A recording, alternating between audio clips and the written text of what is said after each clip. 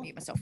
Hello, everyone. How are you? I didn't give the one. I was going to do the countdown, right? 3, 2, 1, and then it's like 3, 2, 1 transition, and I just went 3, 2, and then on the 2 I transitioned. It was I robbed them of 2 entire beats of preparation, and I am so sorry. It's just that I was like, oh, button. I was Trooper, you're a dancer. How dare you? I know. Worst early. DM ever. I know, this is it. I just want you to know, worst. I want you to know that you have just now seen terrible. the worst jamming in the history of all jamming. It was that moment where the Lindy Hopper in me is just ashamed of you. That's all. you're like, where did your rhythm go? Well, at least it was on the 2 and not like on the 1, because that would have been, at least we can get back on. It would have been, yeah, it's true. At least we can get back on somehow. Oh my gosh. Hi, everyone. How are you all? I hope everyone out there in the audience is feeling well and doing well. And happy Friday. Happy Kolos Day. Whoa. Hi. This is City of Light and Shadow, a Fate French Resistance campaign, and I'm very happy to have you all here. And let me see. Let me tell you, this is an RPG role-playing game, and if you would like to support us, you can do that best by being here and watching. Either watching live, as you are right now, like I see you, Nephilim, I see you, or by catching us on YouTube. And if you're on the YouTube, hey, on the YouTube, sometimes people ask me questions on some of the back episodes, and then I answer them. And sometimes I answer all sorts of very behind the scenes things because people ask me these questions. I was like, well, that's what that person was doing lurking in the alley. And they're like, oh, so maybe, if you watch the YouTube, you can find out what people were doing lurking in the alley, which, the answer was they were just, waiting for a bus. They were being spies. And so you can do that if you like. Also, besides just being here, you can let your friends know. You can retweet our live tweet if you like. That has gone out. You can follow all of these amazing players. You can tip or bit. You can leave tips or bits, and if you do, we will read out that message over the break. Or, for example, right now we had one from Rissa, who's one of our amazing mods. Rissa and Jer are 2 big mods, and Rissa just donated 400 bits to say, "Hey, good to have the team back together again. Party, the party bits." So I'm really glad to have the whole team back together again as well, because I'm going to torture them emotionally. I mean, I'm going to give them opportunities for growth. And and also you can join our Patreon, which is at Academic Foxhole, which goes to help pay for this cast. So those are all the ways in which I think you can support. Oh, no, there's one more way you can support. I almost forgot. We have channel points, which we call extra credits, because this is the Academic Foxhole, and you may donate to help our players with your channel points, which will give them extra fate points. And I believe at the moment, I think I might have made it so you can only donate 3, I believe, at this moment. And so they have been, extra group fate points have been donated. And so I'm going to make it all very official.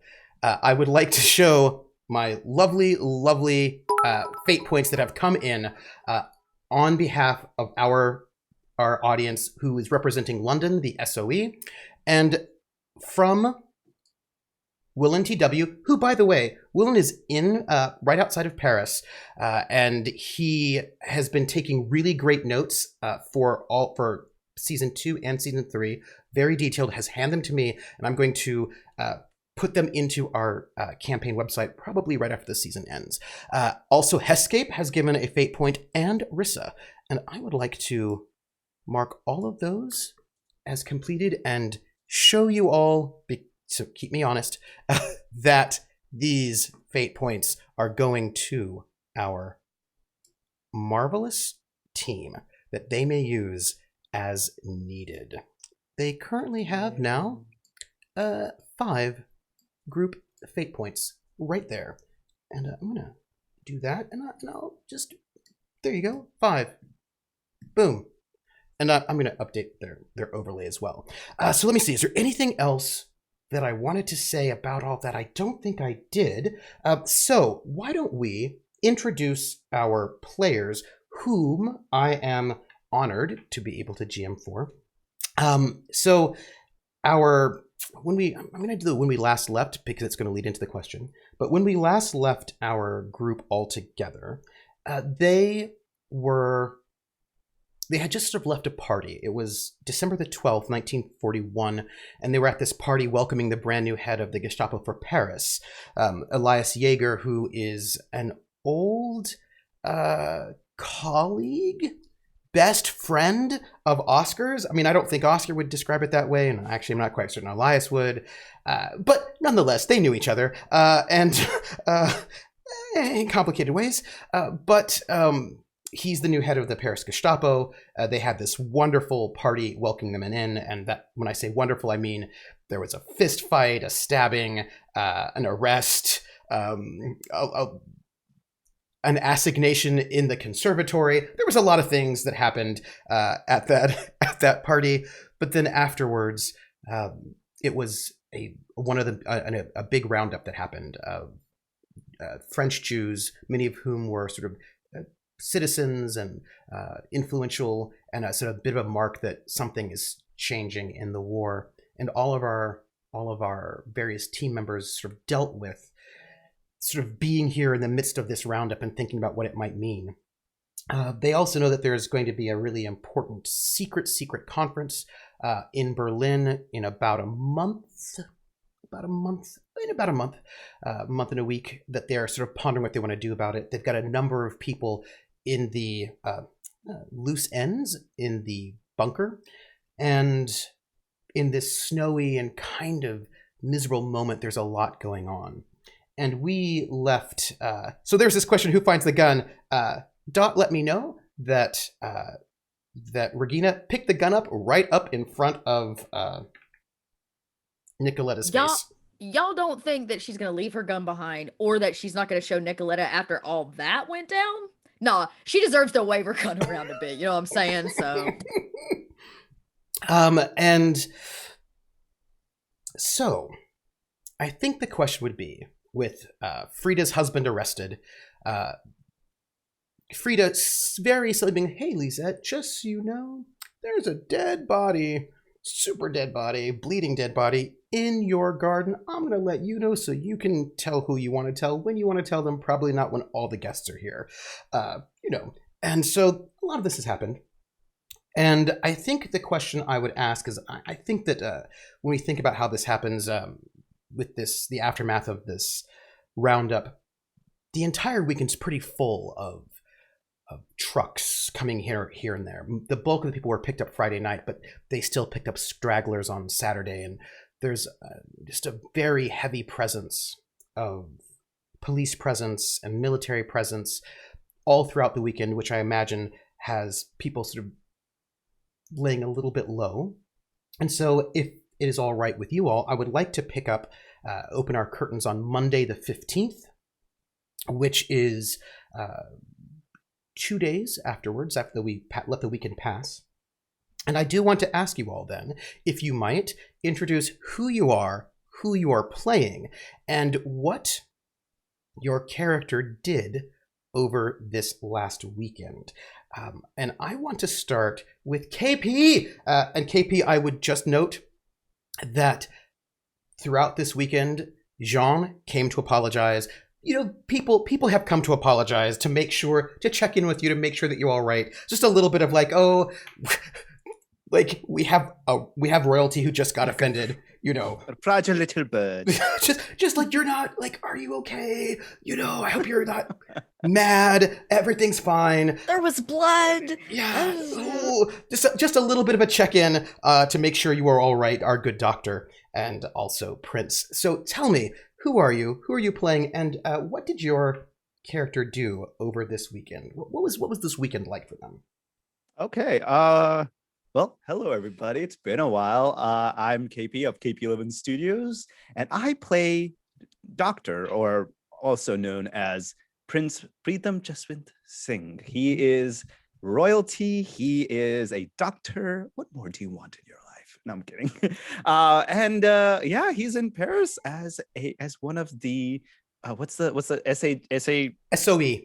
SOE, thank you. A new addition to the team, just arrived fresh. And over this weekend, I would say outside of staying secluded in his home as much as possible, I think he's battling with himself. Like he just went on his very first mission, and it's like that moment when you just get off the stage, and if you like you're controlling your stage fright, he's definitely at this point having that stage fright at his house, like in his apartment, like, oh God, I just did that. Oh my God, that actually just happened. Oh my God, I hope I didn't screw up, kind of a situation. And unless someone came by, because he did invite Jean and anybody else to take him around. I think he invited Jean specifically to take him around and to give him a tour of the city and stuff. So unless Jean did that, he probably just stayed in his place. I think Jean would probably want to give you a tour when there was a little bit less, roundups happening. Just like have wait till the city's a little bit more normalized, and then we can like just show you how beautiful. Like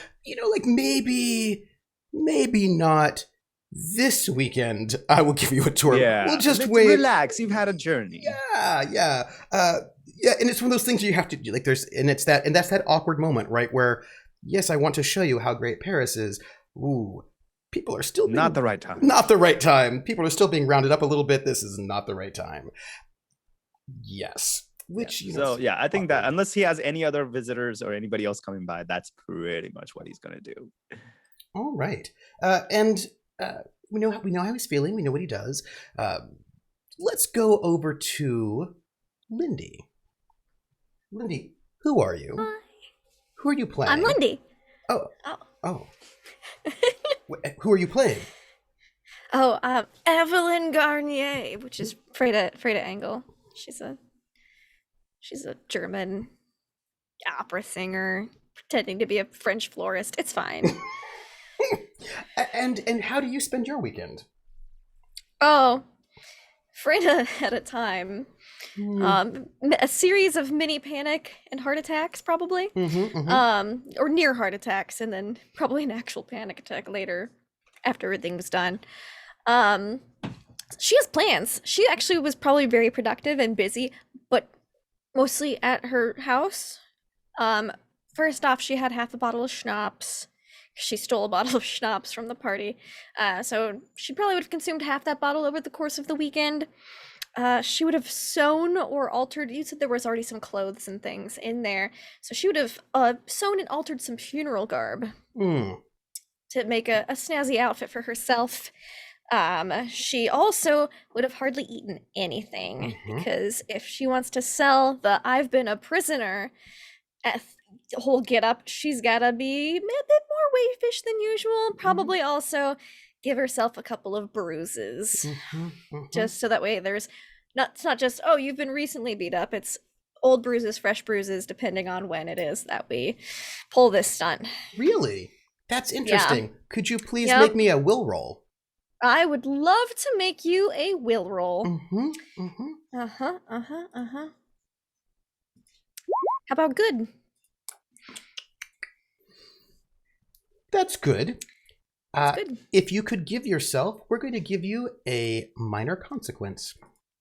Okay. You're going to give yourself a minor consequence, and that is that you are battered and bruised. I'm going to just as... okay, so that mild consequence and then battered and bruised on my sheet? Okay. Yes, please. Because you want to sell it, and now you now have... but I'm going... I think she would have avoided... the face and the hands area so that way she can be covered up for work, but should an investigation go through, you'd be like, oh, she's a little beat up. I'm going to make a small little detail that you might or might not find interesting about consequences. Sure. In this game. So when you put a consequence on someone... This is my first consequence. Yeah, I'm very excited about you having it. When you give a consequence to somebody, you get a free invoke on it. Oh, fun. Right? So if you put usually you put consequences, right, on bad guys, right? So you're battered and bruised, and the bad guys can then get that free invoke, but you did it to yourself. So it's true. So you have a free invoke that you can use on your battered and bruised if it is useful for you. That is there. Fantastic. For you. Yeah. I'm gonna just note that. it is currently it's currently a little bit untreated, but you've got that going for you. And It's okay. She can see the doctor on Monday, but she doesn't want it to be super treated because, again, Yeah. depending on how long out this might be, Yeah. she needs to look continually battered and bruised. So Yeah. Whew, you are, I think that the word is hardcore. method actress. Method actress, and you and Regina should talk. What else do you do? Oh no, that's what you did over the weekend. But now, speaking of how you and Regina should talk, I feel like we should go over to Regina next. Sounds like a good call. Dot, who are you? Who are you playing? And then, what does your character do over this weekend? Well, friends, I'm Dot. I'm Little Red Dot Online. I hope at this point you know me. If you don't, well, you got fingers. Possibly Google it. But then they're gonna come up with like, what is it, Singapore? Actually, it's true. You're gonna come up with Singapore, so don't do that. You can find me on Twitter, Twitch, and most social media as Little Red Dot, where I roll dice and tell stories with people. I'm not in my usual setup tonight, so pew pew. This is what Dot really looks like when she's not a blonde. AKA absolutely gorgeous. Right? Thanks, KP. So I'm hanging in there, y'all. It's been a day, but Regina has also had a day and some change. I'm playing Regina, who is a German-born lesbian who is dealing with some baggage of both her ex and, I don't know, her country invading France after, I don't know, they invaded her country. Yeah, it's bad. So she's feeling some things. She's going through some stuff, but she has like a new team, which has been interesting for her, and she has taken up kind of the mantle of the leader of this cell thanks to her new training in the SOE. And she's trying to figure out, now that everything's a little different, what we might be able to achieve. And her and her husband have new besties. Yeah. New best friends. For what Regina did over the weekend, I imagine that Regina did not go anywhere or do a whole lot. She's probably spent a lot of time inside of... Actually, I take that back. At the weekend, she hates living in this hellhole. She just wants to live in a wine barrel or a beer barrel. How hard is that to achieve? So she probably spent her time between the apartment where she had to play herself and the bunker where she has spent some time thinking through like what are next steps and what is the crew going to do, knowing what we know about this event coming up in Berlin. Like what is the actual play here and what are we going to make happen? So yeah, Regina's been in deep in thought. I imagine she's not said anything. She's probably not talked to anyone. And I imagine based on the events at the party, the most would assume she'd be in a very good mood. She's really, really not. I am going. By the way, I'm just updating your little mental and physical stress boxes on the playmat because I care. But I do have a question or two actually that is relevant to you, but also relevant to your. Hey, you know husband. what my character sheet says? It says mild consequence to lead leg, clears Monday. Guess what day it is? Oh, that's right. It does. It does clear Monday because it shifted down. Because boom, boom, bullet to the leg, no problem. Pew pew. Talk to me about that. What do you mean? Well, so you got shot and you got patched up, right? And you've been sort of nursing it for a bit. So tell me about this sort of process of like, how is your leg? How's it doing? Hannah had to pull the bullet out of it, right? Mm-hmm. Damn it. Because that means she knows about it. Mm-hmm. So this is actually no. I don't think you went to Hannah at all. I don't think I went to Hannah either. No, I don't think I told Hannah. No, you went to the you went right into your hotel room. The Germans patched me up. Okay, yeah, I did not tell. We did not tell Hannah about this bullet. Yeah, we are not telling Hannah about this bullet. Okay, great. I mean, you could. I mean, that's up to you. She's not gonna tell Hannah, the doctor, about the bullet. She's not gonna really tell anyone that doesn't need to know. So, bullet wounds take some time to heal. Like they don't just like patch up on their own. So I imagine they stitched it closed. Yep. Well, if it's stitched closed, it's probably starting to like, no, you know what Regina did? Oh God, this is such a Regina thing to do. This is what she did.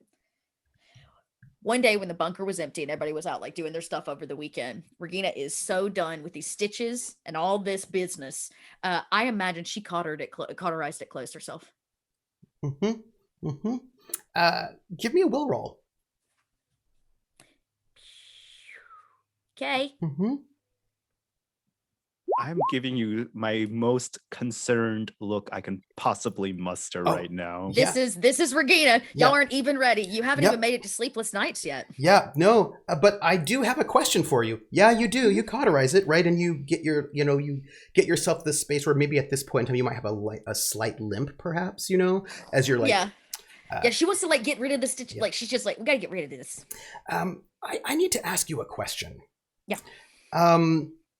You, according to my records, have 2 mental stress boxes checked. That is not true. I do not have 2 mental stress. Oh, that's because you got rid of them, right? Because you had a lovely evening. Yeah, what? How do I want to say this? Let's see. My ex-girlfriend and I bumped uglies. Mm-hmm. And There you go. That made you feel better. It sure did. Good. All right. I'm good. But speaking of somebody who also has got mental stress, I feel like we should go and find out. Greg, who are you? Who are you playing?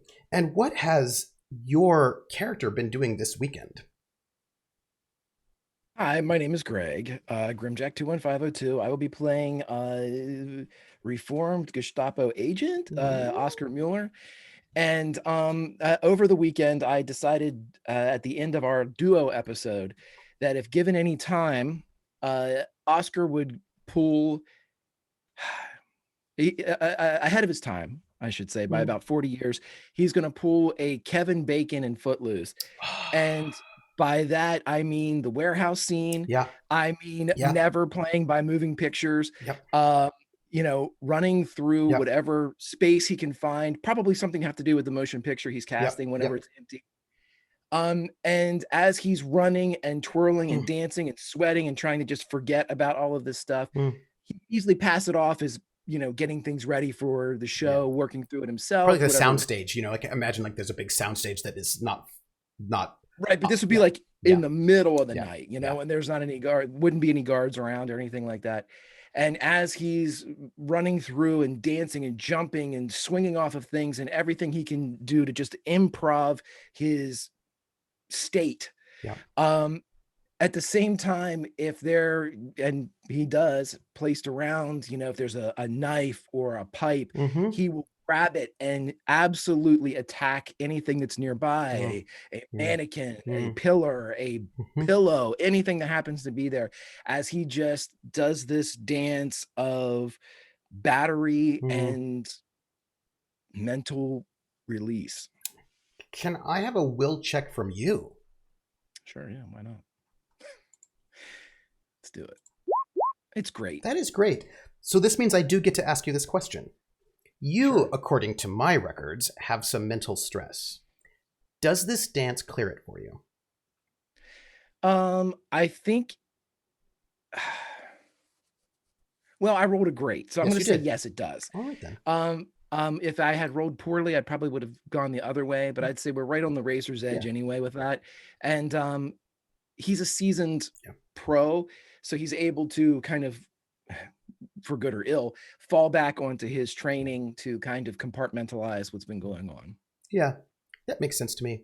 And I imagine you've got it's like a lot, and there's the sound stage. It's one of these like, massive sound stages, the kind that you would get, especially kind of like old school film stages, And I imagine at this point in time, because it's pretty early, it's mostly empty, right? Lots of flats. It's not set up, right? There's like lots of flats, mannequins. It's like kind of a place that has not yet been turned into whatever it's going to be yet, because nothing has yet been planned. The script itself isn't even necessarily done yet. But it's not like your script has to be the greatest ever, but like it's still not like your script's not done. You're sort of like the concept's sort of out there. Some casting choices have been sort of gone in, but there's a bunch of stuff that hasn't been done yet, but space is being made for you to do things. And I don't know if you're going to get someone to write that script for you. What you're going to do, I'm not the boss of you. All I know is that you've got this massive soundstage with, in the middle of the night, that kind of lonely sort of ghost town sort of feeling to it, right? Because it's in that moment before it has become the movie magic, right? It's still the kind of painted numbers on things and that sort of moment. But it also has that sinister quality to it because it's dark. Yes. And, with sound studios not having any type of light or, anything, everything's probably been blacked out. Any light that is cast would have like those sinister edges and that geometry of, flats propped against the wall and not where they should be. Yeah. And if caught correctly, you could see one of the lines going to the rafters or one of the sandbags or one of the lights, and you would see Oscar pulling himself up hand over hand and then sliding down, and just that almost animalistic grunting of his exertion. And somewhere on that lot, there's some night watchman who's on the whole other end of the lot and has no idea that you are there. It's that kind of space. And KP, you did have one other thing that that our good Dr. Singh was up to. Yeah. So I think being a new recruit, I feel like he would be very much by the books sort of a guy. Yep. Just because he's like, that's how he was trained. Yep. So I think one of the things he's going to do is actually find out what I'm assuming he knows what would be the appropriate way of doing this, but report back to HQ what has happened or what has transpired so far, and kind of give an update. Like, I have successfully made it into town. I have infiltrated and have not been. I did not have any other issues, and so basically create a report to send back. I don't know what would be the appropriate way of doing this. I can tell you channels, and I'm very excited to tell you this is the best. I will pay you $15 later for just giving me that opening. The bribe that I gave you, that we agreed about it beforehand. When we scripted this, we didn't. I will take the $15. Just take it. I'll take it. So the way to get information back is actually, it's a bit tricky. The way to do it is through a wireless radio, but each team will have a wireless radio operator who will send off that message. And the wireless radio operator for this team is Regina. One thing that you do know is that you would have heard this in training a bit, or at least actually probably after training before you got stationed here, is that most wireless operators live about 2 to 3 months before they get caught and then murdered, tortured, and then murdered. It's kind of the worst job. It's one of the worst jobs to have because, well, you are broadcasting a signal, and there are all throughout the city these kind of like a look at me sign. Yeah, it's a big look at me sign. Boop, boop, boop, yeah. And the thing about the signal is that you have to be somewhere. You've got to have a place that is high enough up that you can put the antenna, like a good 30, 20, 30, 40 feet, because you've got to be able to get this like Morse code signal all the way over to the UK. And then it has to be powerful enough to broadcast. And the city has snoopers, vans that are listening, that just regularly go throughout. And if they hear a signal, they just start moving in to try to triangulate and find out who does it. And if that radio operator is by themselves with no help, they just have to hope that they can be fast enough to get the message out before they get caught. Because the problem is, if you are not a radio operator, if you're just like being yourself, a doctor, and you're snooping in somebody's office and somebody comes in and says, "What are you doing snooping in my office?" You could come up with a pretty good excuse, perhaps. If you have a radio on you, it's really hard to explain that one away. And so the thing that you use to get the message out is the thing that makes it much more likely that if you get caught, there's very little way out for you. Okay. And so what you would need to do is you would need to give your report to Regina for her to send off the message. And I believe this will probably be where I would like to start us off. Monday morning, quite early, we know that Regina tends to do her messages very early in the morning, and she checks in usually either in the bunker or at the moment the flower shop. So if you get to the flower shop early enough, pretty early actually, before they even open, you'll be able to catch her and give her the messages that you want to send off as part of the broadcast. And so I would like to start us off, open up our curtains and bring up the lights. Monday morning, let's say 5 or 6. Is that about right? Would you say, Dot? 6, 7? Well, I think the question is like, because I doubt you'd have any of that stuff. no, I wouldn't your have it apartment. at the apartment. But here's the thing: she has a second life now. Mm-hmm. Does she? Are there any expectations for the day? I should ask. Not at that. Well, the thing is, oh my goodness, I'm gonna say something. This is not me, right? This is just. I'm not endorsing what I'm about to say. You are a housewife. You are a fancy Great. housewife. I'm perfect. That's all I need to know. So sorry. So she's not gonna get up at 6 a.m. So here's the thing: Regina has to be able to get out of this place without being seen, which is the hard part. But also you can go out while also being seen, because housewives do things. Yeah, but why would a housewife be up at 5 a.m. walking the streets of Paris? That is fair. I mean, I don't know if are you Right? having an affair? I don't know. Yeah, that's just like she doesn't have kids. She doesn't have to go get her own groceries. Like there's literally no reason for Regina, the beautiful bride that's been shot, to be up and walking the streets of Paris at 5 a.m. Yep. So she has to be able to get out in a secret way. Yep. To be able to be there that early, or else she has to wait until she can leave at a normal time, and it makes sense. So- which is the unfortunate thing. So can she get out with being seen? I don't know what the security situation is on this building. It's pretty good. I would need a stealth from you or a deceive. It depends. Like either not being seen will be stealth, passing off as something else would be deceive. Right? Like you could be. That I don't. Ooh, this is hard. Mm-hmm.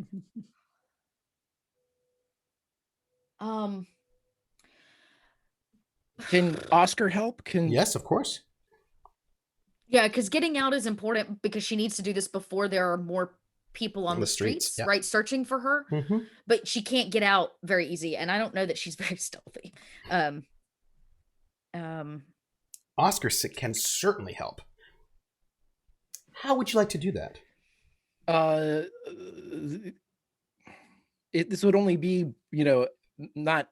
Are we doing this as a daily thing that you have to have, or is this just for whenever you're transmitting? It's only when I need to do a radio broadcast. Yeah. So it depends on the situation and what I got to say when I got to say it, Yeah. Like this seems to probably be like a regular this is an emergency broadcast because of everything that went down at the party. Yeah. But also you tend to broadcast on a Monday. You tend to do once a week anyway, right? So this is probably about the time. Because also you meet Falstaff on Mondays in the afternoons. I meet Falstaff on Wednesdays. Mm-hmm. Then if it needs to be an early morning thing, then this is something easily Holgar, douchebag that he is, would need his wife to accompany him because she always accompanies him whenever he's location shooting because she has a good eye. Yeah. And he needs her there to help with, and that's the perfect time of day for light. Yep. That's the perfect light. Okay. That's when they need it. Mm-hmm. And that makes sense because I was on set helping you when I got shot. So that totally does it. I can roll a deceive for that. That I'm really good at. Either one of you can and get a +1 from the other. Can I do my acting? Mm-hmm. Mm-hmm. Okay, then you take the +1 because it'll be higher than mine. Sure. Okay. Mm-hmm. Oh, for sure. Because I only get a 4 with your +1. Yeah, and then you got a stunt. There we go. That'll do. That's a 5. Absolutely. So paint this picture for me. It's early morning, right? About 5 or 6 in the morning. And the hotel, this massive,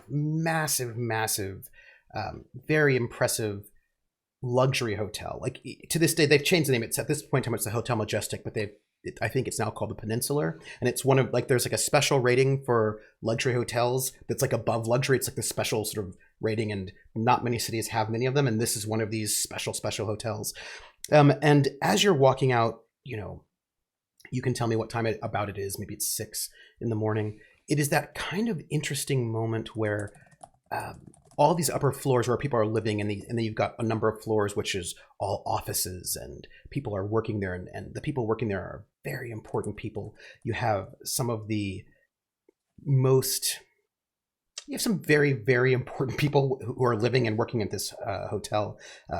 Some of the most powerful people in occupied Paris. But this moment, you don't see them. Not in the hallway. What you see are maids and housekeepers and a sleepy concierge at the front desk. The bottom floor of this hotel has got a massively huge and luxurious restaurant with like a stage. And it's that moment where the people who work at the bakery are there already, sort of bringing in bread. And the people who have to get up that early to work and start doing prep and setup are doing all that kind of setup and prep, bringing in food products and setting things up for the day. And it's that kind of quiet early morning where it's just the kind of people who stay invisible most of the time, who are out and about most. And as you make it to that front floor, you do, of course, see the guards. This place has got a lot of security, especially at this moment. You see regularly, like, guards with guns on the various floors here and there walking around because they want to keep you safe. And as you are heading out, one of the guards, some sort of, you probably would say he's like a corporal perhaps, sort of looks at you both and goes, sort of kind of looks at his list, looks up at you, and there's a moment where you can tell, oftentimes they know who you are by your uniform with insignia, but you're in civilian clothing, and many people might not necessarily recognize you, but you are, how do I put this, kind of a jerk in public and somewhat loud about it. And so very quickly he sees you, recognizes you, and he goes, "Oh, Herr Leixner, do you need anything?" He says as you're sort of approaching. And I would say that quiet calm that you were talking about, and the sleepy, silent personnel, Oscar's creating a timeline from as soon as they leave their door. I mean, he's having someone have coffee ready for them when they leave. He is, prepare. If the baker is bringing in baked goods, he has some of that ready to, like, everyone knows that he's leaving at this point, and that his wife is coming with him. There is absolutely no pretense of subterfuge or stealth. This is an outing, an excursion. And, they're walking out with gear, and he's as ostentatious as he could possibly be. And I'm sure he's got like a pin or an armband on, something that spices up his civilian attire. And do you need anything, Herr Leixner? Walks right past him. No. Frau Leixner, good morning. and she just walks past him. And they try to be polite, but and then like there's like kind of a beat as you're walking out, and then the one who said something to you is like, wait, and he comes rushing out, right? And he's got his rifle, and it's got it slung over his shoulder, and he rushes out, and it's like that moment where he's like, he realizes he messed up. Do you know what I mean? Like he realizes he messed up, and he rushes over, and he comes to pick up some of your gear, because he realizes that here you're all carrying gear, and he did not offer to carry it, and your car, right, has been pulled up, and there's only 15 steps left before you get to the car, right? So it's a little bit too late to pick it up now, but he rushes out to try to be helpful, so that these important people do not have to carry their own things. And he sort of offers to carry the bags that our Frau Leixner is carrying. Danke. And he picks up what you've got, and he carries it the 15 steps right to the car, puts it all in the back, opens up in the trunk, opens up the doors for you. Okay, interesting. Tell me about this soldier. He looks to you to be about maybe mid-20s. Eager. it's a tricky thing. He's not that young, but this I is was going to say, if he's a corporal, he's not that eager. Yeah. Because he hasn't Mm-hmm. risen through the ranks. He hasn't buzzed through the ranks, but this is a very nice assignment. Paris is much nicer than the Eastern Front, right? And so he's not like super young, but he is clearly wanting to Not go back to the front. yeah, this is a good place to be, and he would rather be here than other places. And also maybe I look, I don't want to say anything, especially with Oscar there, so maybe Greg won't listen to this, but I hate to tell you this, but your husband has a bad reputation for being really difficult and kind of a jerk to people who are hey, how are you doing? And people are just a little eager to be a little bit helpful towards him because he kind of has a slightly bad reputation is all I'm saying. Well, that's so judgy. I just mean he he can be difficult and people try not to set him off. That's all. And you just notice it. People are just a little bit Okay. I wonder what that's like. Yeah, you would know. Okay. Okay. So, all right. Here's what's happened. I'm gonna let Oscar get in the car, unless Oscar doesn't. And let this kid finish. Oh yeah, Oscar would jump in. Holgar would jump in the car and not even hold the door for you. Yeah, like for he sure. leaves it open for you. He gets in and leaves the door open for you to follow. For sure. Not Vera. Damn it. Regina is going to pick the bags up. Like whatever, like a small one maybe, and she does like put it in the trunk of the car, and the boot, as you all call it across the pond, the boot. She puts it in the boot, and this kid's probably close, right? Yeah. He's probably he's maybe like 24-ish, maybe. Perfect. She leans a little bit on the car, almost blocking his way, but like not blocking his way. And I think I'm trying to decide what I want to do here. Vera is just gonna God, I'm so sorry, y'all. I'm not on my game today. Regina is going to say she leans and she goes, "Next time, I suggest you ask before you touch other people's things.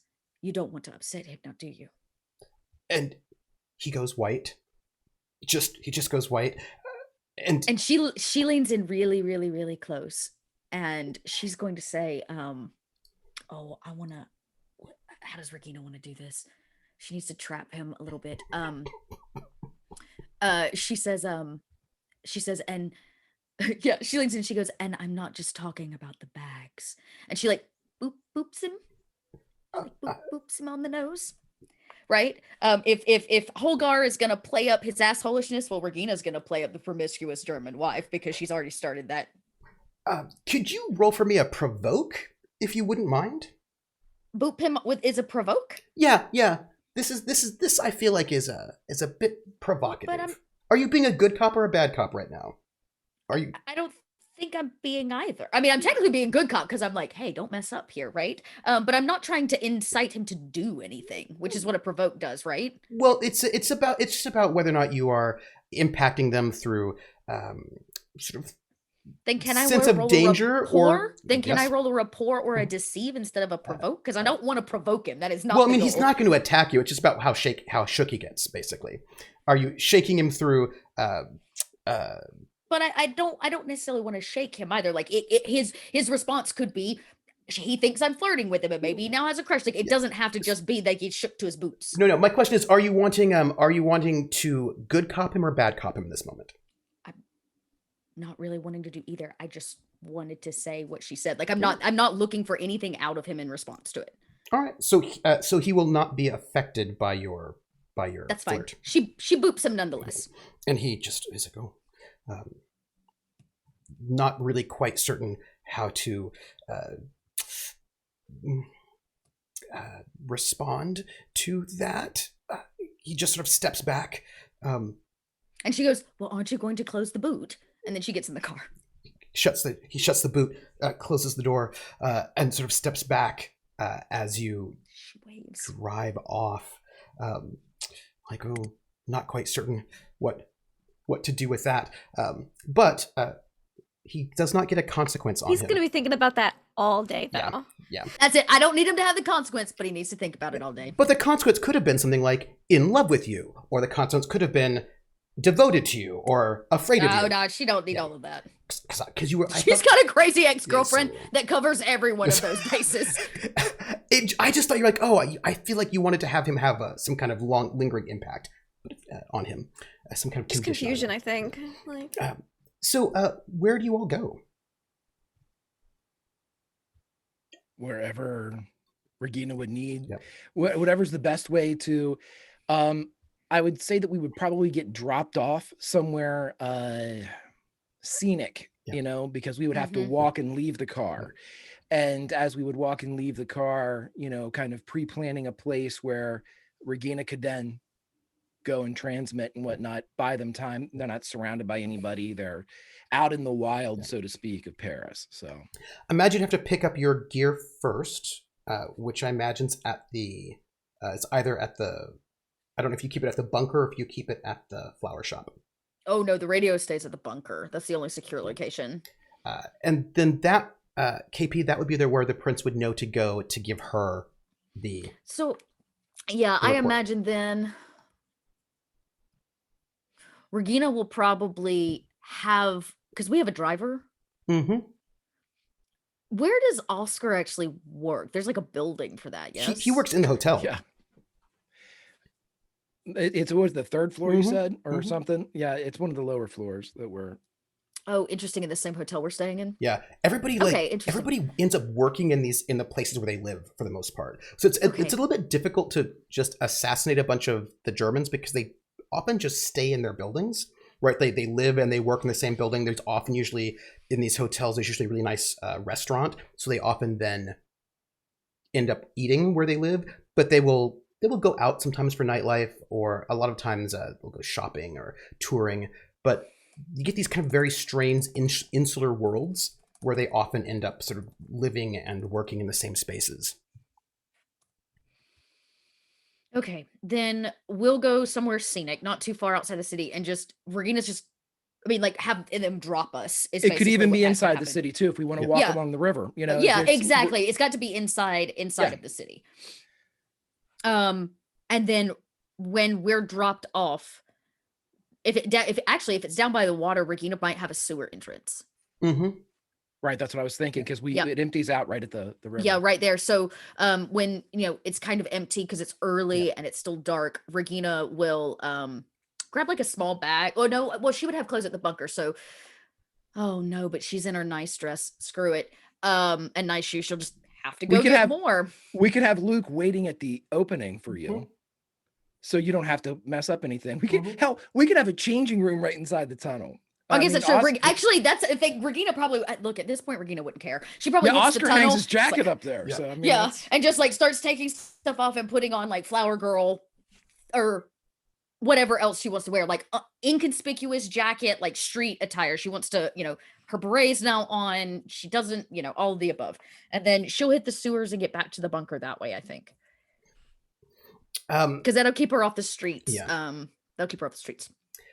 So when you come through the sewers into the bunker itself, I think it's pretty early in the morning. The prince will be there in the bunker.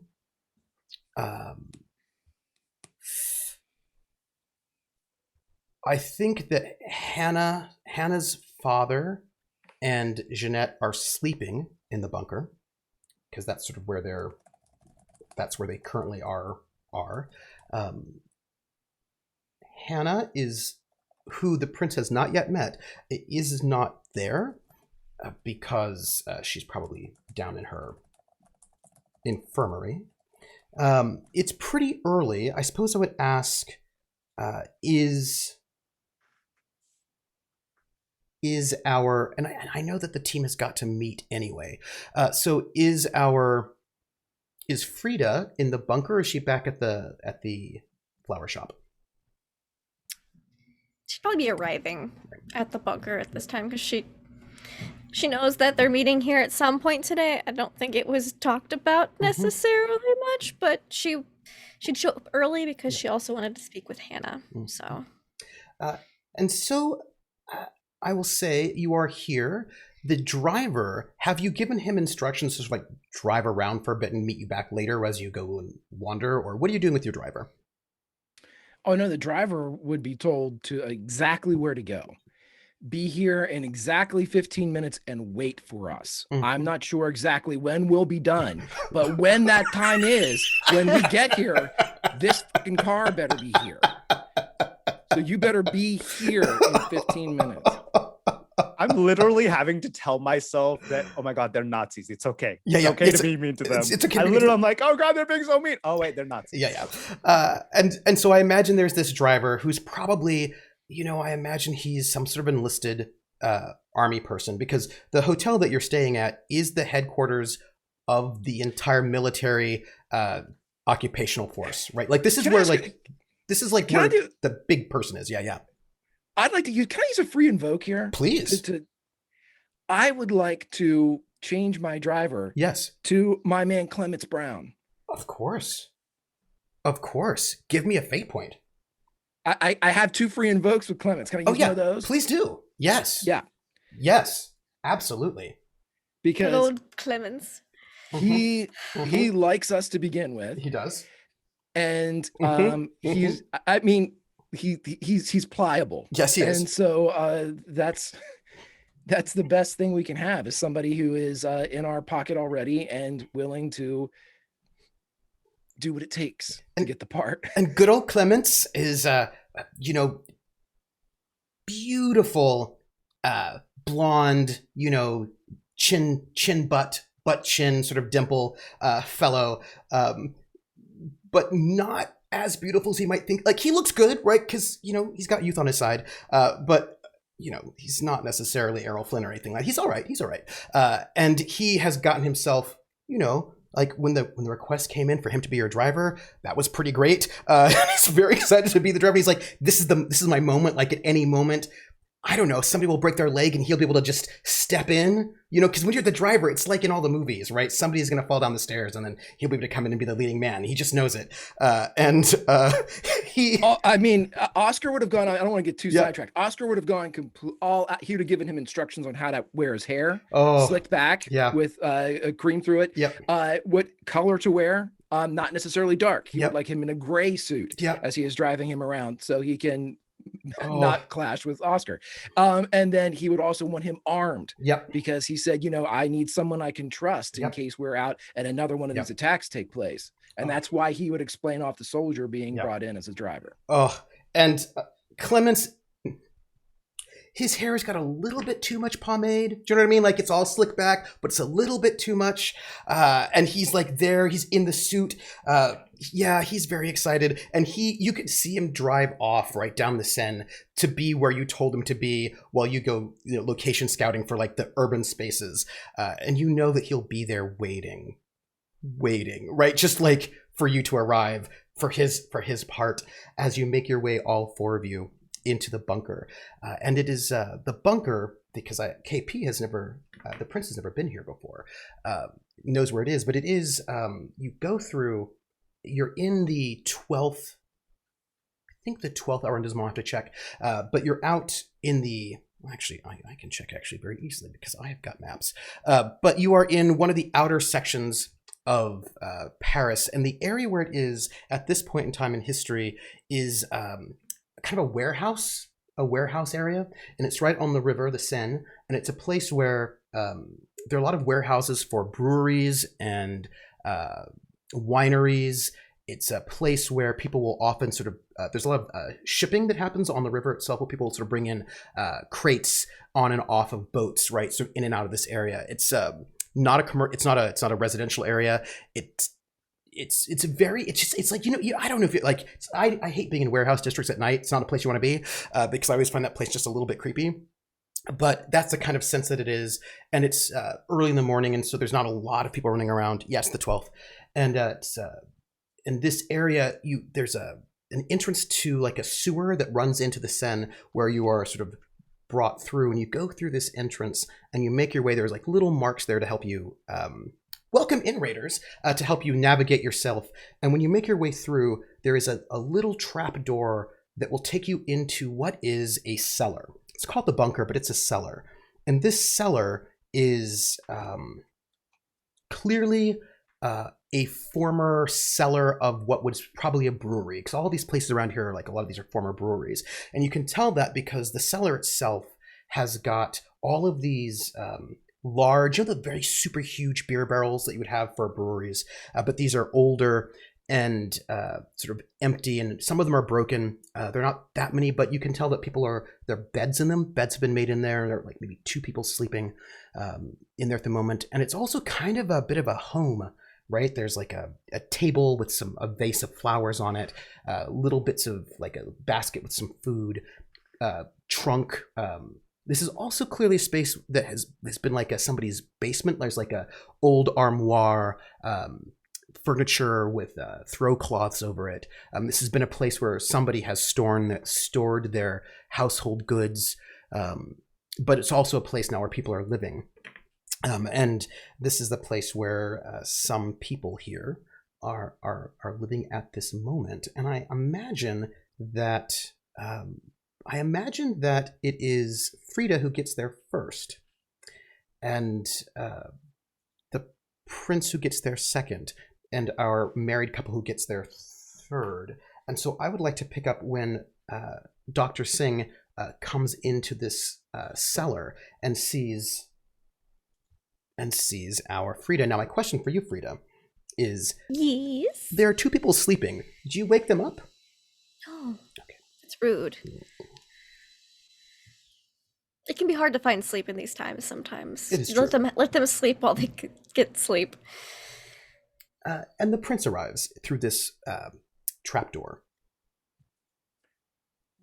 I think the prince would first take a look at, like, glance at the sleeping couple, and then kind of just, you see him like at that moment kind of take more careful steps to make sure he doesn't bump into anything or cause any sort of noise.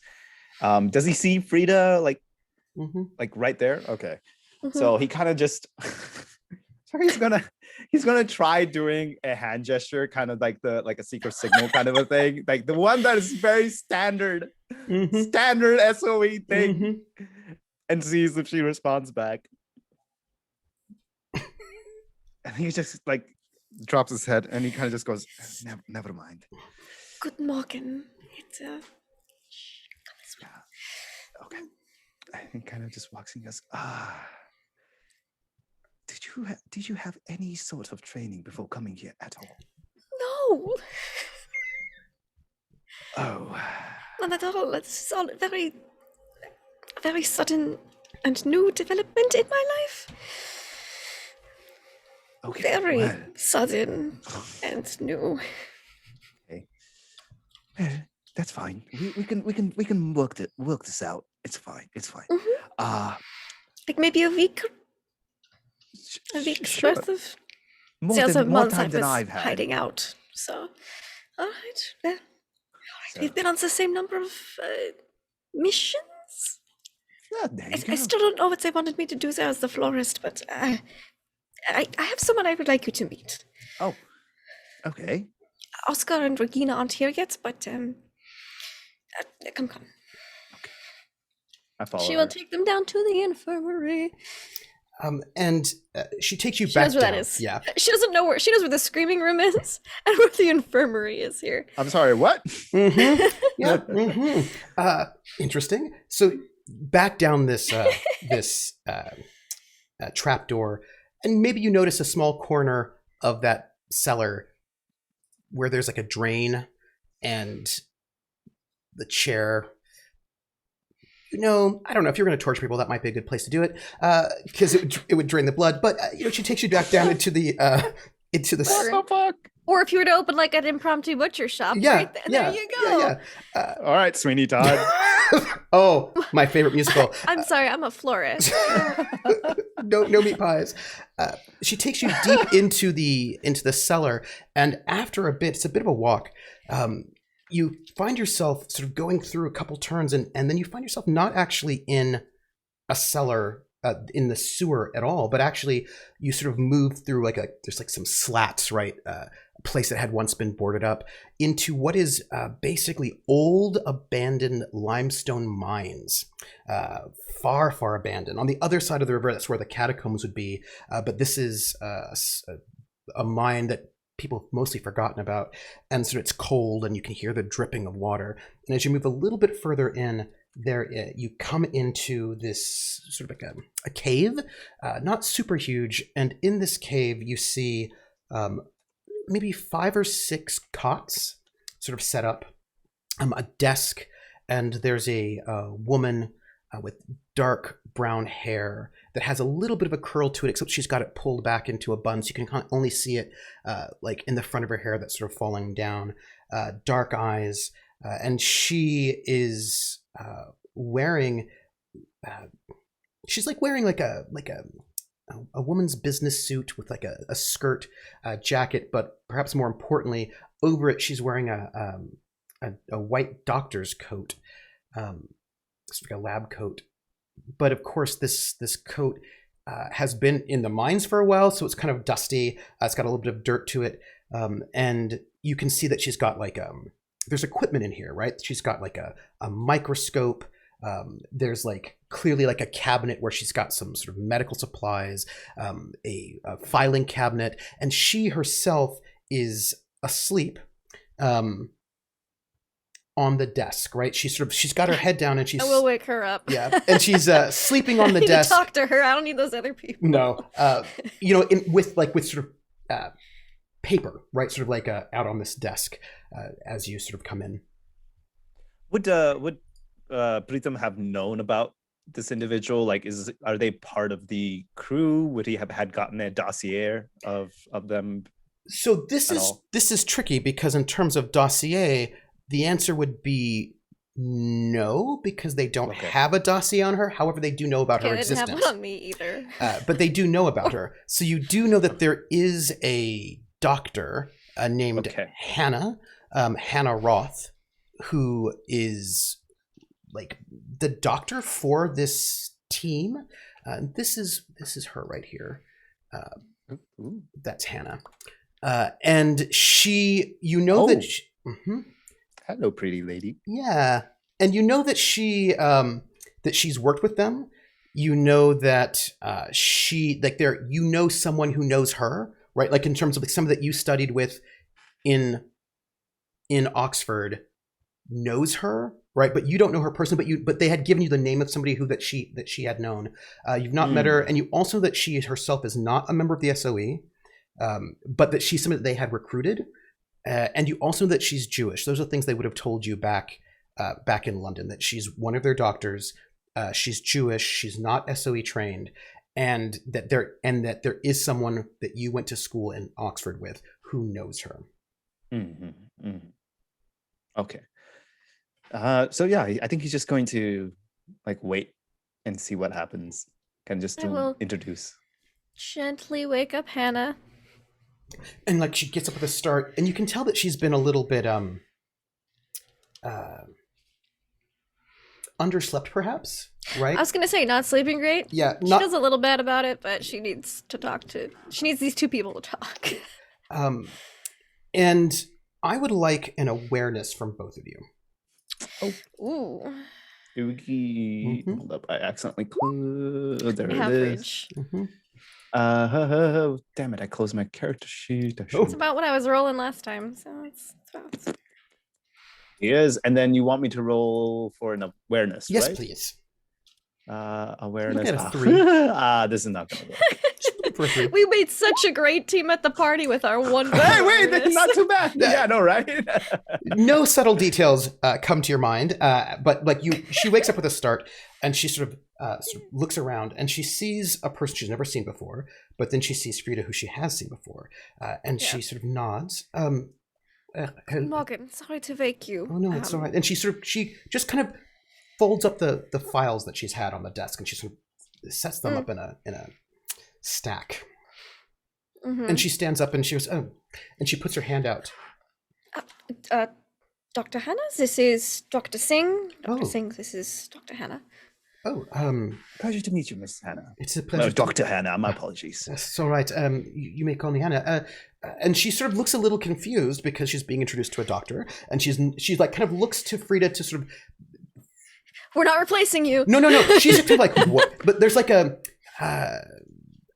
look of. She doesn't look nervous, but like ooh, a doctor like. This... They have joined with Oscar and Regina. They're from London, you said it was, but technically yes. from Italy. If you were asked. If anybody were to ask, yes, I am from Italy. I come here as a doctor. Well, more so because I was invited here because of my publications, my pro-Nazi propaganda-based publication. So that is the story. But yes, I am from London. I am a Oxford-trained doctor. Oh. I have just graduated, so I've yet to gain much experience under my belt. So I am very, very privileged to be working under your tutelage. And I've only been in town for a few days, so I figured you could maybe have some good discussions and talks. I figured you two should be introduced. Sure, Dr. Singh has many questions about practicing here. you can tell that she's getting a lot of new information that she did not know about. She's like, wait, what? Should I blabber? No, but she's like, wait, oh, and there's like clearly like and she doesn't quite know how to respond to that at that moment, right? Because there's a lot of new information that she has not processed, and it's very early. And she goes, it's very early. She's been up for 30 seconds. I'm sorry, Hannah.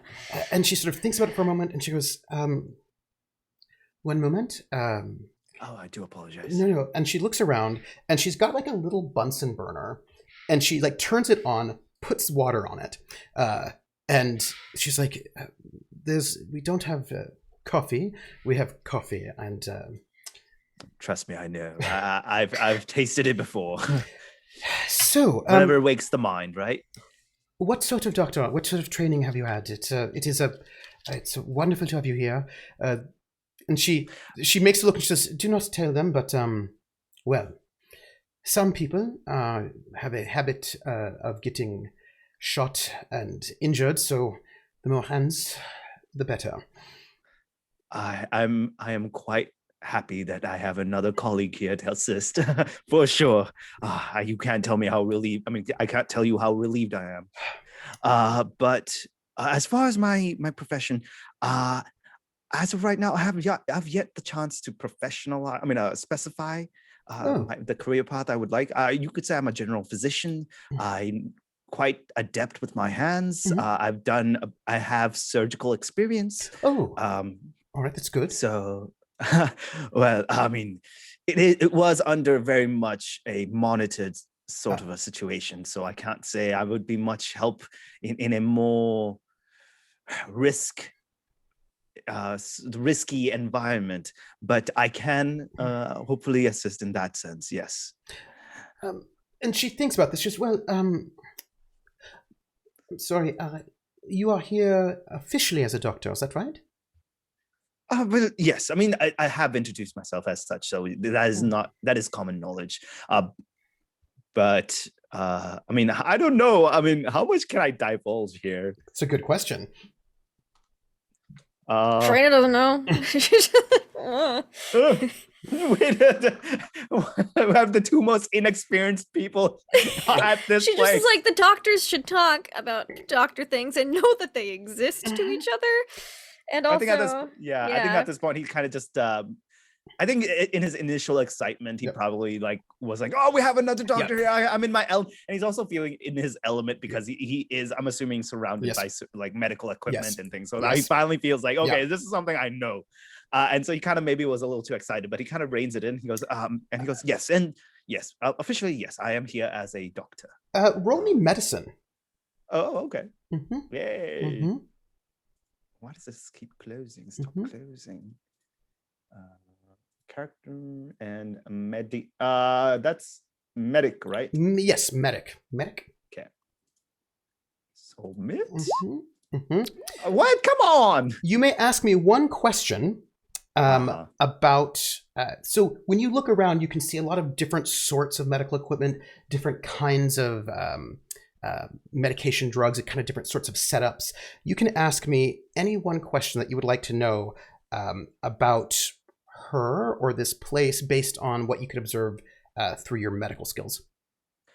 I'm assuming that he would know based on the equipment around him intrinsically what's kind of used for. So yeah, I think he would want to more so know more about Dr. Hannah and kind of just how she more, I guess, about her history here and what she does around here. So I guess he would be like, so are you here on official capacity, or were you kind of similarly roped into this this situation? That is a difficult question. Come, and she sort of like pours 3 very small cups of chicory coffee, which is not coffee at all. It's sort of chicory. But it's good. It's chicory root, sort of made as coffee. And she sort of hands you each a cup. And she goes, "Let us go upstairs. I imagine Regina and Oscar will be here soon, and we can talk. Most likely. On the way." They're still sleeping upstairs, but the other 2, I think. Oh well. But they'll probably be here soon, so we should. Well, in that case, perhaps Someone's going to wake them. Well, that is fair. Perhaps we should stay down here. And she thinks about it. I could go up and then let you know when Oscar and Regina arrive. She thinks about it. She goes, I have an idea. And she steps out. She goes.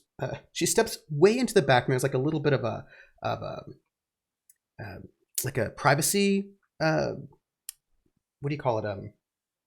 A screen, right? A screen. A privacy screen that sort of blocks off one of the cots. And she goes back behind the cot and she kicks it. And you hear, oh! And she goes, "Get up!" And he goes, and you hear Luke go, I'm awake.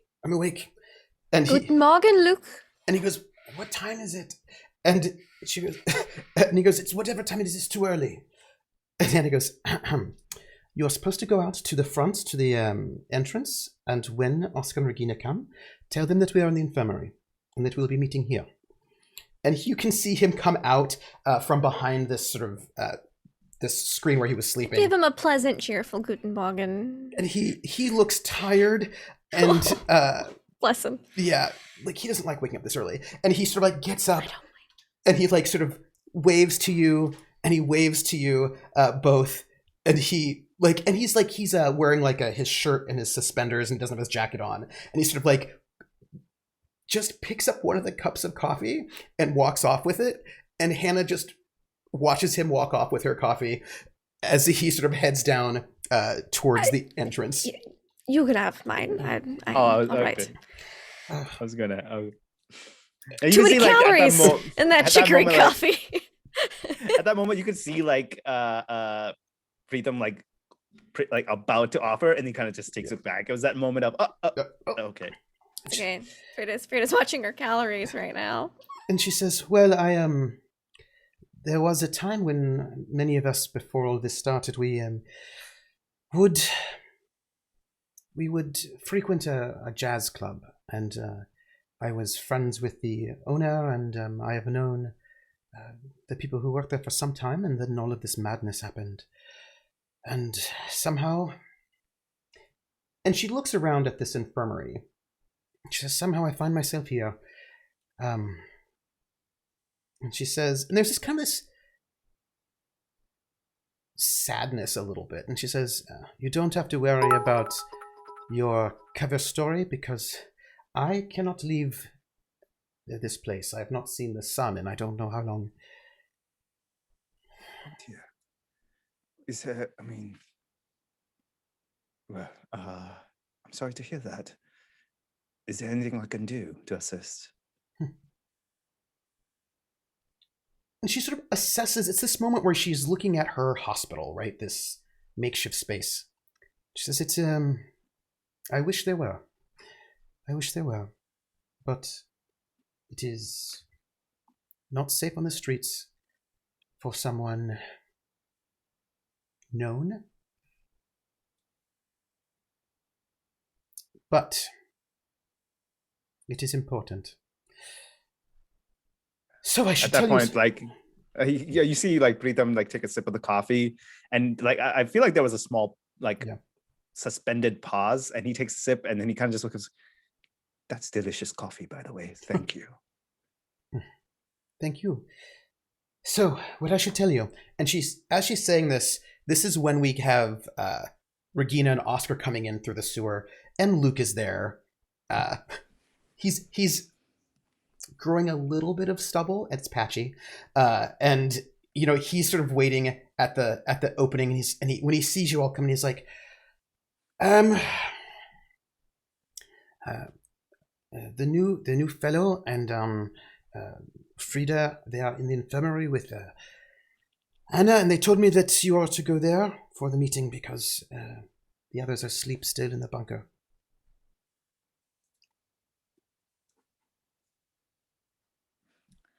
Regina will nod and put a hand on his shoulder, like, she can tell he's tired.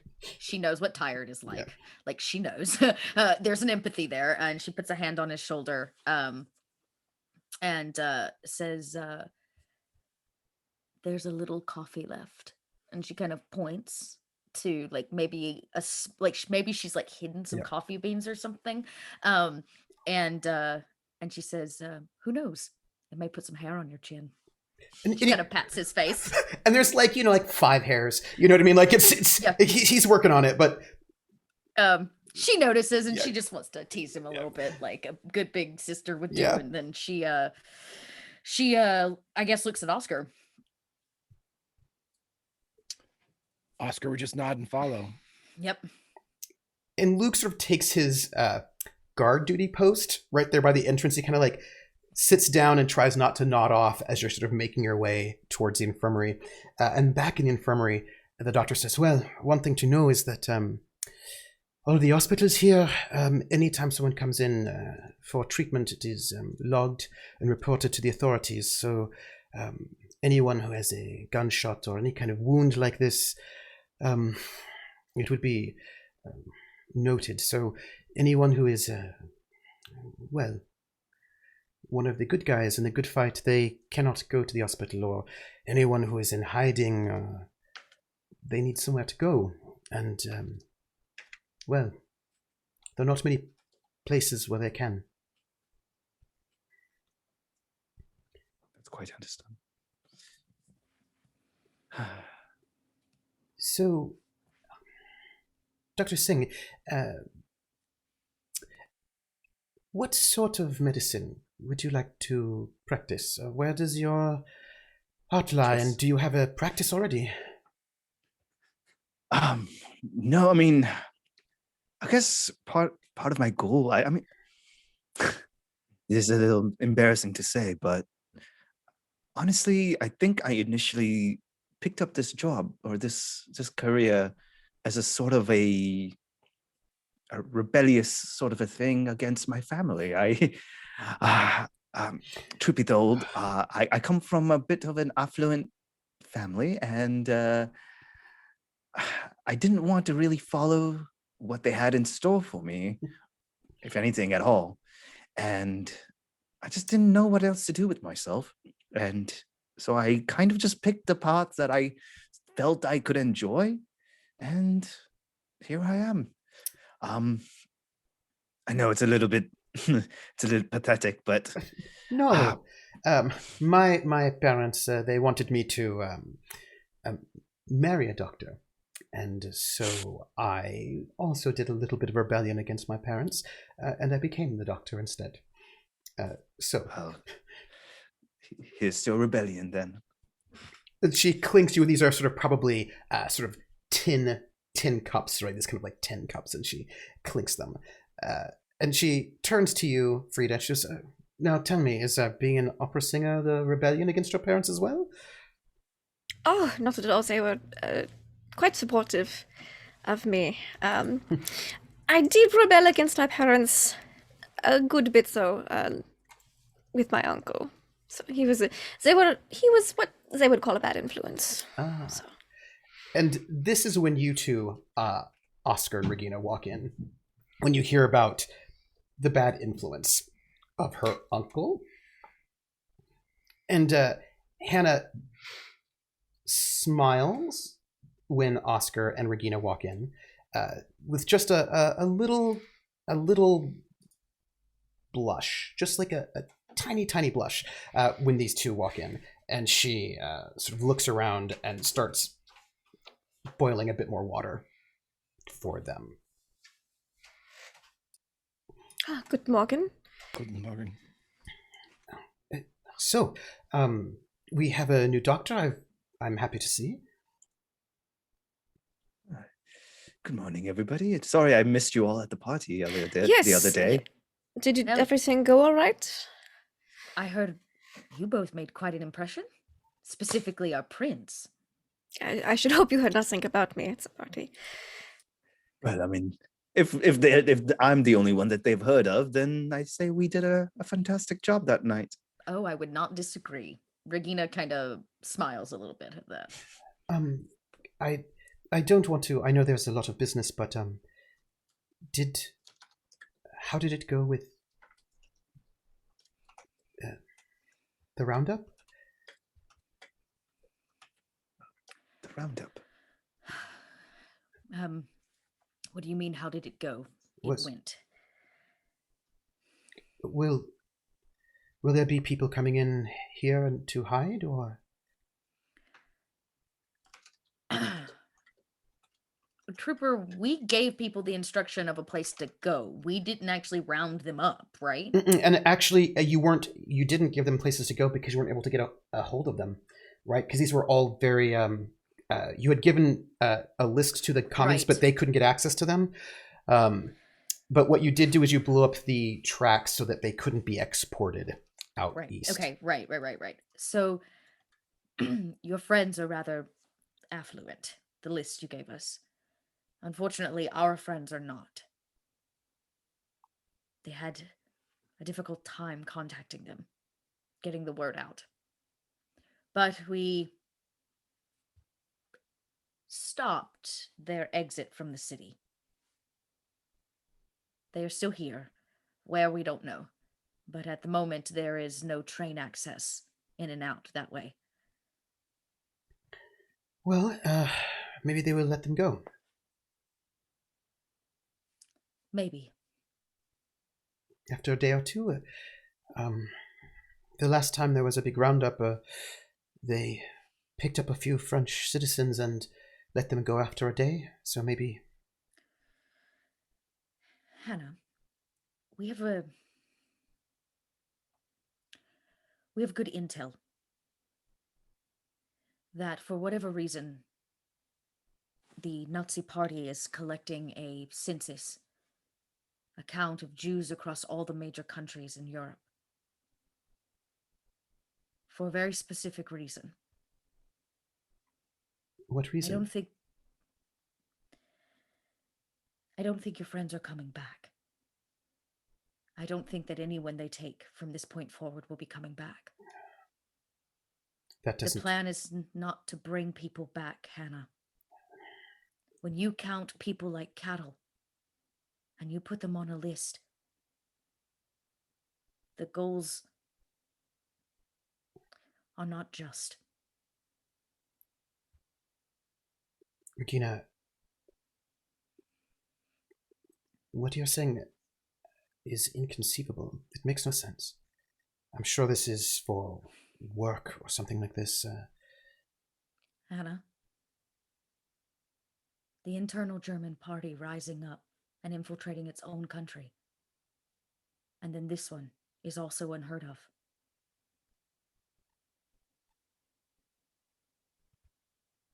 A bombing of America is unheard of. All of these things have happened within days. And while they were rounding up Jews on the street, all the people in charge were drinking wine and partying. That is unheard of. I'm so sorry. But the truth of the matter is, whatever the Nazis have planned is not ending today or tomorrow, and is only going to grow into a much larger problem. You need to start accepting that for whatever reason, they are deporting people.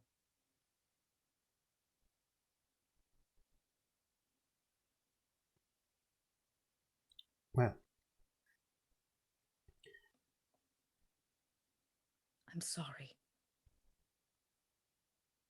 I don't want to lie to you. I'm not going to lie to you. None of this team. Would Preetam have any knowledge of or any sort of intel about this before coming here? so About the problem is that most people don't even realize what's happening until after the liberation of the death camps in 44. The idea that a government would try to genocide billions of people is not something that is conceivable, generally speaking. That is not something that people would imagine. There's a lot of discussion about moving Jews off to the east, like just moving them out and then just taking all of the land and sort of expanding land. There have been some reports of shooting Jews on the east. They're just coming out that there's been some word that Nazis have rounded up some Jews in Poland and shot them, like large numbers. But there's a big difference between shooting, 600, 700 people and like 11 billion people. That is a kind of a concept that nobody could fathom how that could even happen. Most people assume what's going to happen is that people are being taken, sent off to concentration camps or work camps off east, treated very poorly, all their stuff taken, probably worked in sort of in terrible conditions. But the idea of the Holocaust is not something anyone could imagine, and it hasn't yet been planned. That's going to happen in about a month.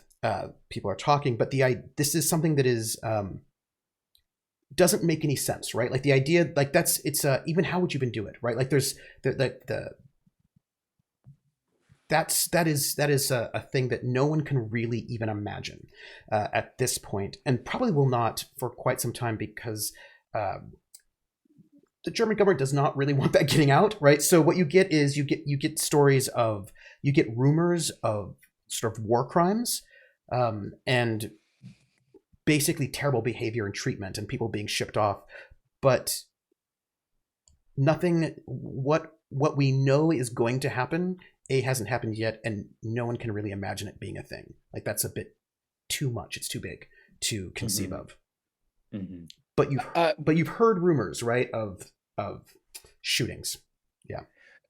Wouldn't it be true though that in like the heart of Germany, like Berlin, during Hitler's rise, it wasn't this particular method or anything, wasn't, but this rhetoric was very prevalent. Yes. That this was there was no this is how we're going to do it, but this is what we're going to do. Frieda's probably heard a decent bit of it. The Germans would have a definitely different, not an intimate, but a definitely a different view than the rest of the world would, even the continent, really, because they would have heard this for 10 years. And see, that's what Regina keeps trying to tell Hannah. And she said that. She's like, you don't understand. I've seen this already. Yeah. They've been preaching this for a decade. But they also started pulling back, right? Because they realized there were some protests that happened. They did it to the communists too, though. Yes. They went through and they wiped out buildings and stuff. So it was... Yeah. And but they pulled back a little bit in terms of propaganda because they were a bit more upfront, and then people didn't like it. There's some protests, so they kind of pulled back. So there's a lot of the rhetoric's not good. There's a lot of threatening rhetoric, but then there's a lot of then the rhetoric has changed. Like, we're just moving people out east. We're gonna give them their own villages. You know what I mean? Out. That's one of the reasons why we're invading Russia, is so we can find land for Jewish people to sort of settle in. And so there's we know that they have a camp nearby Paris because Sylvie's been in it. Yep. So we're not. It's a transit blind. camp. Yeah. a transit camp where they're clear, like Sylvie knows the truth of that. From the outside, we all think it's a transit camp, but the fact of the matter is they're doing like weird experiments and No, they're just keeping them and not feeding them. They're just sitting there packed in and starving. And starving. Okay. Regardless, we're aware that they're keeping people Yes.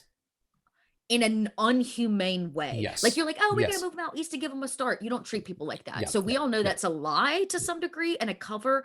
And our group definitely knows that they have taken a census of all the Jews in the countries. We have that hard information. Yes, you do. And they're gonna be meeting about that information in a month. Yes. So regardless, and they just rounded up the most high profile Jews in all of Paris. Yes.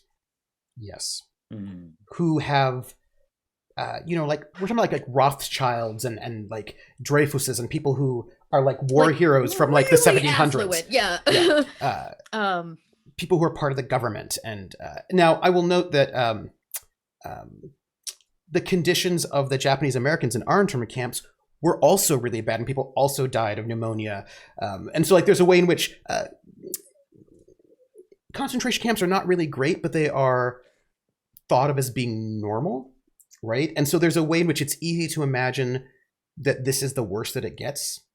Right. Because beyond that is not something that you can imagine. However, Regina, you have read your father's diary where he talks about them murdering children who are mentally or physically disabled en masse. Right. And that's something that nobody knows about either. Oh, I don't know if Regina's ready to tell them all that yet. Because that is a secret, right? They were like, let's not tell people that we're murdering children. Well, it's not you know what's funny? Neither of these three people know about the gas situation. That was all season 1. That is correct. Which means we had a fully different, so they're not even in on the fact that, oh man. Okay. Okay. I don't think Hannah's in a mental state to hear that much. Regina will hold that truth for a while. So if we have a doctor, so Dr. Singh, you have a license. You can go out on the street. This is correct? Yes, that is correct. Yes. And she looks to Regina and she says, do you have a practice? I'm assuming when you say, do you have a, I'm not a doctor myself, so I'm assuming when you say, do you have a practice, does he have like a building? Yeah, like a building, right? Okay, that's what I thought. Okay, no, I've yet to really establish myself here. That could be something I could work towards. I do have, at this point, his mind starts working, and he goes, let me see if I can pull in some strings, and perhaps I can set something a bit more established if need be. No, I was thinking, I have a practice. It's Oh, you do? Oh, okay. Well, I'm not allowed to practice anymore. It's been forbidden for Jews to practice medicine. So I cannot go back to my practice. They're probably waiting for me. But I could perhaps, if I signed over my practice to you, then you could have my office and maybe some of my patients. You see him like a little conflicted in the sense of like, I feel like I'm taking something very important away from her. But he also understands how important it is for this practice to continue. So you could see like it's palpable how much he like understands the gravity of what she's offering. And he kind of just looks at her for a second and just goes, it's not that I wish to, but I would be honored. And he kind of, does she give anything to him? Like, I don't know, like a paperwork. But then at the same time, he does actually, however, I do have a question. Would that not be a bit of a suspect if, I just arrived here and then had you hand over your practice over to me? It would feel like there's some sort of a connection. I mean, without any sort of any introduction or any sort of prior. What if you bought it? What if you bought it? You're a prince. Well, that could be something. Yes. She cannot practice there, which means she can't open it. If you bought it, it will The stay practice that is for sale. for sale. It'll be safer, and they True. can't take it from you. If you simply squat there under her name, they probably still can. Fair point. I would still need to ask a bit of favor because, unfortunately, I have come here without really having the chance to secure any funds, or at least significant funds, to assist in something like that. But I'll see what I can do. Wait. I think... And she pauses for a moment. It would probably make sense. I imagine this is going to happen sooner or later, but they would just take my practice, confiscate it, just take it. Because it does not belong in my hands. So if they took it, they would have to give it to someone. This is what they say, that I'm taking jobs away from real French people, even though this is my home. So maybe you can find out who would take it and have them give it to you. So you wouldn't have to buy it, you could just take it. Yes, but then it is still owned by Germany. If we allow them to take it, they are still just letting...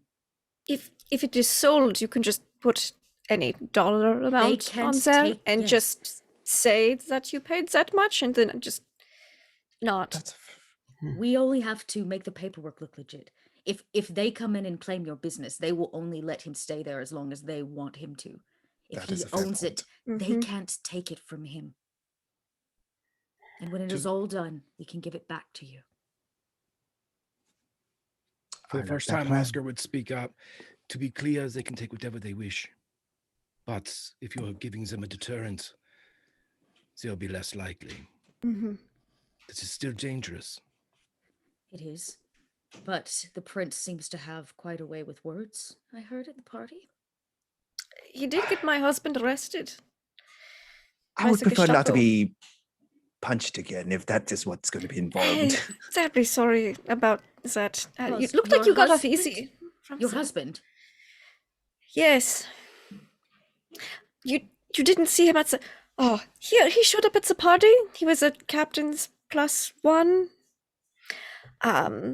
Let's just say he's no longer going to be much of a problem. He made a bit of a scene. Speaking to me. He didn't realize it was me.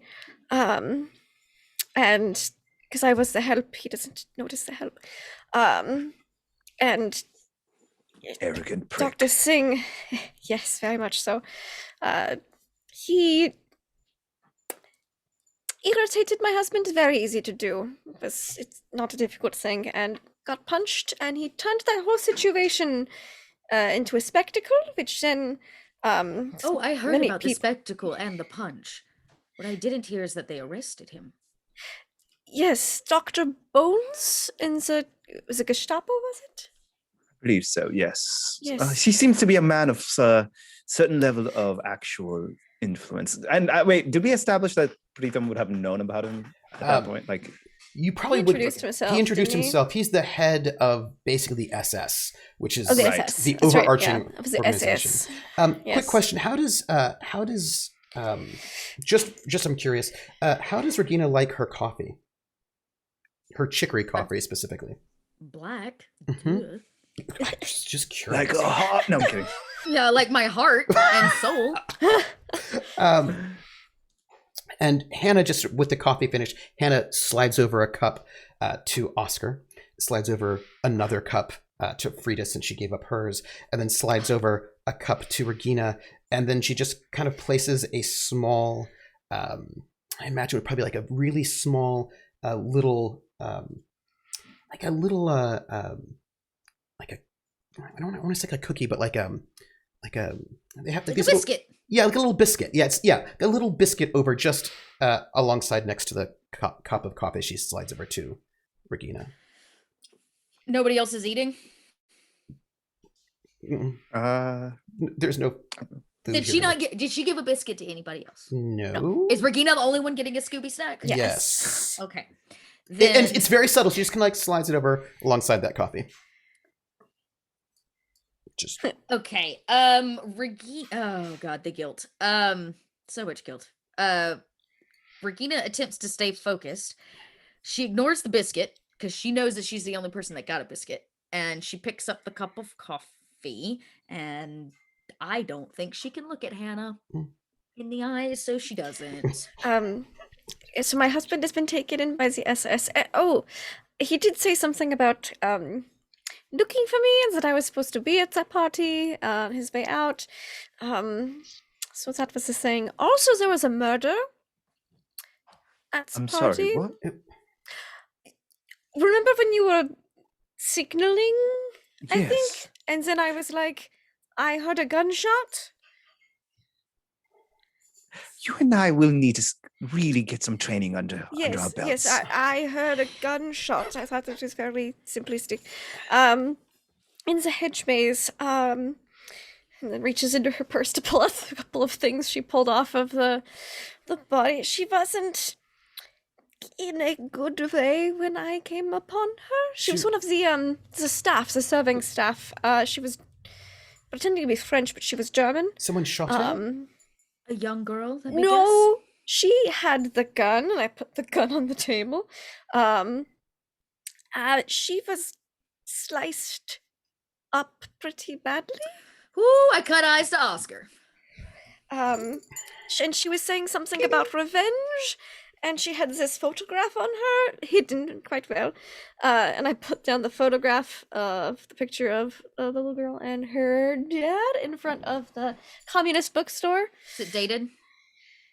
It's Trooper does have a date on the back. this would have been like what 10 years ago. About, yeah. Mhm. Okay. About 10 years ago. Hannah looks at the photograph, but she doesn't recognize things. She sort of like backs off again as this photograph is sitting there. My husband seemed to recognize her as she was the waitstaff and didn't seem pleased about it. But she had got given a shot, but I didn't see anyone else injured, but she definitely did not have any gun wounds. It was very... I tried to do what I could for her, but my medical skills are not... It's okay. Ooh. If it is what I think it is, and again, I cut eyes to Oscar. She was dead the moment she stepped on the property. Oh, she was saying something about revenge. Yes. Multiple times. Again, guilt. Regina, feeling it. Do we know who this is? I don't know the Oscar's woman's gonna- name. Oscar's gonna forgot reach it. down and take the picture. Mhm. Just keep it. She was at the party. There wasn't anything else on her, was there? Mm-mm. I Oh, didn't think so. the bad ID. Oh, yes, and The bad forged French ID. yeah, Like real bad. that's okay. That's Yeah. I should hold on to that. I might not want to. It's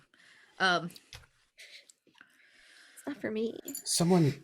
Well, what happened at this after the murder? What? I did not want to cause a scene after the scene that had already occurred, so I told the very lovely Lisette. She seemed Oh, trustworthy, and I did not want her to have to suffer for any other outrage that occurred at her event that night. The party planner was very... he reminded me of someone, let's just say. He roped me into assisting with the party planning for that night. Hopefully never again. so you all went to a very eventful party, a murder, and but do you think that slicing someone up, that is... It's very messy. Nobody saw you on site of the crime, right? I didn't see anyone, and no one approached me. It was in the hedge maze, so I do not think everyone was inside. I did try Except for to maybe the keep them murderer. there. Well, I hope you're all safe, everyone. and she looks. She needs to make an awareness roll at this moment because some people here are not doing particularly well. What? I wouldn't know who those people are. Yeah. Oh, well, actually, would it be all right if Preetam Please. also makes that? Please because do. I feel like as a doctor, Yeah. as someone who's experienced, he would be able to pick up on any signals on that's Mhm. awareness. Can I do awareness or medic? It depends on what you're looking for. Basically, you can ask a question, and what skill you pick will depend on what kind of info you get. So she's picking awareness to just kind of like give a visual of like check out our team to see if visually there's anything weird that she's noticing. As good at awareness as I am half the time. I feel like, okay, I'm not sure if this would come under awareness, but as someone who's been trained in the medical field, I feel like as a doctor, he would be able to pick up on any signs of like in unhealth or any forms of injuries and things like that. That's the reason why and that would be thinking medic. as a med. Okay, cool. Absolutely. But then you'd ask like, medical questions. She does not notice with that -1 the some person's injury, but she does notice no, she doesn't. She wouldn't notice any of y'all's injuries with that roll at all. Not at all. So it's a very poor roll. Yeah. You can give me a medicine. Okay. Ooh, nice. Woohoo! Who would you? People have various things going on with them medically. Who would you? Y'all are fucked up. Oh yeah, they are. Who are you interested in right now? I think. At this point, I feel like what's the most obvious one? Ooh, this is tricky. And also, I guess it couldn't go. The other question is, how hard are they trying to hide it? Mm-hmm. Right. I can feel like it would be a contesting against something like that. Are they hiding it? Is it something that already naturally is hidden? Was Regina limping when she walked in? This is the question. Yeah. I'm going to ask, how much are you two, Frieda and Regina, hiding your injuries? Absolutely, 100%. There's nothing wrong with Regina. Deceit. Oh, look at that. Freida's. Oh, she's so cute. Mm-hmm. Freida's not trying really because she trusts these people and she knows that the plan is for her to have been kidnapped. Yeah. So she's not hiding it. I would say you notice a slight limp with Regina, but it could be right. But you do notice that Frieda is looking much thinner. Like she's looking a little underfed and a little bit unhealthy that way. And you notice some bruises. Like you catch one perhaps like, up here or like on the forearm. But yeah, she's looking a little rough, right? I mean, yeah. And she is looking a little bit worse than she was at the party. You did not notice the bruising then. Okay.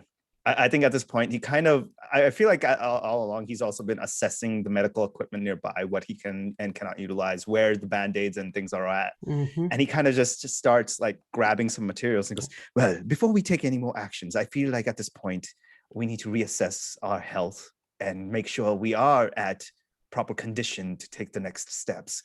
So line up, I say, since I'm here, unless Doctor, if you are willing to do this with me, I think she's amused by this, right? She's amused by, like, she finds this, you can tell that she finds this delightful, and she's watching you. She's seeing how everyone responds to your call for health. Like this is interesting. Yeah. Regina's also watching. Let's see how you do. He goes, just a general checkup. I do need to assess how my team is before we go forward, I think. If you don't mind, can we start with you, Miss Frieda? And I will note, by the way, because you did get a good roll on your medic. As you're going through to pick up these materials, it seems to you as if this looks like a good setup for like a good general practice, but you would say that Hannah is probably an OBGYN from the kind of equipment that is here in the in terms of what you're like, okay, this is not just a general practice, but also she's got surgical equipment. So this is not just like she's probably not just a family practitioner. You're seeing surgical equipment, also OBGYN equipment. So you're like, oh, that's okay. You know. Yeah. And so the first thing he does, like he asks Miss Frieda or Evelyn to sit down on, and I'm assuming there's some sort of like a one of the beds or anything or whatever is like chair or something. First and foremost, I think we should probably assess some of those injuries that you have, if you don't mind. And he takes like a little bit of iodine and like puts it against a cloth, like a cotton cloth that he picked up, and then he goes, "Would you like to apply it? Oh, can I apply it for you?" So I don't need treatment, sir. And before she says anything more, he presses it against the wound on her neck. Can you roll Sarah. medicine? Beat a 2. Oh, not Sarah, really. Not intentional? yeah. Oh yeah. Mm-hmm. Let's kick some ass. Dearest Frieda, your wounds are going to go into recovery. As a matter of fact. Oh, I don't need. No. Mm-hmm. They're going into recovery. Doctor thinks they are intentional. And like at this oh okay. But at this moment he kind of just like isn't like his focus. The doctor mode. zone. She's like Doctor zone. You are a patient. I am the doctor. You're like a little school child, and I'm the teacher. You have no say anymore. And he kind of just started like reassessing things. And he like at that point, once he patches you up, like out of his like, I feel like he probably has a little medical kit that he like one of those carrying kits. And in there, he has one of those little tiny hammers that you can use for reactions and a little not a torch, but yeah. Were they small enough at the time to be able to be?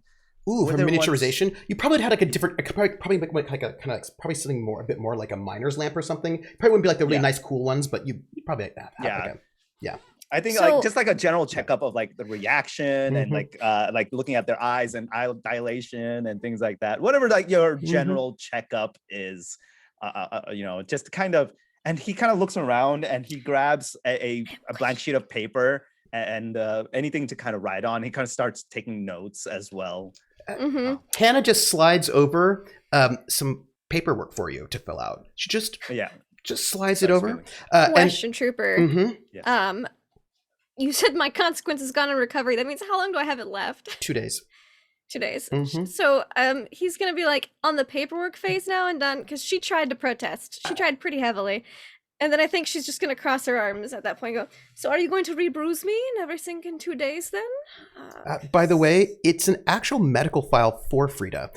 What Hannah has handed you is what is the beginnings of a medical file. It's not particularly extensive, but it is a medical file with her name on it and everything.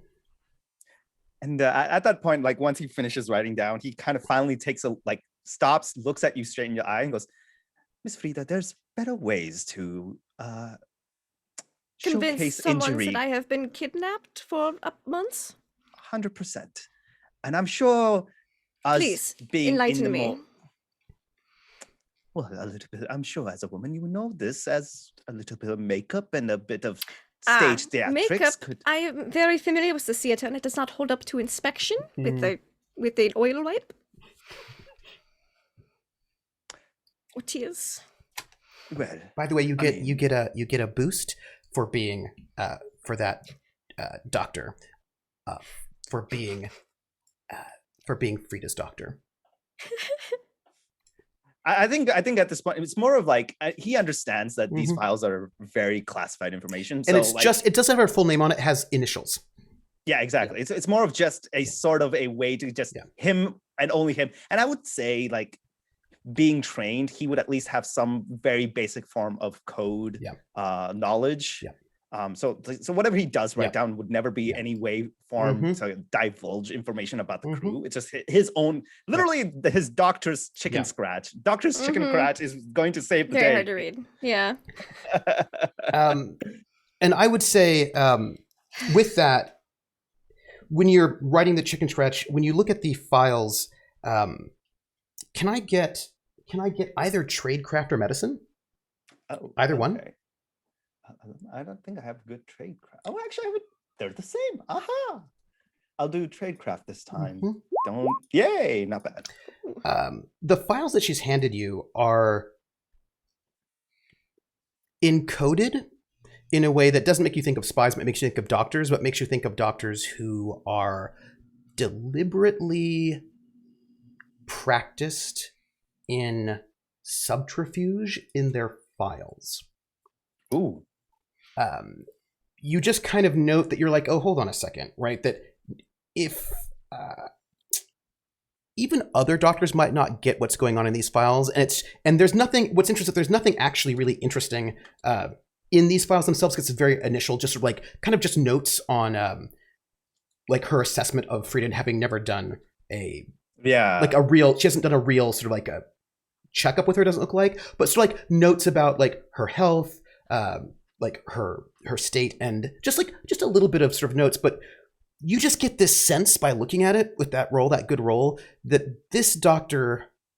Hannah Roth is used to being very, the word deceptive is so harsh, but deceptive in her medical files, that she can have things in there that people probably would have no idea what is being said.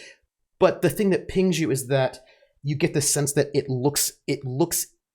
she has a skill to make it look innocent. Like you could look at her file and think, you wouldn't think, oh wow, she's hiding all the things, but more like, oh, she is able to make it look like these are sort of totally normal files, but actually there's something else going on. And it also looks to you like it's habit, right? Because there's really nothing in Frieda's files at all that would be compromising in any way, but you get this sense that she clearly has a habit of sort of double speaking on her files.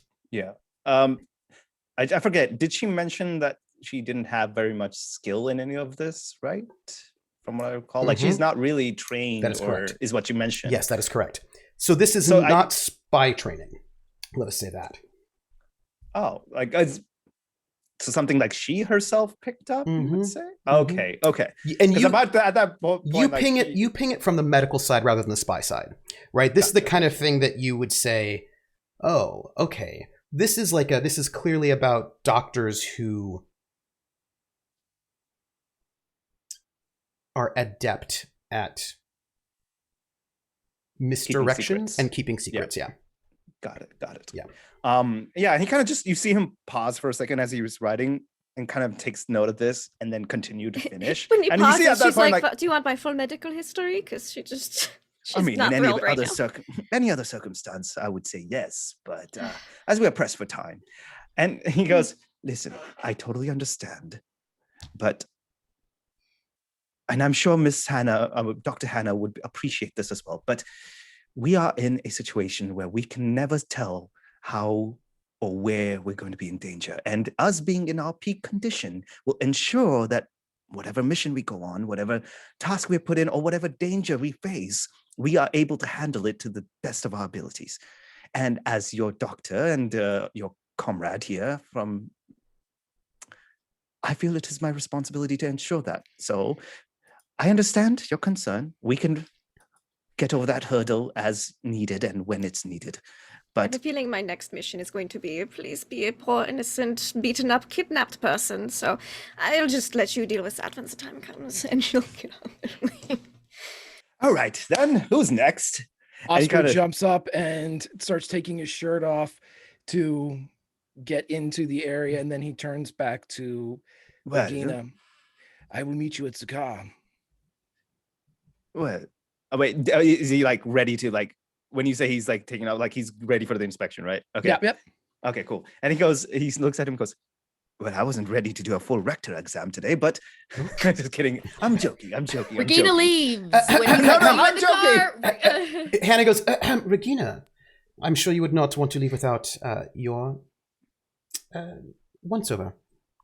You can come Yes, upstairs please. and get me when it's my turn. Would you like me to hold your shirt, Oscar? Sure.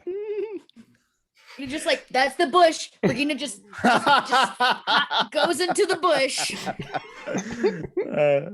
But yeah, like he goes, alrighty then, good sir. And does Oscar have any injuries or anything on him that he could? A ton of things that have healed Yeah. long past, defensive wounds. There's an entrance and an exit wound in his right forearm. He's got puckered flesh around like what would be like his hip. Yeah. Numerous, like Mhm. not no existing bruises, but you can see like a ripple in muscle in certain areas that would indicate perhaps a burn. Yeah. And before actually Frieda leaves, like he goes, Regina. take. No, well, actually, I thought Frieda had. Oh no, Well, Frieda had if left. Afker's taken off his Regina shirt, she's is gonna stay. definitely Right. leaving. Yeah. Regina's gonna leave. Frieda's gonna watch the gun Yeah. show. Cool. Yes. And so like Free he, tickets. he kind of like, you see him like write something else down on a smaller sheet of paper, kind of rip it into fold and rip it into a small sheet, and then hands it to Frieda and goes, "You're also a little malnutrition, so I suggest you go a Yes, little it's bit of shopping." Also intentional, because again, kidnapped for the past month. Well, and you just see him like Possibly sigh. 2, depending on the timing. That doesn't happen overnight. It needs to be convincing. And Hannah just hands you another file. This is the Oscars file. Okay, and he kind of goes, I will "Keep it go. for I now, will at least." definitely take care of myself after that. The ruse is past. This is Yeah. not very typical. Trust me. All right, thank you. And then he turns to Oscar. Man of history, I see. Well, and then he starts like going, like first he does a checkup to see if there's any injuries, and then goes through the initial like the usual general checkups. How does Oscar react when he does the little tap on the knee with the hammer? Like, how was his reaction? His reflexes are pretty good. But the only thing you would come across, and he wouldn't try to hide it. In fact, he'd kind of, you would see it on his exposed flesh, is light abrasions that have begun to heal. Yeah. Okay, all right. And when he taps you and you kick out, he goes, "Oof, kicks like a horse. Well, good sir." Does more than just that. Like, I knew it. My God, I could have bet $1 million that comment was coming. Does Frieda actually say that out loud? Yes. I knew that was coming. You see him just like pause, Yeah, and you guess see his well. face like go completely red for a second, and then you just see him like close his eyes and goes, Smirk.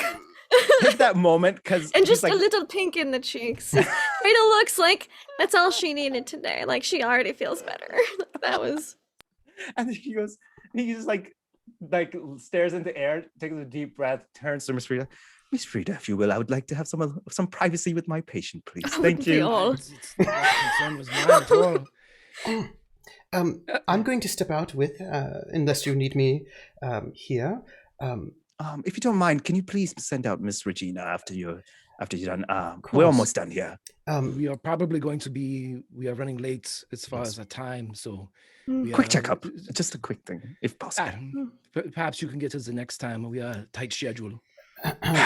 And Fair enough. Hannah leans over close to Dr. Singh, and she says, "Dr. Singh,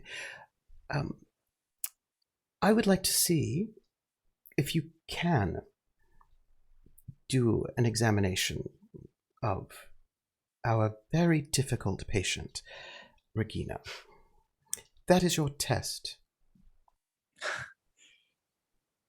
I see. And I turn to Oscar and he goes, "How pressing is this matter? Is it not worth the time to take at least 10 minutes? I fear that the Nazis are a slave to their schedules, and therefore so are we. Well, let us hope that they are a bit more understanding of the limp that she's had." Is your schedule free later? Fair enough. After we make our report, I say we come back. And if you do not mind, could I count on your assistance at that moment? Yes. And no, he's actually talking to us. Oh, I see. Mm-hmm. Mm-hmm. You would like me to assist you? Console. Medicine, I believe. Is it- Console and perhaps convince a more difficult patient.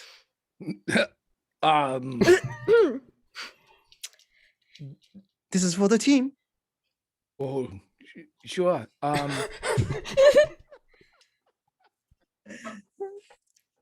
will. He pats him on the shoulder. Excellent. Let's begin. And let's go. Just leans in real quick before Oscar stands up, because I imagine how tall is Oscar? Is he decently tall? 6'1". Yeah, Frenda's petite. So before he fully stands up, she would like to be busy during that time when he requests your assistance. Just let me know. And then he would lean in. I appreciate your commitment to your role. Mm-hmm. I will get Regina to come and speak with you. Good luck. And she's just Frieda? Oscar's putting his jacket on and his shirt on. You're going to need it. And then he Yes, Hannah. Let's get Regina.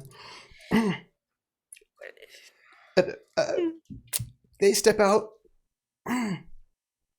Regina? You're next. The doctor wishes to speak with you. She goes all the way up. Mm-hmm. She comes all the way up. Okay, Yep. so I'm chilling with Luke, drinking my coffee in silence, which is what Regina really wanted. And she says, actually, I just finished my coffee. I'm headed out for a radio broadcast. We'll have to do it after. I need to do it before all of the Nazis wake up. Fair enough. Oh, I'm still downstairs. Completely Right? understandable. Well, but I think he did wish to speak with you about something. Perhaps you could just say hello? 2 minutes. Regina avoids eye contact and I guess she will go down and see what he wanted to speak about. I think he also turns to Oscar at that moment. If once he sees Regina down there, he turns to Oscar and he goes, "Would you mind if I have a moment privately with her?" Sure. And he just gets up and if Frieda's still there, he would offer his arm. Oh, she'll take it. Regina, as she comes down, the biscuit's still sitting there, yes? Yeah, it is. She's kind of gonna scoop it up and she's gonna kind of nonchalantly like put it in a pocket of Oscar's. And she just leans in and says, "Make sure she eats it." And when they get about 10 steps away, Oscar's going to say to Frieda, "I understand what you're doing and I approve, but if you begin to get dizzy, you must eat something." And then he would take the biscuit out of his pocket and put it on a stand and not give it to Frieda. He's been in that. Mm-hmm. He knows what it's like to have to lose weight for a role. It's not fun. Mm-hmm. So does Greg. It Yeah. sucks. Just one biscuit. One biscuit. Just one biscuit. Just Oh, one biscuit. that's where that shit goes That's what- south. it You're starts doing with one Shakespeare without biscuit. a shirt on, and you Before want you just know one it, it's bagel. the whole can of Here's the biscuits. thing. What you don't want is Regina sitting on you and forcing it down your throat. So just eat the biscuit. You're like a kettle calling the pot black. I know. I don't know what you're talking about. Afraid I would pocket it for later, Mhm. just in case. You can nibble it like a goldfish for all I care, but you gotta have at least a little something. It really depends on how much extra activity she does. Fair. That's fair. And at that point, I'm assuming that it's just Regina and I down there. Mm-hmm. And he kind of just turns to her, and then you see him kind of just look a little concerned. Like, did he notice her limp? Is Yes. what I want to know. Yes. Okay. And he kind of just stares And at you her have for a her second, file, goes- by the way. You Yeah. have her file. And I stare at her for a second. He goes, "Can you put up with that walk for the rest of the day?" Muted. You're muted, Tom. Yes, I have a bad hip. Ah. Oh, I shouldn't be muted. It was Oh, just there we go. lagged, I Yeah. think. Oh, okay. you Yeah, hear it me? was weird. Yeah. Yeah. You're That just was Oh, lagging. it just lagged. Okay, Yeah. okay. She simply says, "Of course I can. It's just a bad hip." I'm a doctor. I know what a bad hip is like and what a limp from a wound is like. And I'm a soldier. I know that injuries come secondary to the job. I understand. And that's why I'm not forcing anything right now. However, I would like to ask to please cooperate with me once this is done, because particularly you as a leader, or a de facto leader at this point, you set the example for the rest of our team. And if you are not the one who are willing to show through your leadership, through example, that health comes first, your team will follow that example. I am very healthy. Thank you. Well, we can assess that when I do the checkup later. For now, though, I suppose we do have a message to send out. Thank you for being strong, though. That's part of the job. I've said my piece. Hey, doctor. Shall we? Hey, doctor. Yes. I don't want to stir the pot, except that I do because that's my job. I just am going to note in her file there is a bit of a history of not taking care of oneself, not getting enough sleep for a couple of days on end. There's just some notes about. Is Regina's file more thorough than everybody else's? And is it obvious? That's first off, I feel like that's not a particularly fair question because Frieda's only been here for like a month or so. So that's like how thick can her file be? And no one in the bunker knew I was here. Yeah. Also true. Also true. Until the past week. Yeah, so like her file's like just really like a comparison to page. Oscar's. Yeah, but Oscar hasn't like been here as long as like you have. So I mean, clearly it would just make sense if your file's a little bit bigger. Is the answer. What? Regina is going to ignore that fact. We'll talk to Hannah about that later. It's just a Let's little just say thicker. Oscar has been taking care of himself much better than you have. Yeah, rubbing snow across your chest. He's doing a great job of taking care of himself. Listen, Great that job. reaction, according to 1940s medicine and knowledge about medical knowledge at that time, he is healthy as an ox. I'm not going to say the second part because I was so tempted to, but Frieda, I see it in your face.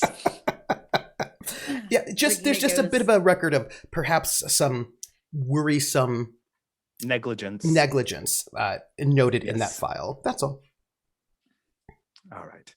And he kind of just nods at Regina and I feel like he takes the file upstairs and gives it directly to Hannah, because I feel like if he would know, knowing her personality, like if we actually put it away and left, that Regina would probably take that file. And so she uses it to cauterize her own leg while she burns the paper down. That is what Regina does. I appreciate you giving that file directly to Dr. Hannah because that is correct. Yeah, he knows patients like that. He's seen stubborn old men. Yes, but you are. You had a old man. I'm a stubborn old man. It's true. Yeah, it's true. That's very accurate. But you did have a message you wanted to give her for the radio. Yeah. I think like he does have a note written down, and as he's walking up, he gives the note like, I do know that. So this is my report, and you see it like in code. Like it starts out like, how does it go? I had something in my head planned out. He basically goes, little bird has made perch, has met rest of flock, has settled in, and also has found its first few grains of rice, following leads, or something along those lines. Like very much that that way. Okay, cool. Regina will read it. She'll nod. She does this kind of thing all the time. And she goes, I'll report your successes. Thank you. Okay, that's all. Would you need me at this? Do you need me to come along? If I allow you to do the checkup. When? Correction, if I allow you to do the checkup. Potatoes. I don't eat potatoes. If I allow you to do the checkup, I need your word that you will not add to that file. And he literally, like, before he actually gave it to Hannah, I'm assuming we're still downstairs. So like he literally like turns it around and shows us, and he goes, if you can decipher my chicken scratch, I will make that promise.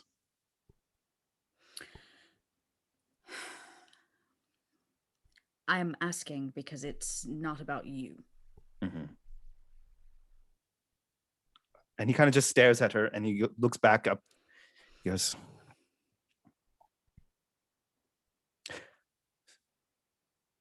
fine. I will not make any other further entries into the file. If I allow you to do the checkup, you will tell Hannah that I'm fine. But you will allow me to treat you. I've already treated myself. And she raises her dress and shows the cauterized bullet wound on her leg. And you just see him like stare at it for a second and just closes his eyes. Like, And she goes, like but you there's a can... pure look of, you petulant child. And she goes, but you can do me another favor. Unzip me, please. And she turns around and gives you the back of the dress. You definitely see him hesitate for a second, but at the same time, he She steals goes, you're himself. not getting cold feet now, are you? Would you please wait a moment? I'm a doctor. And then he kind of starts unzipping. He unzips the dress. You can see that her back has been clawed pretty horribly by human fingernails Like fresh? within the last few days. Who did this to you? That is not of import. There are places that I can't reach, and maybe just some iodine or something. And he kind of just turns around, walks over, grabs a bottle of iodine, and I'm sure there's some sort of a salve as well, like a soothing salve. Yeah. And he applies iodine to disinfect first the wounds. And before he does, he goes, "This may sting a little," and starts like wiping down the wounds. Regina doesn't flinch. He notices and he appreciates that, and then actually he kind of feels a little sad in the sense of like, what should a person have gone through to be numb to pain like this? And then goes out next over and takes the salve, and he starts applying. You just feel like a very cool, gentle. Yeah, it's probably like aloe. It's like aloe and sun. Like she might even like. Actually, you might even hear a little bit of a sigh. Probably the only reaction you get out of her is a little sigh of like relief. Yeah, and you see like he instantly like smiles a bit, and then he kind of just dresses it. And I mean, I'm assuming like fingernails, but I was there's no way I can like bandage her back up or something. No, this is more of just like it just needs to be cleaned, like yes. she probably can't reach it. Yeah, exactly. And then he goes, "All right, I'm done," and starts like, and he zips up the dress. And he turns to her, he goes, "I will promise everything you have asked for, but I insist that I see that leg because," and he looks at her, he goes, "What you have done may have worked temporarily, but I promise you, if it's not looked at properly, and certain wounds are not apparent unless you pry further inwards, if it gets infected, there's chances you will lose that leg." It was already treated. By yourself? No, by German doctors. They removed the bullet and stitched it up a few days ago. It wasn't healing fast enough. I was bleeding on my dresses. I'm assuming, with my medical knowledge, would be able to assess that it's good enough? Is it good enough? It's good enough. I mean, it's closed. It's closed. Yeah. It's just a nice little burn hole where she's like. I wonder what did Regina use? I feel like it's like it works, but it evidences. Well, you definitely would have had the tip of an iron. Yeah. At a hotel, you would have had the irons. It evidences a certain interesting relationship to care of one's body, is what I would say. Well, and then he kind of goes over. He goes, "Would you mind if I at least bandage it up and apply some disinfectant?" I just removed the bandages this morning.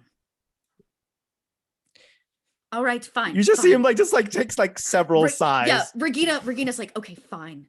And then he does, and then she stops him. I am in perfect health. Do you understand? Yes. Thank Outside of you and I, you are the picture perfect of health. I would, in fact, put your picture inside the dictionary if I could. Please don't. Please don't do that. That will give away my cover. But you may bandage this. And you one." can tell he's just being sarcastic, but at the same And time, she he's is not. She's I'm being just like- absolutely serious. And she says, "But yes, of course you can bandage it, I guess." and he goes ahead and bandages it up, and then also hands her a couple tablets of pain medication. Which she takes dry.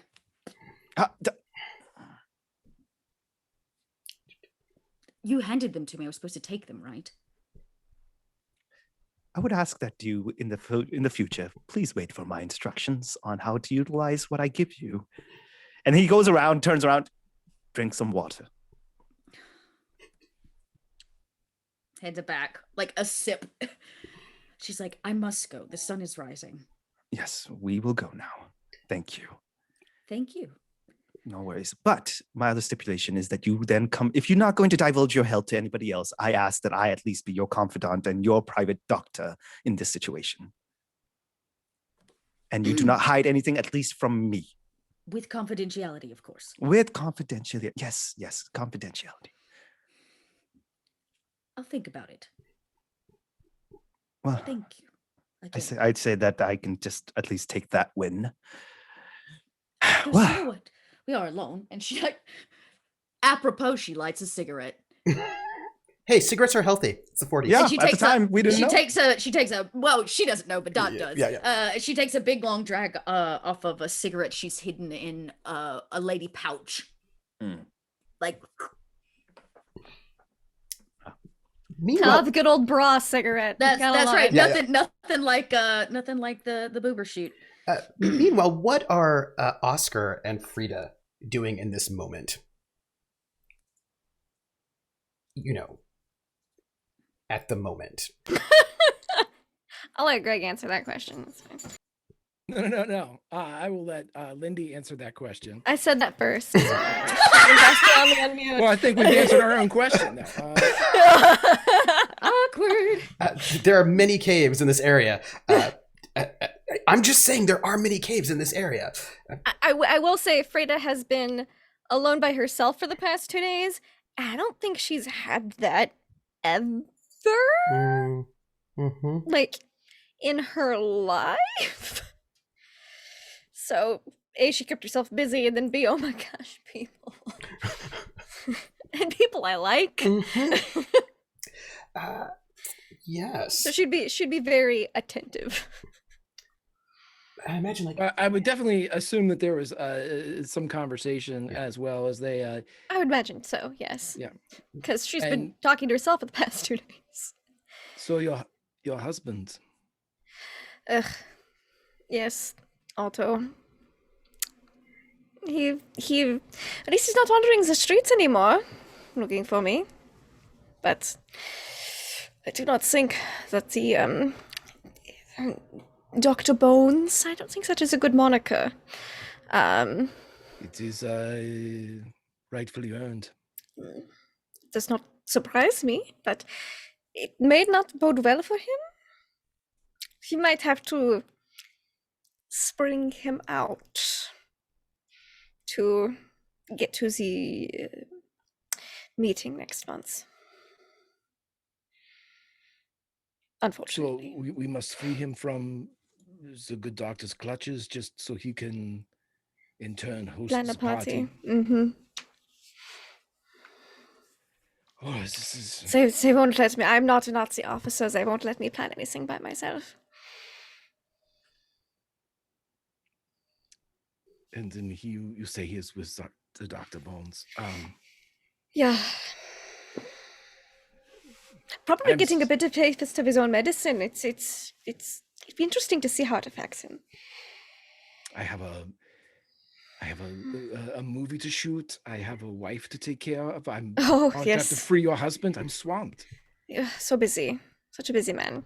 Is anything I can do to make your life easier? Yes, you can take off your clothes. Oh, easily done.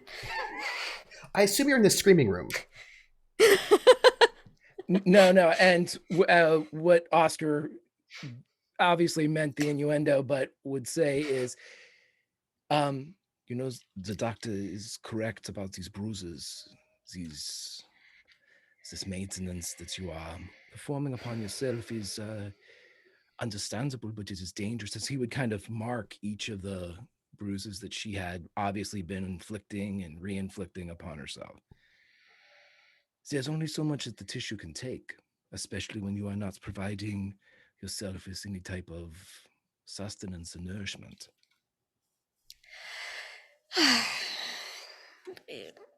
You and the doctor are not incorrect, but I'm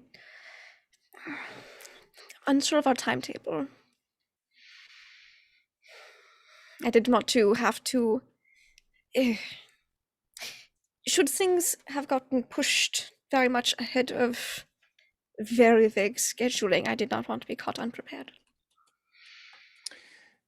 Then I understand. It's in the flower shop. I don't know what else to do. Then let me help you. This is a role you are preparing for. This is, yes, you have played it. You are returning to the revival of this role, but this is a different part. This of the kidnapped and wife. This is a part we can have very few gaps in the what is it? The English word. They're probably speaking just in German, actually. Yeah. So, what's the word for like very few plot holes? Right. For continuity's sake, that what we must do here is there's a few tricks. You are starving yourself, yes, but see, the thing is maintenance. You don't have to continue to reduce what you're eating. You can begin to eat. You just watch what you are putting weight back on. You have reached your goal. You don't have to continue to starve oneself. And I do have that biscuit. You certainly do. But there are ways around this as well. These bruises, I don't like to see it. I suppose if you don't like to see it, we'll have to come up with a better solutions and just make up. That reminds me, I was the other night after. Do you remember Dora's? Of course I remember Dora's. I performed there once, I believe you were MC that night. It was a tale of two evenings, two performances. There was the one on the stage and the ones that I learned. You talked of makeup, it's made me remember what was done. Margot, remember, she's very good. But there are other ways to do what you're doing, and so it doesn't make you suffer as much. I appreciate your concern. It is refreshing after so many years of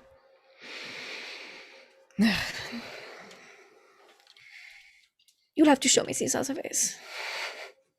There are only a few of us left that remember Dora's. We must look out for one another. Of course.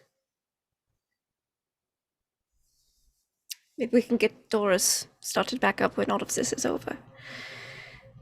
And his expression would fall. Yeah, when this is all over. And I think that's where we're going to take our break, our half break, because I believe in the second half, Frieda needs the doctor for something mysterious. She does. And a radio transmission has to go out, which might have some distressing news. So we're going to take our 10-minute break. I would like you all to stretch, hydrate, ponder the cardio, the very quick cardio, I imagine, that Oscar and Frieda... I'm gonna need to eat that biscuit after that. Yeah, engage in. And how dare you? How dare you? How dare you? And so, let's see. We have one donation coming in, two actually. One from Drathdeer, who was doing lots of watching on YouTube, if I remember correctly. Thank you for 1,000 bits. That's amazing. That helps to pay our cast. Thank you. And also from Make Believe Live, who's given us 100 bits with show love. And I want to thank all of our raiders coming in. Thank you very much. We're going to do a very quick break with some period radio for us to listen to. And also, thank you. Marissa just gave us 100 bits and said, thank you for looping in the reference to Dora's. I know what Dora's doing right now in 1941. You can find out later. We'll see. So stretch your legs, hydrate yourself, and we will be back in 10 minutes. We will be right back, everybody. And we'll see you on the flip side. We hold these truths. The delegates from Dungeon, they were there. I said that men were born equal. That is all I said. The delegates from Ashes, at the bottoms of the stakes, they were there. The king did not approve. The gallows delegates, whose corpses lifted gently in the breeze, they too. The exiled wanderers, the Christians killed for being Christians, Jews for being Jews, the Quakers hanged in Boston town. They made a quorum also. Chris, we are Chris. The murdered men, the lopped off hands, the shattered limbs, the red welts where the whiplash bit into the back. Must you know what they said? Must you know how they argued? Must you be told the evidence? The silent testimony of the raised? Must it be told verbatim? Listen then! That was an argument for an amendment. That was a speech in favor of an article of freedom. That prayed the passage of a Bill of Rights. How much of all this must be told to be believed? Must it be drawn on diagrams? X marks the spot where decency was last observed. The dotted line shows how the victim staggered. The arrow points to blood. The headsman, he was there in Federal Hall. The man who turned the ratchets on the rack. He sat in the assembly too. Nero was there. Caligula, King Philip, Torquemada, Cotton Mather, all the tyrants and the martyrs who had gone before.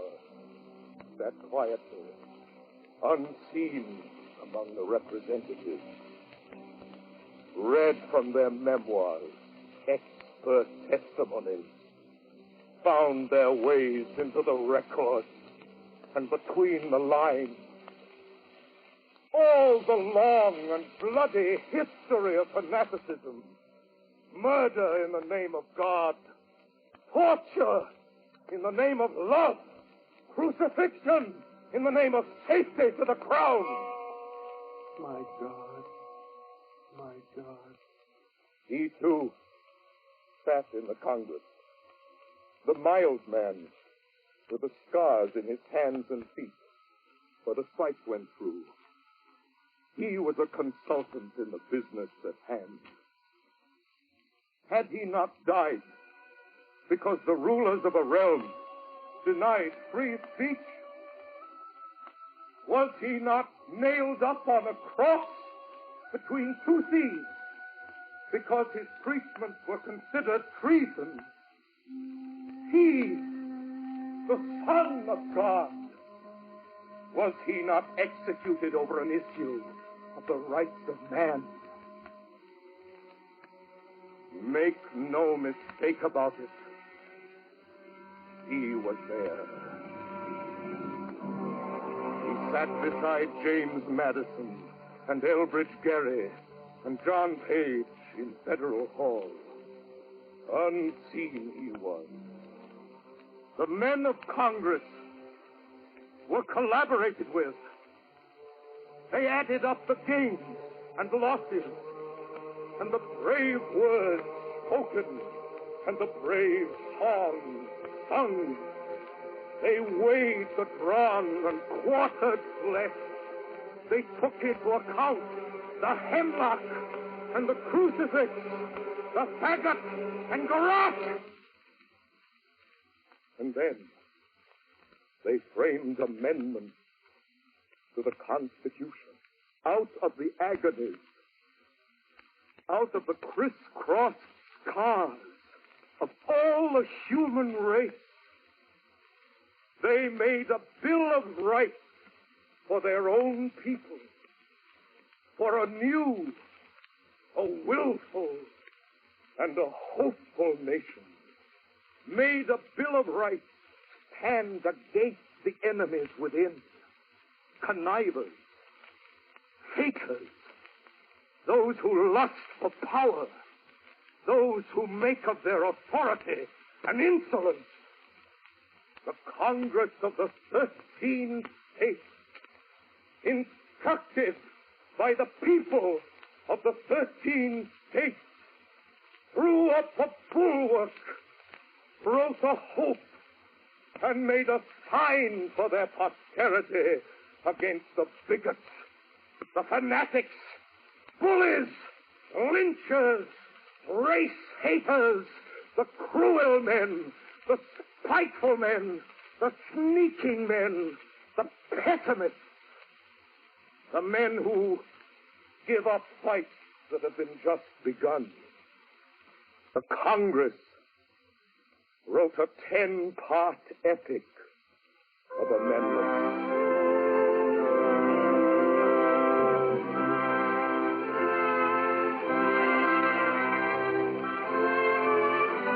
Amendment 1. Congress shall make no law regarding an establishment of religion, or prohibiting the free exercise thereof, or abridging the freedom of speech, or of the press, or of the right of the people peaceably to assemble, and to petition the government for a redress of grievances. Mr. Speaker. Mr. Redburn. I move this amendment be accepted in its present form without qualification. These are the voices of Virginians. We are debating Congress's amendment on this mild December afternoon, this 15th of December, 1791, debating in the State Assembly in the capital at Richmond. Only one more state is needed now to ratify. Just one more state and the amendment becomes law. The victory is close at hand. Virginia likes these articles. Virginia, the home of Washington and Jefferson, of Madison and Mason. Virginia has fought to win these rights for many years, has waited for this day. This is December the 15th, 1791. Virginia will ratify the Bill of Rights today, and freedom will take hold, take root, begin to burgeon in the rich earth of America. Today, the 15th of December.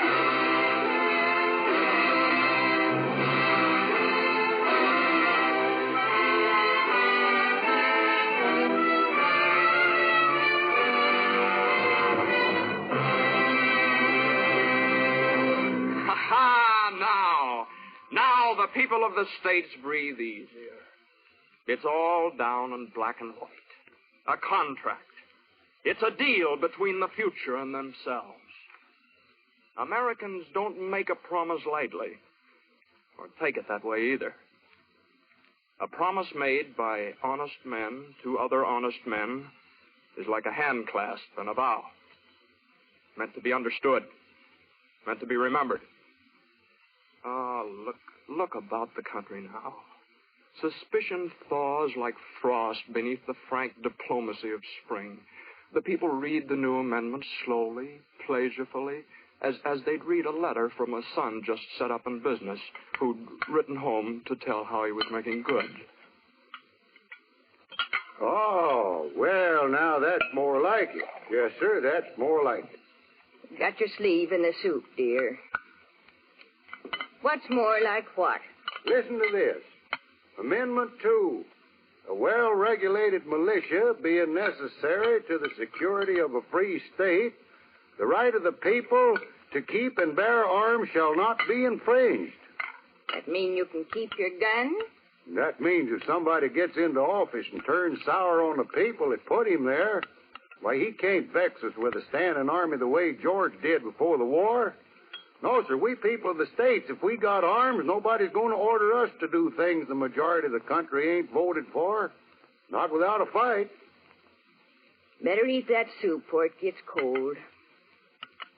Shouldn't read when you eat anyways. Put down the paper. Oh, all right. That's a good law, ain't it, Jasper? Yep.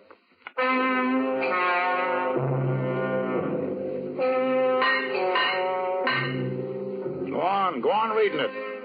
Why'd you stop? Well, how can you hear me when you're hammering? Concentration. Go on. Amendment 3. No soldier shall in time of peace be quartered in any house without the consent of the owner, nor in time of war, but in the manner...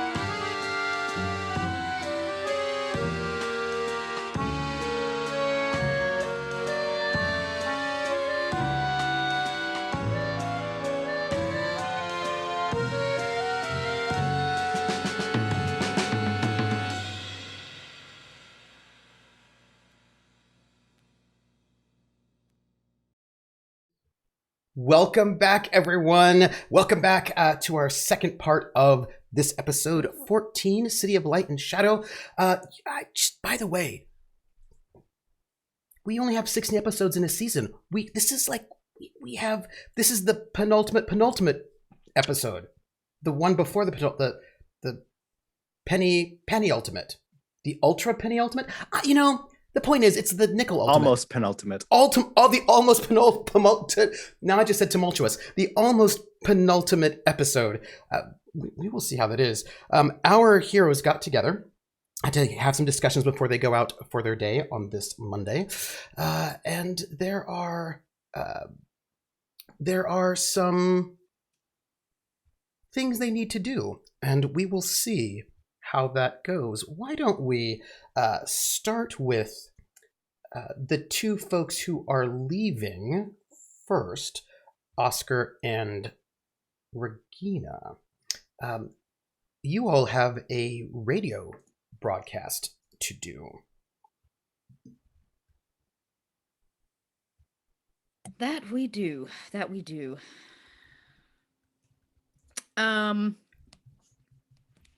Okay, we don't have our car anymore because I'm not Regina. I'm technically Regina. I'm just not. I'm not housewife Regina. Okay. Well, the car's out there just waiting until you get back. If we want him to need him for anything, I mean, he was told to go drive over there, stand at that spot, and wait until you all come back. All right. All right, we got to find a place to go. We need open space. It needs to be high. Okay, so she's never broadcast as Regina Kraus. She's always done it secretly. But she's also never had a life. She's not had to broadcast. I'm trying to decide if we'll be safer as Nazis or if we'll be safer doing it the old-fashioned way. It doesn't matter. Regina's still figuring that out. But as we walk out, she stops Oscar. She doesn't like touch him or anything. She just says, "Thank you for trying to cover." He pretends like he has no idea what you're talking about. Hey, stop being like that. You know what I mean. Yeah.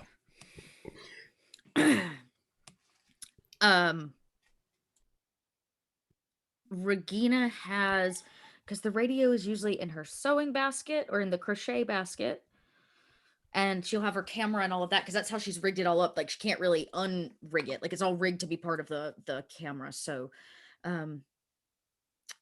Regina will look to Oscar and say, "We could try to do this on set, though we risk possibly blowing our cover." Well, there's another way to do it. I could be in the vicinity doing shooting. I could close the street. I could. All it would take is for me to contact Clemens. Perhaps even a half hour. I could get some actors down here to take still pictures, and then you could just go away and then come back. Regina kind of thinks that through. Should not be here. She kind of gestures around like to this area. What if the flower shop is more in town, right? Yep. Here I will. Hey, audience, and also players, I will show you where it is. I need to get up high. Regina says a distraction would be nice, and a few blocked roads would also be helpful. Though it shouldn't take me too long. I don't have too much to report, though I don't know how much London will send back.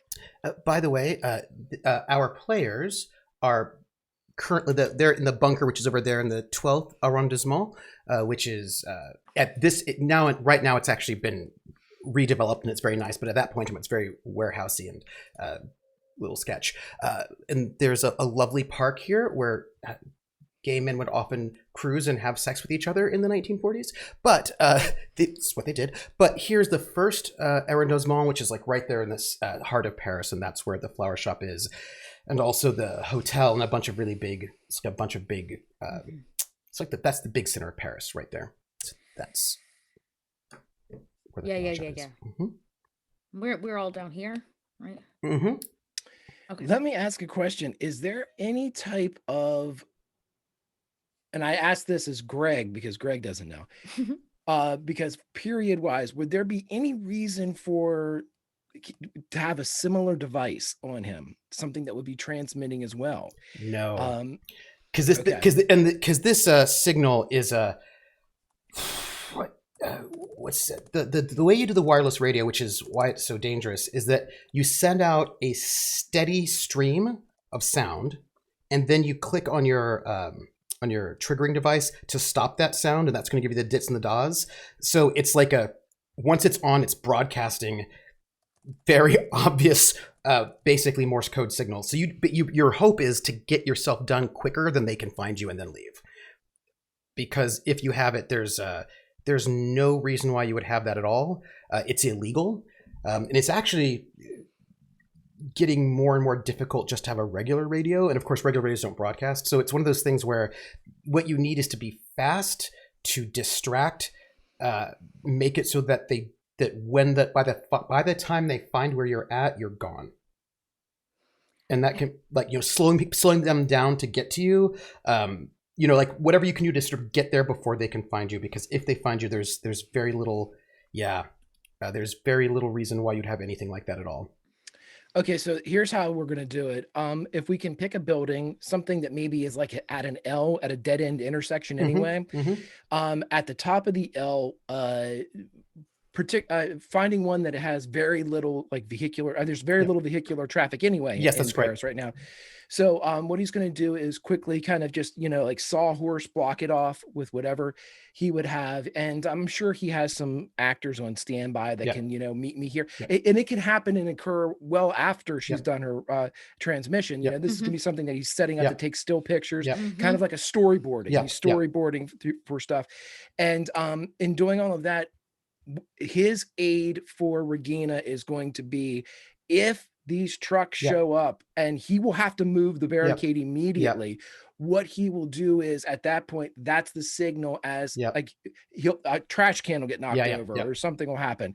You know, it's just an early warning. You've got 60 seconds Yeah. type of thing. But also will slow them down. You know what I mean? Like they'll have, Right. have to talk to you. It'll be a whole sort of Oh, and then Oscar would Yeah. Holgar would absolutely be, you know, wait, so rolls the cameras. What are you doing here? What's this? And then like following them. These are our lads at work. Here they go. You know, and just Regina, well, I guess if we're on set and people are already showing up, Regina will be your wife because you know she is by all technical. Well, you're probably in the building somewhere, right? Not being okay. Then this Yeah. would be before Yeah. all this is Yeah. called. Regina would say, "Thoughts on having a scene with lots of people in it? A good propaganda piece showing the French citizens with the German citizens. You could have an open call. Any pedestrian that shows up, if it's filled with people, no cars can get through." This would require some planning because it's early in the morning. But we could so next time we could absolutely have a crowd if you wish. Is it still early? We've been at it for a few hours. Is the sun up? Yeah. I mean, like this started off at 6. You're probably like what 7, 8-ish. I was thinking save it Yeah. 7 or 8 o'clock. Yeah. Okay. Irrigana goes, okay. She nods because she doesn't know anything about calling actors to set. So she has no concept how that works. There are a lot of people who need food at this point in time. Just, you know. Oh, a way to get people to show up to set, feed them. Like there are a lot of But, I people mean- who need food and work, right? There's no way that if Oscar makes like sends out 3 calls, that he wouldn't have like a dozen people here in like, you know, half hour, 45 minutes. Yeah. But getting like a big, huge crowd, that would take a little bit more. I'm just thinking 12 people aren't going to stop them if they want to push a car through your scene. Oh, right. And he's not going to stop them. It's just he's slow just 'em going to down. make sure I'm going to slow them down and give you early Okay. warning so you would Okay. know they're there. Okay. All right. How secure is this building? What is it? You can pick a kind of building. It's probably one of these many sorts of buildings that have businesses on the bottom floor and like apartments. And apartments up Yeah. top. Mhm. Fire escape. Like what's my what I need to Regina always picks the building based on her escape plan, not based on how tall it is. So she needs to know, like, are we talking 11 stories or are we talking 3 stories? Could I take the fall if I had You to could jump? not take Like, the these fall unless you went on unless you broke into somebody's apartment and got on a lower level. So these are one of these Houseman buildings with like 6 floors with the 6. And it does have a fire escape, an external fire escape. No, but there are Okay. what do you call them? Balconies on the 6th and on the 3rd floor because they want the balance. But there's like the main staircase. There's the back staircase. There's the internal courtyard. And the staircases are exterior? Interior. And the main staircase does not go up to the 6th floor. Only the back staircase does, because the back staircase is for the help. And that goes. This building is not ideal. Okay. And that's like, and like most of these, like almost a lot of these buildings are like that in Paris. But that gives you 2 different staircases, one in the front, one in the back. And if you go up to the 6th floor, that's not a fall you want to take. But you don't have to be on the 6th floor. But you'd have to sort of. We have a dumpster out back, trash bin. You've got an internal courtyard with like, a little internal garden. This one wouldn't have a trash bin because all the buildings are like sandwiched next to each other. Little alleys though, not really big ones. Talk to me about this garden. It's like a internal garden. Right now it's snow though. We're like in the middle of like a big snowstorm. It's winter, so all of that stuff is snowed over. How deep is the snow? Oh gosh, it's bad. You're looking at probably like 2 or 3 feet on the inside of the courtyard because it's not like they're clearing it. The streets will be cleared, but the inner courtyard is pretty packed. You're probably gonna have like It's tight, and it's like that fluff, like tightly packed snow. Yeah. Mm-hmm. And there's nobody in this courtyard. Not at the moment. It's early morning. Okay, sorry, I'm just thinking through things because like this is not the ideal building for Regina to be doing this at. Okay. Can I spend a fate point, and I would like to roll to see if we can set up or rig up even some way for to get the equipment away from Regina or get Regina off that top of the building to another building. Well, that's what I was kind of thinking, so like she still has to get the antenna to the roof regardless. Like it has to get all the way up to the top. Like I got to get the antenna up there. It doesn't have to or, get like, all the way to the top. You can get to like the 3rd or 4th floor, because that's like if you get to like the 4th or 5th floor, that's still high enough. Yeah, but there's no external Yeah. staircase to reach it. I'm gonna have to climb balconies and jump from them to be able to wire this or go in people's apartments, which Yeah. is like drawing far too Yeah. much attention. There's no external Yeah, yeah. fire escape for me Yeah. to reach multiple Yeah. floors, which means I gotta go in the building. Yeah. So, okay. So Regina, so she goes through a checklist. She can't jump from the building, so that's a little high risk, but she's got Oscar and the Mhm. scene to help her a little Mhm. bit more, so she could possibly get down. 2 staircases is not bad. Them not being exterior kind of sucks, but the snow is an option. Now she's got to get to the roof. Mhm. She's got to get to the roof. So you said that the 6th floor is not reachable by the staircase? There are 2 staircases. There's the rich person staircase, the public staircase, and that does not go to the 6th floor because the 6th floor is only for poor people. And then there's the back staircase, which goes all the way up to the 6th floor, which is it's like that's a gross staircase. The roof to Yeah. the roof too. Okay. Well, Regina doesn't. I'm just saying that. Like there's like it's like a nice big open staircase that looks pretty, and there's like the gross, grody, dark staircase. I With just no want to good make sure I'm not windows. gonna have to walk through somebody's penthouse to get No. to the top floor or whatever. But it's opposite. Yeah. So yeah, okay. Regina will like when everything seems set up, she'll keep a low profile then. Not interrupt the set, just let it be what it is, them on set. And then she will take the back staircase up to the top. She's going to go to the edge that faces the interior courtyard. Mm-hmm. And since she is attempting to, this sucks. Since she is attempting to remain on the DL, she will not use her camera for this. She'll just use the radio. And in fact, I'm guessing the roof has like a lip on it. Yeah. Like a lip, like a brick lip. Yep. She'll lay flat Yep. in the snow, and for the next like hour, she'll basically be snowed on and Hopefully super half cold. hour. You want to get done in Hopefully half hour. Yeah. Whatever the length is. Yeah. She can't. She doesn't know. She never knows. Yeah, it takes about 30 minutes for them to find you if they're on their game, so you want to get done before 30 minutes is what you'd like. Well, I can do the best I can. Greg gets to roll first because he's helping you. Mm-hmm. Greg, give me something to set up your first advantage to help her here. I feel like this is to get your crew together. Right. So I'm going to use my stunt, my artistic director stunt, that enables me to role perform and for rapport when I'm generating entertainment resources. So this is what he's doing. He wants Please to do. get as many here as he can to. That's good. That's the worst roll ever. I'm going to spend a fate point to re-roll that because that was an awful roll. Using which aspect? The show must go on. Indeed. Yours or someone else's? Yours or group? I'm going to spend one of my fate points for this. Yeah. I thought you were like, what show? I'm like, they're all the same show. All shows must go on. You have currently That's a little bit point. better. Ooh, all right. That, by the way, is legendary. So you beat that by 5. You're going to have an aspect with 2 free invokes, which can be used, which is, we're going to just call this All of Paris is a Stage. Yeah, All of Paris is a Stage. You are able to set up, doesn't take you like maybe an hour, so it's probably we're looking at like a 9 p.m. start for your broadcast. You have like a crane. You've got a bunch of cameras coming out. It's actually perhaps a little bit bigger than you might have thought. They're like, oh, yes, like they're bringing in some trucks. They're bringing in there's some lighting people. All of a sudden, there are people who are very excited to be here and help you with whatever you need.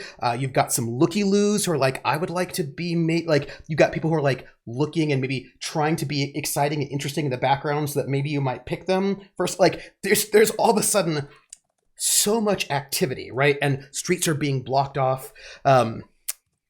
It is people want to know about this and they want to be involved, and it is causing, I would say it's causing traffic clogs, except there's very little traffic because most people cannot afford gas. But like it is clogging up everything. Regina, I need you to make your first broadcast with your electronics. And I have a specialty. I finally took wireless transmission, which I guess you've been asking me to do for a while. I mean, you can do something. that gives me not a +1 die, but a +1 to the roll. That is correct. That is correct. So that makes it a 5. Mm-hmm. And you begin. Let us see how this goes. They're going to beat you by 1, unless you want to do something about it. No, I have a 5. Oh, so it's a tie. Would you like to keep it at a tie, or would you like to use one of your free invokes? Because you've got some. You have 2 from Oscar. Oh, right. I was like, I have free invokes. Yeah, the ones Oscar set up. Yeah, done. Mm-hmm. Okay. Or a fate point. Because right now it's tied, and when we're doing a contest, whoever beats the other person by 3 first wins. Right.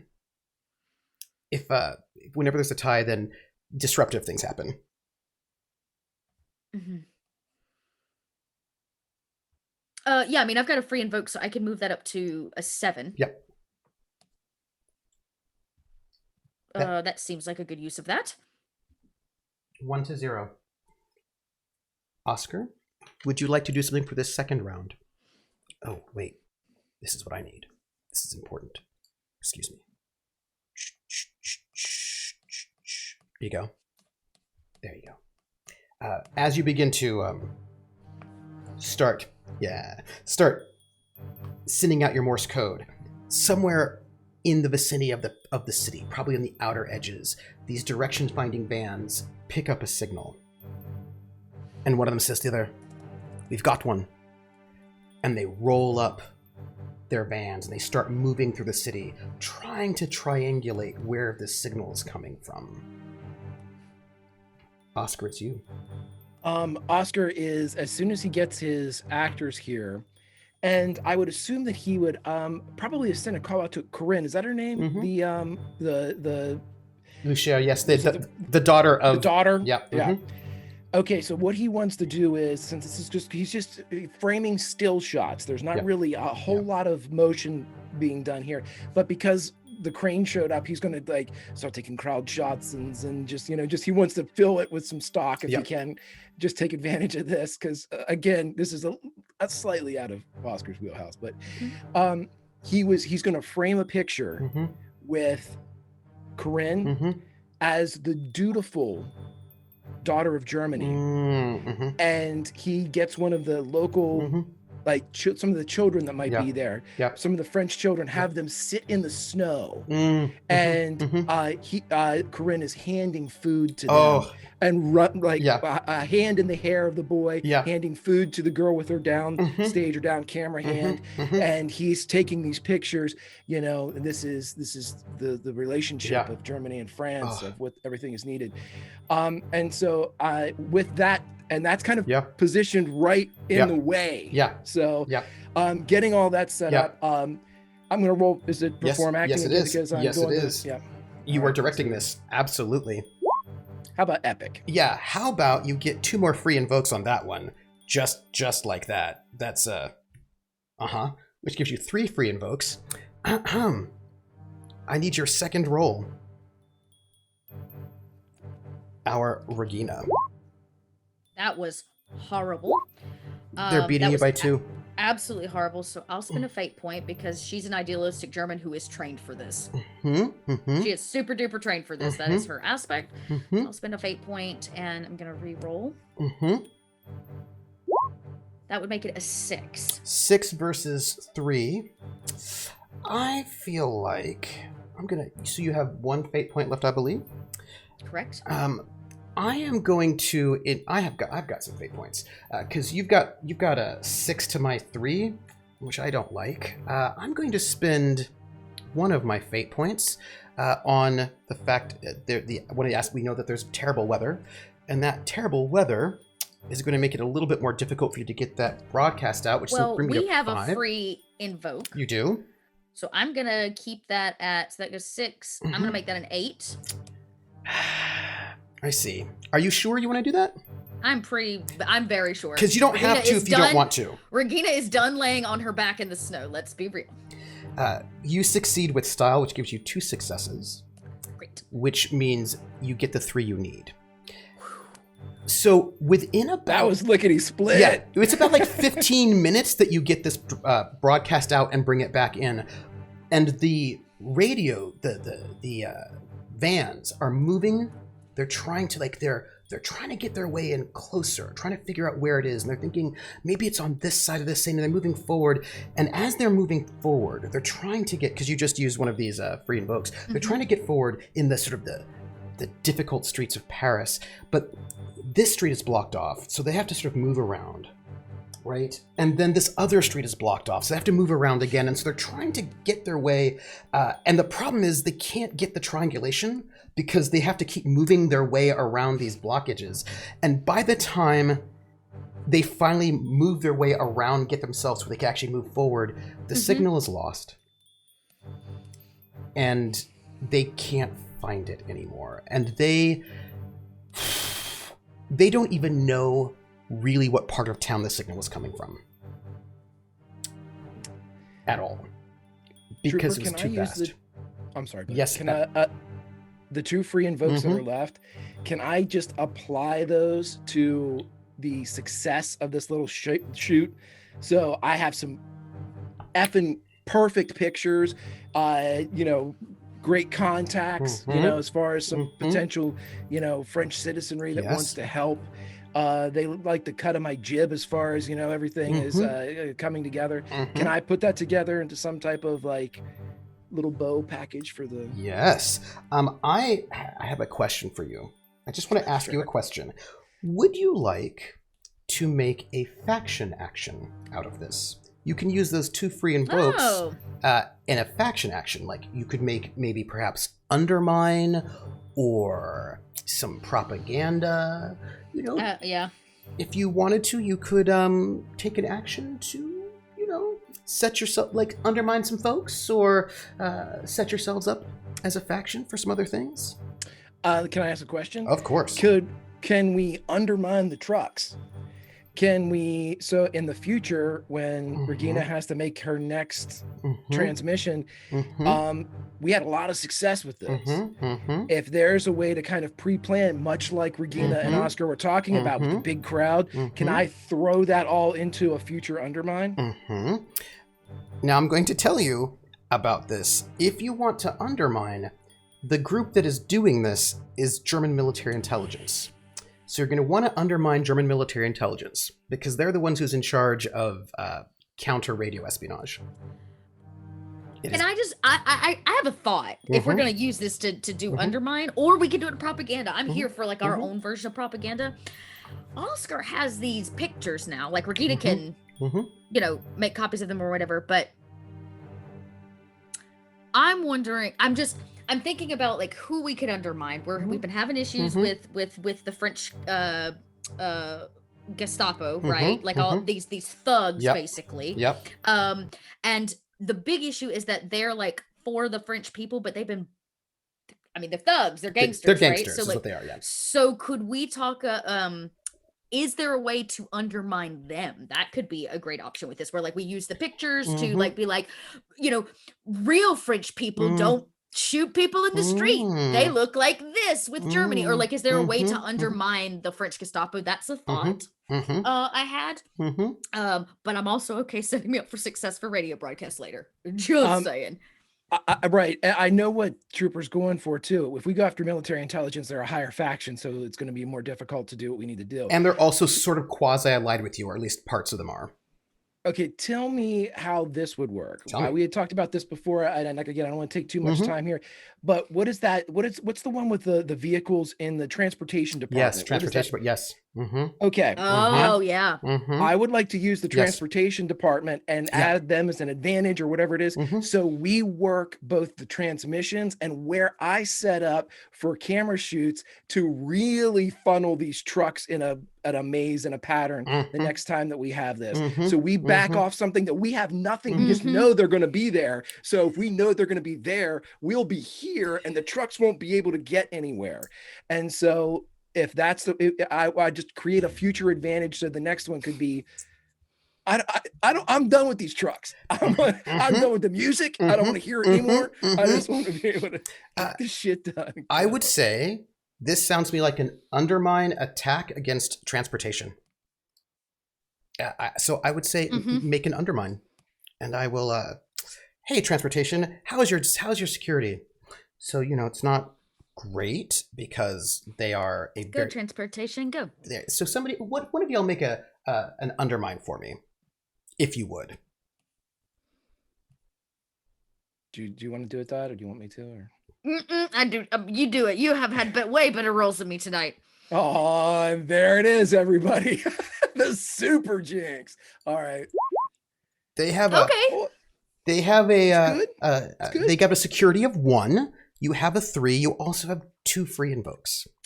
I'm stacking them in there. Yeah, so that's a 7. Yep. Okay, so that's a 7, which means you beat them by 6. Just going to note that.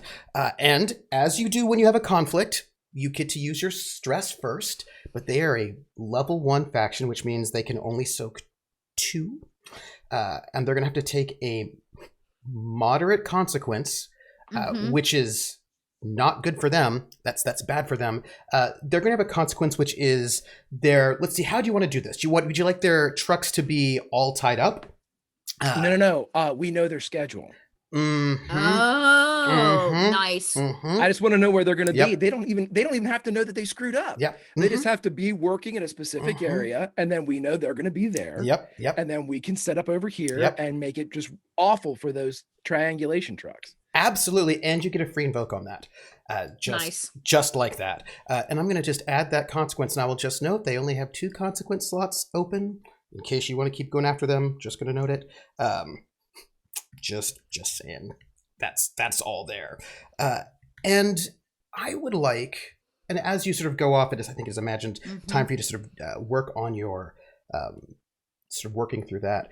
And the information on those that you get, you sort of send your information out. You tell them about the new agent. What other information do you give them when you report to London? Okay. Well, Regina's going to report. Well, we need to report that they took people. Yeah. That they took French, important French people. That the bombing of the train tracks was a success. Of course, I will deliver the prince's message as well. That he has arrived safely. That he attended the party and made quite a positive impact, and then deliver his little cute birdie message. It's like a World War II tweet. It is, as a matter of fact. And so, and then, all right, let me, I'm sure I think the last time Regina reported, what else do I need to send? We sent because she made the urgent broadcast already about the census of Jews, the party coming to Berlin.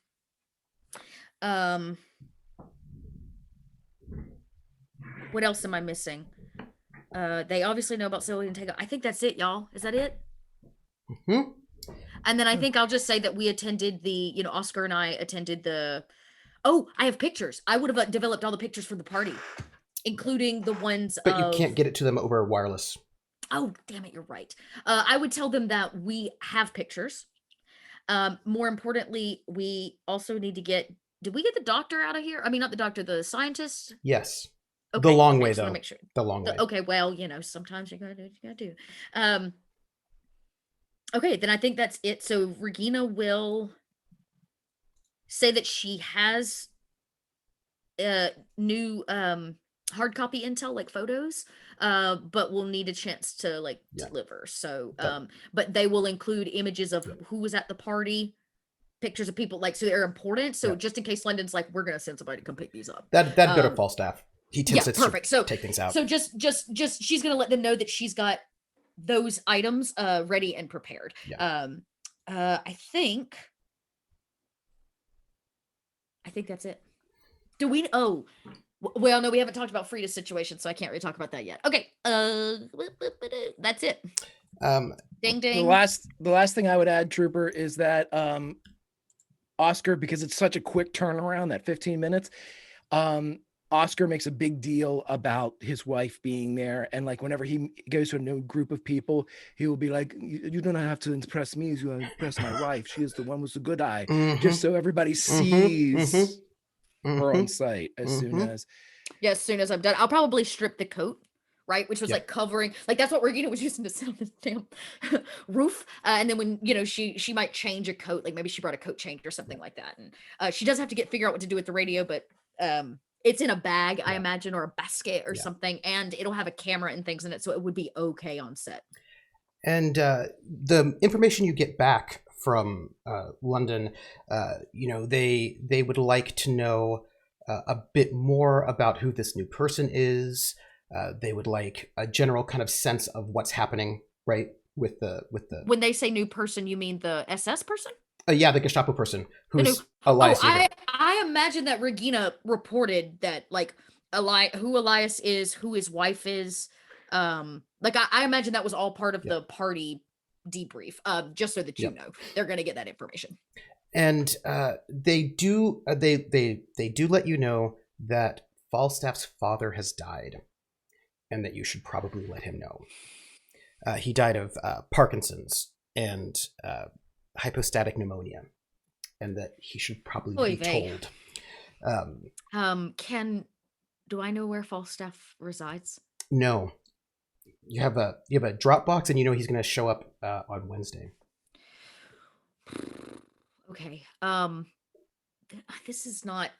It's like you don't want to wait on that. You don't want to wait 3 days to tell a man his father's dead. As you ponder that.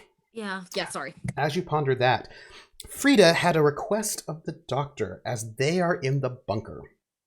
Yes. Yeah.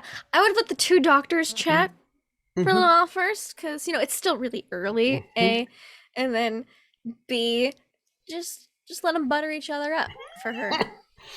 And of course, I think one of the first things that Hannah would ask is, why would you butter up your biscuits when the biscuits butter themselves up for each other for you? Self-buttering biscuits. And I think Hannah would say, so did she let you treat her? Did she? Yeah. Oh no, sorry. Oh, you were actually talking as a doctor. Yeah. I was like, okay. I was like confused for a second. Unfortunately, I didn't have as much luck yet, but I'm hoping to work on it. She is difficult about these things. If she's bleeding out of her head, then yes, she will let you treat her with a little bit of reluctance sometimes, but she doesn't do preventative or she doesn't take care of herself before it gets very desperate. And she doesn't take care of herself. She doesn't sleep enough. She doesn't always eat enough. She's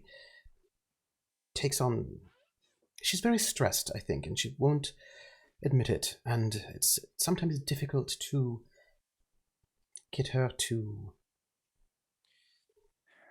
Usually, someone like that tends to be driven by some sort of trauma. And I feel like there's something more than just physical wounds. Because no other person, no man, child, or woman, not even the strongest, most hardy of a man who's been through tough things would be willing to put up so much. And I think unless something is driving them, some kind of traumatic experience. So I feel that it's not just physical wounds that needs to be treated. No. I have tried. But she's very,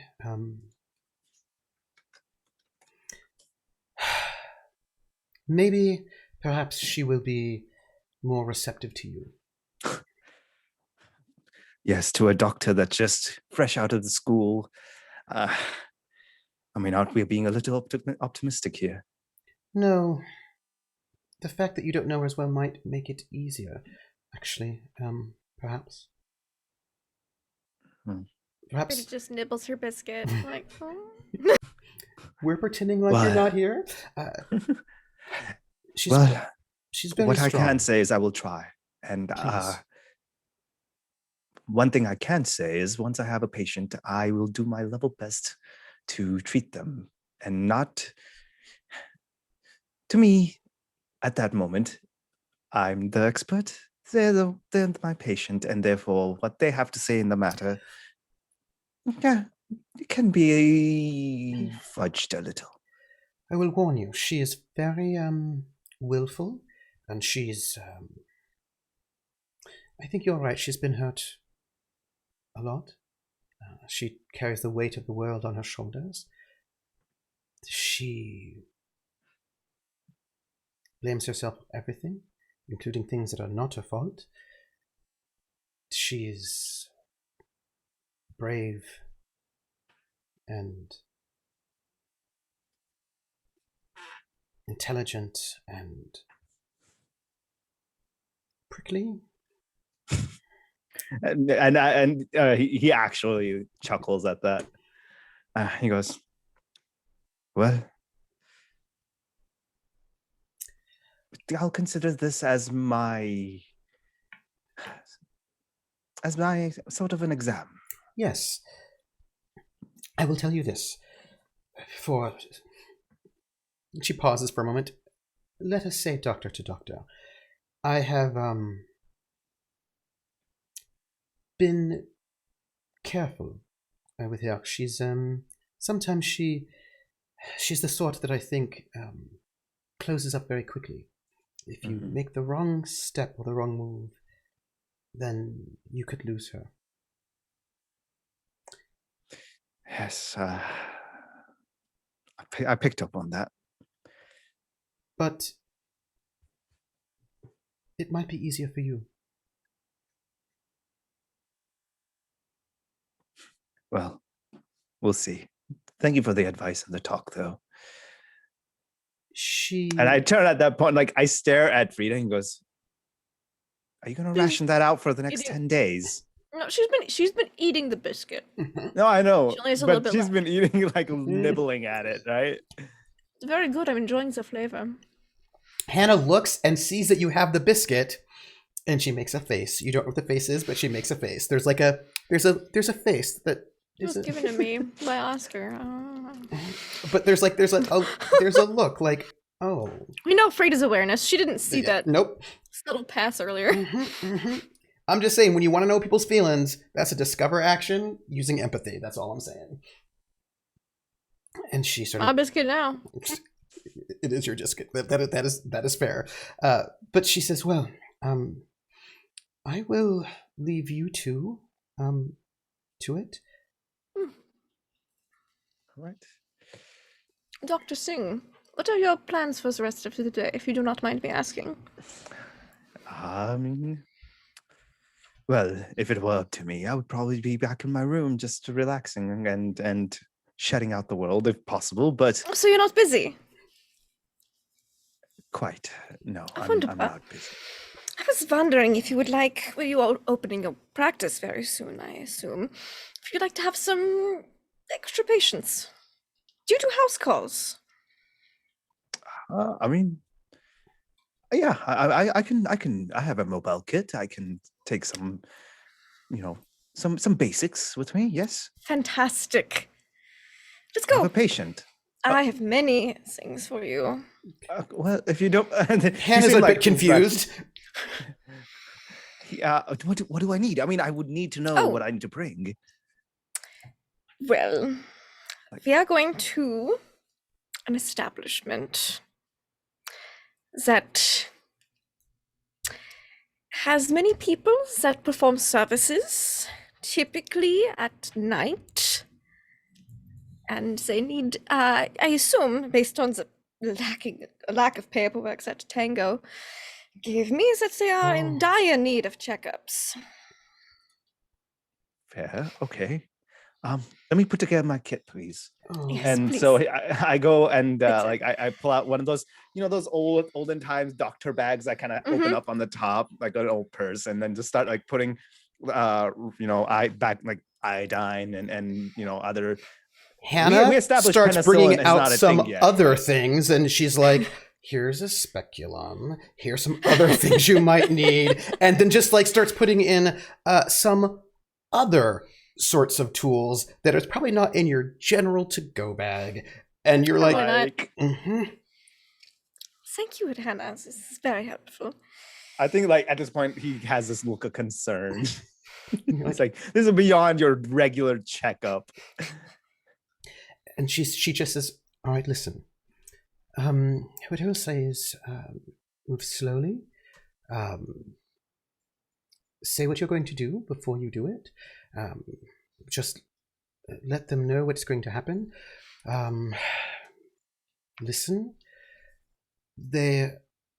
I assume these are professionals. I don't know what sort of place this is, if it's high class or not, or what level it is. Depending on how expensive this place is will depend on how these women are being treated. If it is one of these dollar places, then it is... we're looking at something like 100 people a day. It's sort of a cattle call situation. They'll need a little bit more gentleness.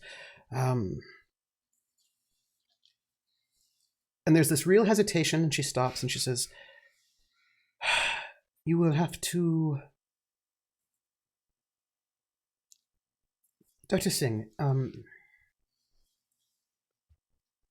I don't have prophylactics, so that you should know that it is a capital crime to provide abortions here in Vichy. So providing one will get you the guillotine.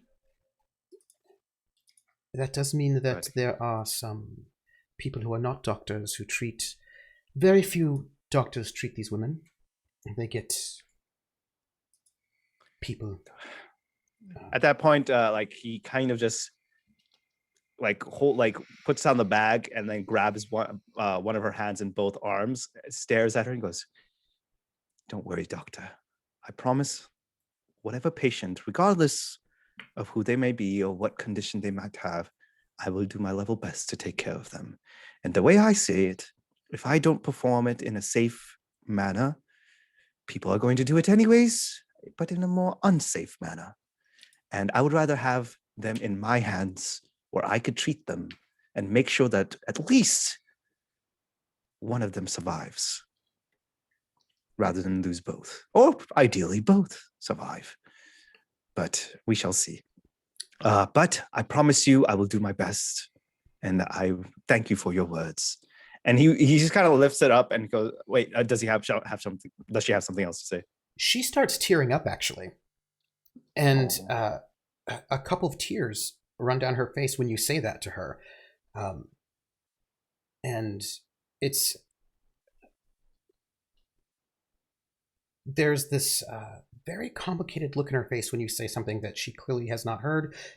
And she has some tears that stroll down her face, and she just like squeezes your hands with real gratefulness, but also surprise. Well, that's... I will have to teach you some things if that is the case, because... I'm in your care then. And then he, like, you see him like lift her like hand up, give her a small peck, and just go, "Au revoir," and then pick up his bag, turn to Frieda, goes, "Well, shall we?"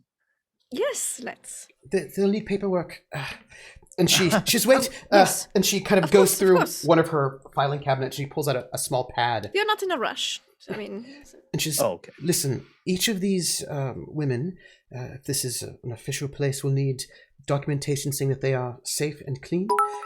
So this is a certificate of clean health here. And she goes, wait. And she writes down a name. She goes, "This doctor is at the American Hospital of Paris. You can do lab work. You can send this lab work out to him. I have some tools, of course, at my practice, which is not yet yours, but it will be yours." And so these women... Is there anything you would like us to pick up to assist in that process while we're out? Is there anything we can pick up for you? No, it's all right. But this is what they'll need to be able to work safely. I trust that you will not cheat.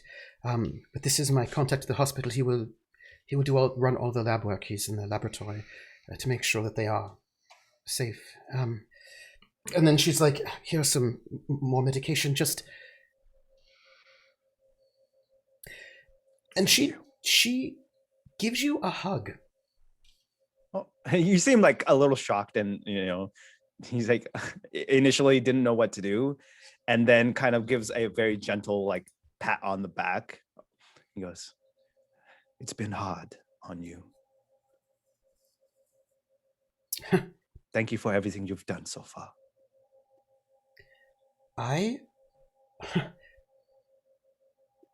Frieda? Yes. Close your ears. Thank you. It is nice not to be alone in this way. So thank you. We do what we must in our profession, and you've done it splendidly, and I'm honored to be here to assist. Know that you are risking your life, so you'll have to be secret and careful, and well, I can talk to you about this. I turned to her and goes, "My dear, I've signed up to risk my life the moment I put my fingerprint on that document. And I'm sure everybody here, and including yourself, are in the same boat. So we're comrades in this together. We'll get through this together." All right. Well, we're going to have an internship for you on... Looking forward to it. Women's internal medicine. Frieda, you can... You see him instantly his face kind of drops for a second. He goes, huh? Frieda, please take this handsome, wonderful colleague of mine to wherever you're going. All right. And you see him blush a little bit. She definitely covered her ears like someone who's been told and is very practiced in, earmuffs. Yeah. Oh, she's so and you all right. all head out. We do. Make a quick stop to... she probably brought her change of clothes with her because she was plotting. Yeah. So she'll change her outfit before. She's not in the flower shop dress anymore. She's got like a black outfit with like a nice droopy drapey neckline, gloves. It's quite fitting. She's probably got a nice little peplum with it and like a nice pencil skirt with a slit in there. Nice solid pair of shoes. And she would have also put together a hat, a very wide brimmed hat with the veil over it, where someone, if they were to pass her on the street, they might think she's on her way to a funeral, but a very classy one at that. I think seeing this, Preetam would be very confused. Yeah, she goes from being like, oh yes, innocent flower shop demure owner to bam, ready to go. He kind of leans in, he goes, "Are you sure you've not had any training?" Training in what? Never mind. All right. And I imagine an amazing hat. It's a really good hat. It's very wide brimmed, kind of sits off kilter a little bit. I have a mood board. It's fine. Anyways, she's also going to take a little bit of the heroin. I'm sorry, what? The heroin. The heroin. Okay. I misheard. I thought it was something else. Are you taking it with heroin. you, or are you using it? Taking it with her. Okay. Yeah, she's just That's taking the heroin with her. That's what I thought. I was like, what the heck? No. Frieda. She's carrying it with her. It's in her purse. I was so shocked. I was like, I'm sorry. Excuse me for a moment. I just gotta what? Hold on. Casual drug abuse. Okay. And you make your way. And she definitely has a cigarette in a cigarette holder. It's classy. You make your way. It actually takes you a little bit longer than you might think because and she probably bad. has also. She's not been here before, so she has directions from Luke written down on a piece of paper. She keeps she'll reference from time to time. And Luke is Oh, and anything that Tango gave her, she'd have on her didn't as well. give her much because Yeah. yeah. But anything might help. Yeah, I mean, some of those gents were not always the best organized, and then one of them was shot, and then one of them left. It was kind of complicated. One of them died, one of them got shot, yeah, and then he left. And it was like, here, you have this now. And I was like, thanks for your mess. I love putting broken things back together. And Luke is at the entrance to the tunnels. It seems like you get a sense that he's standing guard because there are people in the bunker, and maybe he doesn't want them just wandering around or leaving. That's fair. So he's just, at the entrance, and he sees you, and he just takes this double take, and he's like, he stands up, but then that's weird because maybe he doesn't need to, it's just a sewer entrance. He then... Hello, Luke. You all awake now? Oui. Very good. Oh, sorry. She'll swap to French because that is what this identity has. So she goes, very good, Luke. You are doing a wonderful job.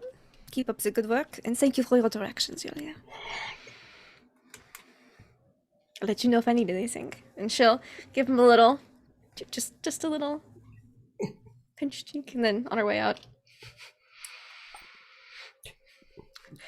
And he just kind of stands there for a little bit, just like, and you make your way through the city towards this brothel. And this is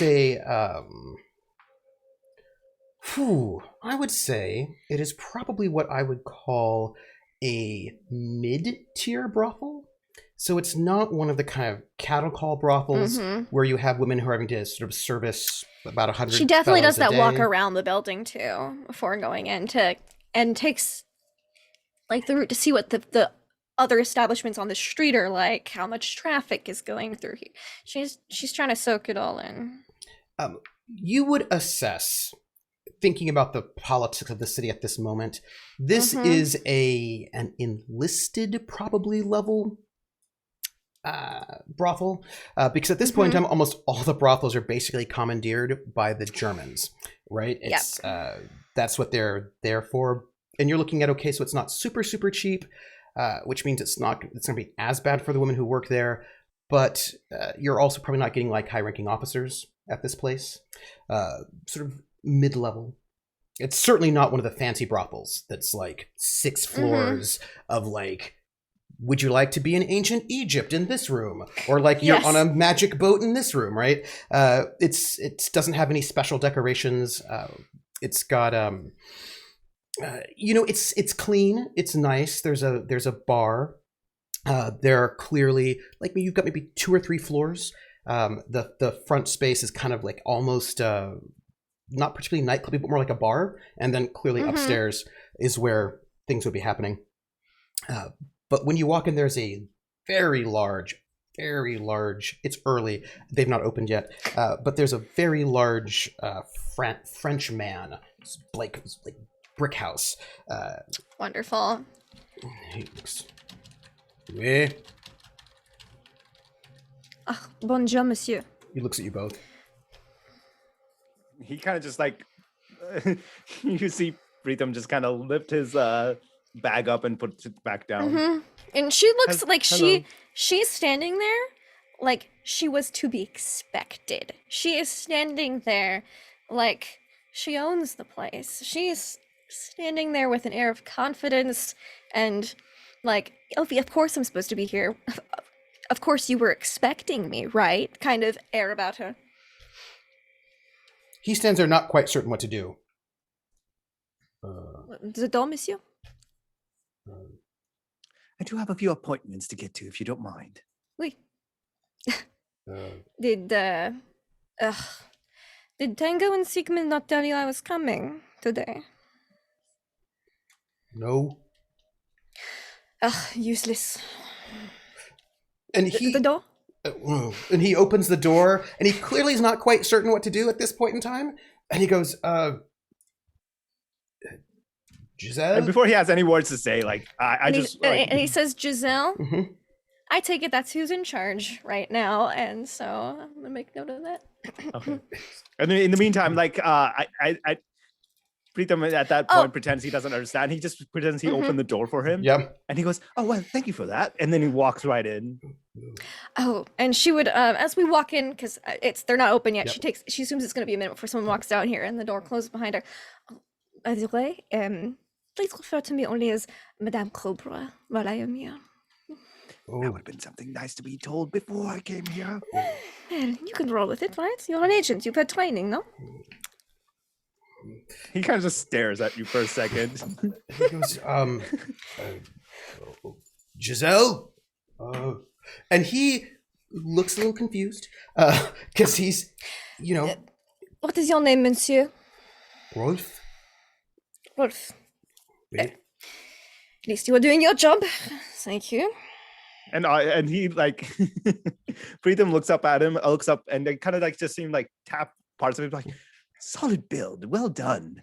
One of the most healthiest bodies I've seen in this godforsaken city since I've been here. Thank you. I lift barrels. Very well.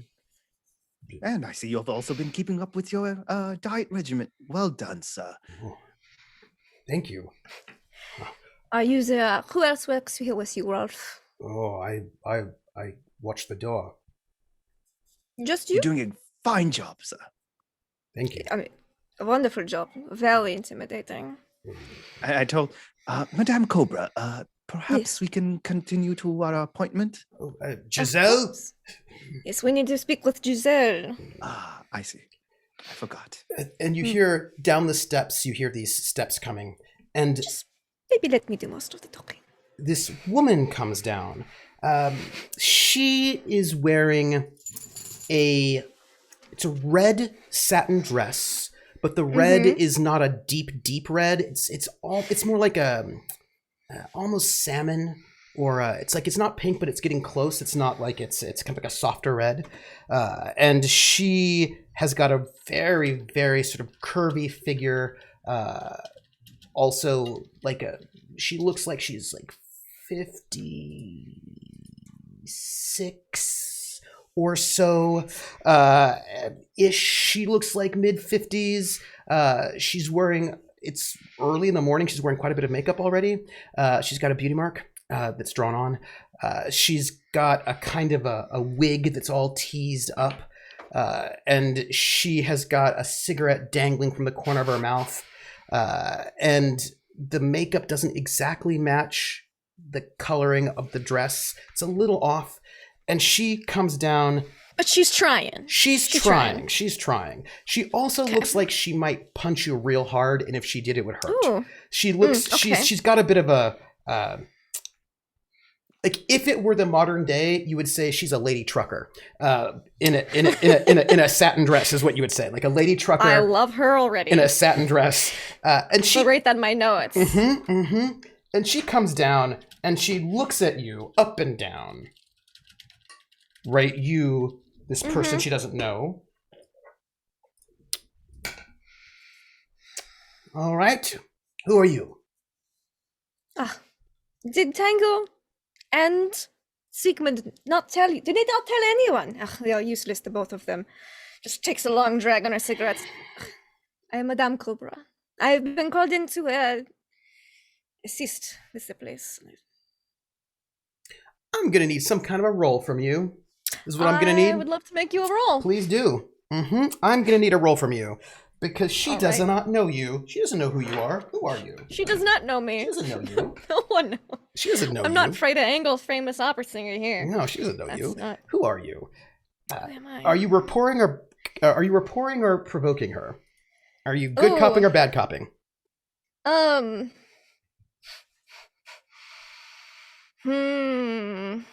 she looks at our doctor. She's like, "What is going on here?" She's not certain what's going on here. Yeah. I feel like this is a deceive because Sigmund's dead, and Tango's like, yeah, you take this over, Frieda. Fair, you can do that. I will take it. I will take it. I feel like this is like I'm definitely doing a little bullshitting here, but don't worry about it. I will take it. I will take it. Good. Okay. All right. That's a tie. Oh, Mm-hmm. I think I'm gonna use a fate point Okay. to add on to it. She's looking at you with skepticism at this point in time. Yeah. I'm a so fate point. Let me add +2. Mm-hmm. What's the aspect? Oh, my faction from the Viper's Den. Give it to I'm me. playing a bad. Give it to me. Give it to me. Yeah. Tell me how that's gonna happen. I'm a bad girl, and I'm here to help get this place into ship shape. She's skeptical looking at I've you. heard some stories. She's like, I don't know you. Oh, well, I am rather new here, but I have much experience in other countries. I decided Valerie sounded nice. I brought a doctor to look at the girls, make sure they're all healthy, well taken care of. At that point, Paperwork up to date. He bows and says, "At your service, madame." She steps in close to you, Preetam, and she says, "You a real doctor?" "Yes, madame, I am." "Prove it." What would you like me? I mean, would you like me to open up my bag to showcase what I have? Would you like me to perform a checkup on someone, perhaps?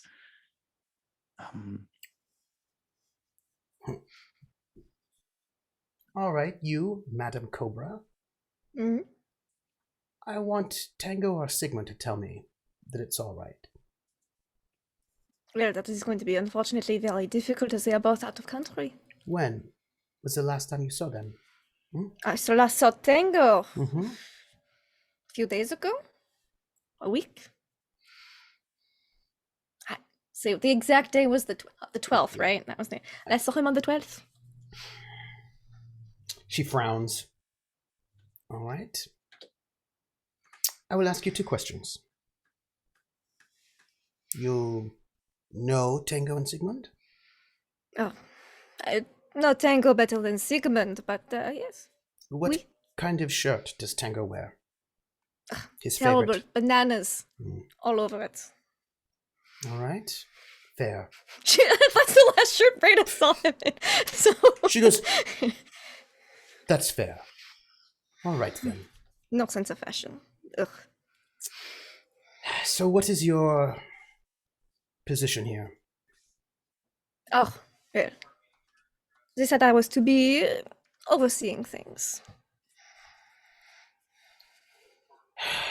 All right. I have a lot of experience in these type of affairs. I would like to put it to good use. From what I've heard, they were both slacking. Yeah. You know men, so lazy. And she just kind of gives a brief glance at Preetam. She goes, "It's true. They were lacking. All right, I will get the women together." Merci. Are you taking care of everything or just... Everything. I would love a tour of the place, a list of names, everything. And you see and I Preetam do- like lean over and goes, "Everything." And then she just ignores him because I don't think he knows she took the heroin. I think she opens up her little clutch because she would have swapped from the big purse to a clutch, and she would have said everything and just open it, and she would have seen a little thing of heroin. Oh. And she nods, and she's like, "A moment," and you see her clap, and she goes up and she starts speaking. Ooh, you are a cunning linguist. I'm a cunning linguist. You are. She starts yelling out some commands in Romanian. Okay. And then in Polish. Okay. And then you get about 30 women who come and lined up. And she says, "Well, these are our women." And she names them, and these are all French names. The paperwork is filed. And if you would, doctor, please.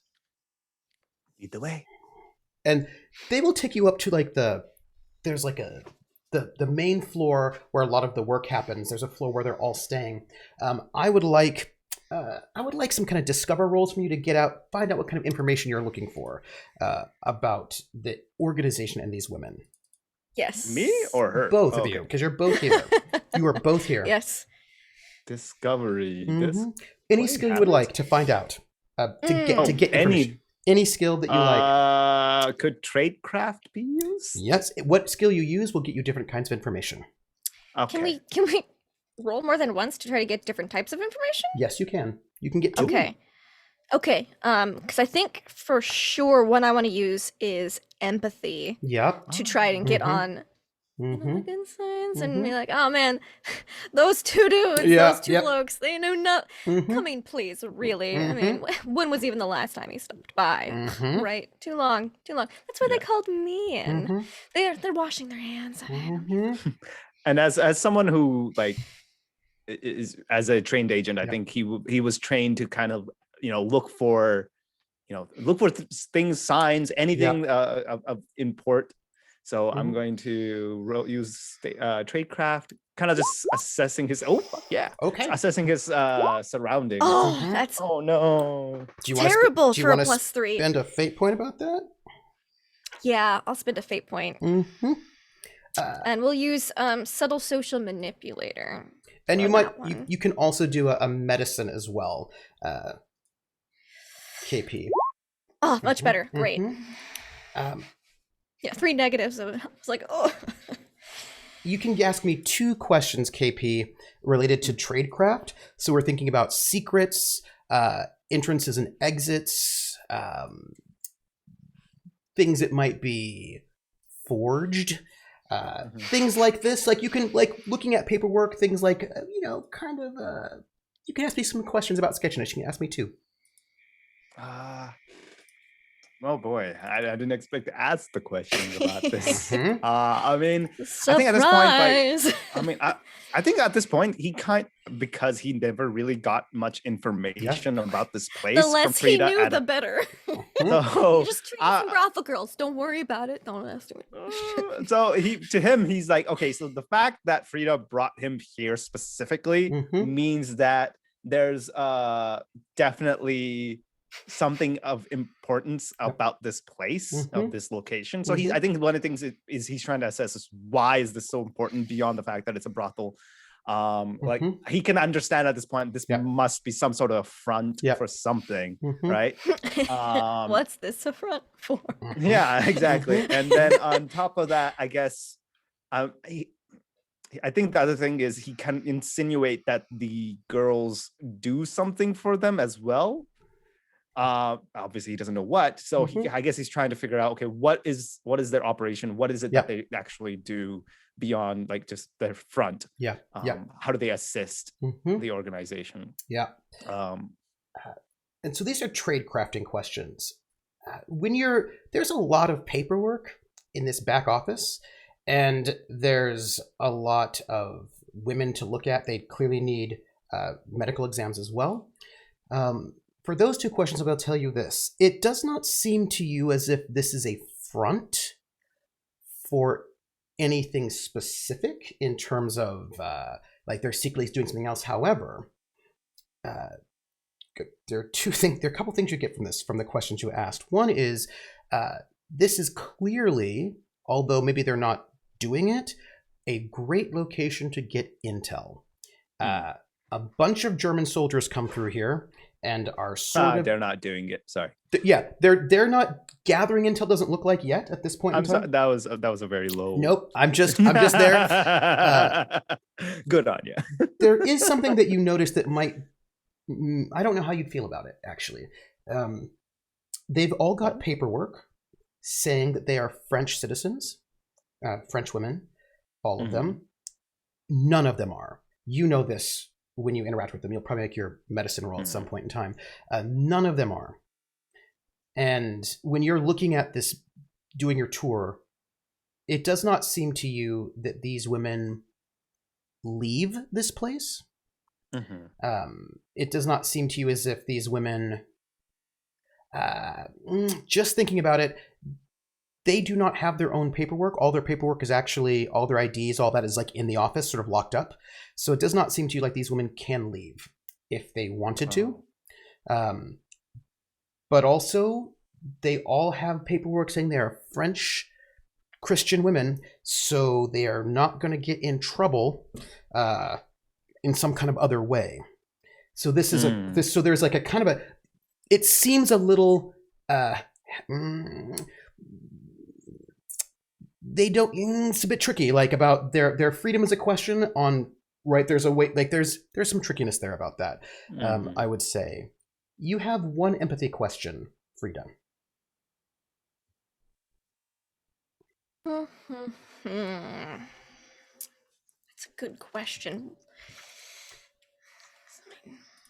I will say, although in terms of front, the brothel part seems to be what they do, but some of the paperwork says they clearly were getting money from other things. They're not just getting money only from brotheling.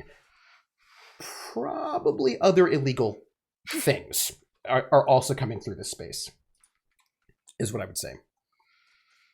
What is your empathy question? Trying to figure out if it's actually what do they need or what do they want?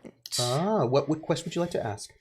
Oh, because they're both, I imagine they're both different answers. I imagine there's some needs that are fairly obvious, like the typicals. So we'll go with what do they want? That's a great question. Because it's very easy to motivate if you can get people's wants. And she's got to get some motivation up. So that's tricky. Because their original leaders are dead or not in America. Yes. So, yeah. What they want, and this is little to stand on. This is when you're sort of dealing with them, and also I think your second discover action KP could be medicine if you're going to actually sort of, what's the word? Give them their treatment. So give them their, what would you call it? Exams. What they want is hard because these women are in a terrible situation. It looks to you that many of them have escaped from countries more east from here. Is that it's by the Polish and the and Romanian? You know these are very bad situations they're coming from. Some of them seem like they might be Jewish. It's unclear, but these are they look to you like refugees for whom this is safety. They have been given false identities so that they could stay here. And you know full well that a lot of these roundups are targeting people who are not French citizens, and so they've been kept somewhat safe by being here. However, they're also a little bit trapped here. I think they would like better treatment to be less neglected, some more food. And you're like, aren't those needs like those things also that they want? They would like to feel safe, which they don't. They would like to have some kind of stability in their life because their previous owners came in and then didn't show up for a while. They don't necessarily know what's happening. They have a lot of instability and insecurity about if they're going to be safe, if they're going to be raided. Like, are they going to be okay? They would like actual care. They would like actual care. They would like a sense that they will be able to stay and not be turned over or be found out. They're kind of afraid, right? They're afraid of. I mean, they don't get to leave, but they know about the roundups. They've been seeing what's been happening, the shooting, and they want to. They've probably been hearing about it too for the soldiers. Yes, and they've heard about it. They would like to be here safe, know that they're not going to be turned over. They would like maybe the relationship to be a little bit less threatening. You get a sense that Sigmund is perhaps not. His motivational style is perhaps a little bad cop. And so perhaps to be able to do this job and be respected and to be treated well and to be protected from clients, they would like to do their job and be treated well and respected, right? And be given a sense of security. That's what they want. Okay. That's what they want. Including Giselle? Giselle is more like the madam of this place. Mama-san. She's the mama-san. And she wants her girls to be taken care of. Okay. She wants... look, here's the thing. Tango was there like twice total in the last 3 seasons. Once where he was like, I'm the big nice guy, and then he didn't come back again for months. And then he came back like once and didn't talk to them.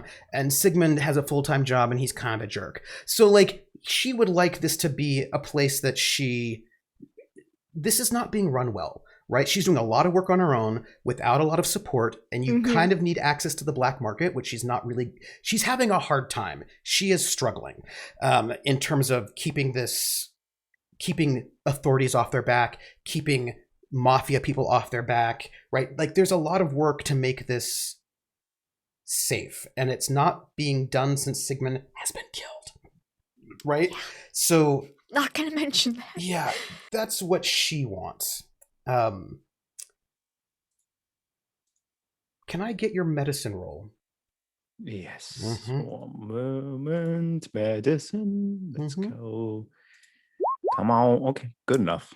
1 question from your exams of these women. What is something at this moment I can do to help them the best I can? Ooh, that's a great question. 1, getting actual bills of clean health that are not forged would be great. The bills of clean health they've gotten so far look to you like they've been completely forged, and they may not have actually been getting medical care at all. Because Sigmund didn't care. This is why I brought a doctor and introduced them to the other doctor before I came here. Yeah, so like if you talk to them, they've not actually gotten actual medical care, right? They just have been working without a lot of care. They would like maybe to be able to work a little bit less. So maybe a few more women or a few less clients. Actual medical care could be great. So actually giving them medical care would really, really be good for them. Lube would be really great for them. Just sort of general kinds of actually making their lives a little bit better. Was that something that actually was available at the time? Oh. It's not well, like honey, there's always been. It's not like great lube like today, but I'm a guy. I'm ignorant of the world. I am terrible. But I accept this. They basically need the things that will make doing their job more comfortable for them, better for them. They need to be worked less hard than they're currently being worked, and they actually need better. Like they need like vitamins. They need days off. They need to be able to maybe leave the brothel and go walking when it's safe. And just generally speaking, they actually do just need medical care. And some people might need, a little bit of, penicillin. Some people just need, because they've been abandoned, right? And Giselle does the best she can, but she does not have access to the kinds of things. She's not a doctor. Knowledge. Right? Right? And so... Technically, KY is prescription available at this point, so... Right? And so... would it be great if we were a doctor? Right? So you can prescribe them lube, which will be really helpful, and you can suggest slightly new schedules for them to rotate in and out so that they can actually have a nice experience. Because right now it's not been great for them, right? Because they've been neglected, and they've been seen as a means to earn, and maybe also getting them money would be nice. Yeah. Right. So they can actually have a bit more of their own income. Yeah. So I think the way Preetam would definitely approach this is in a very gentle, kind, and almost like a very friendly manner, and kind of just trying to get them to laugh. Like, it's kind of like at this point, because I feel because of they're kind of in a little bit of trauma. They've gone through a lot. It's like having that kid come to the dentist office, right? So he does like little tricks to kind of keep their mind off of the treatment, keep their mind away from like, this is actually, not that scary kind of situation. I would, definitely at that point, he starts updating their medical records as best as he can. And I'm sure it's going to take several visits to actually assess everything. But one of his other priorities is just vaccination against various things. We're here all afternoon. At this point, like, he's so focused on his work, he doesn't care how long this takes. This is something he enjoys doing.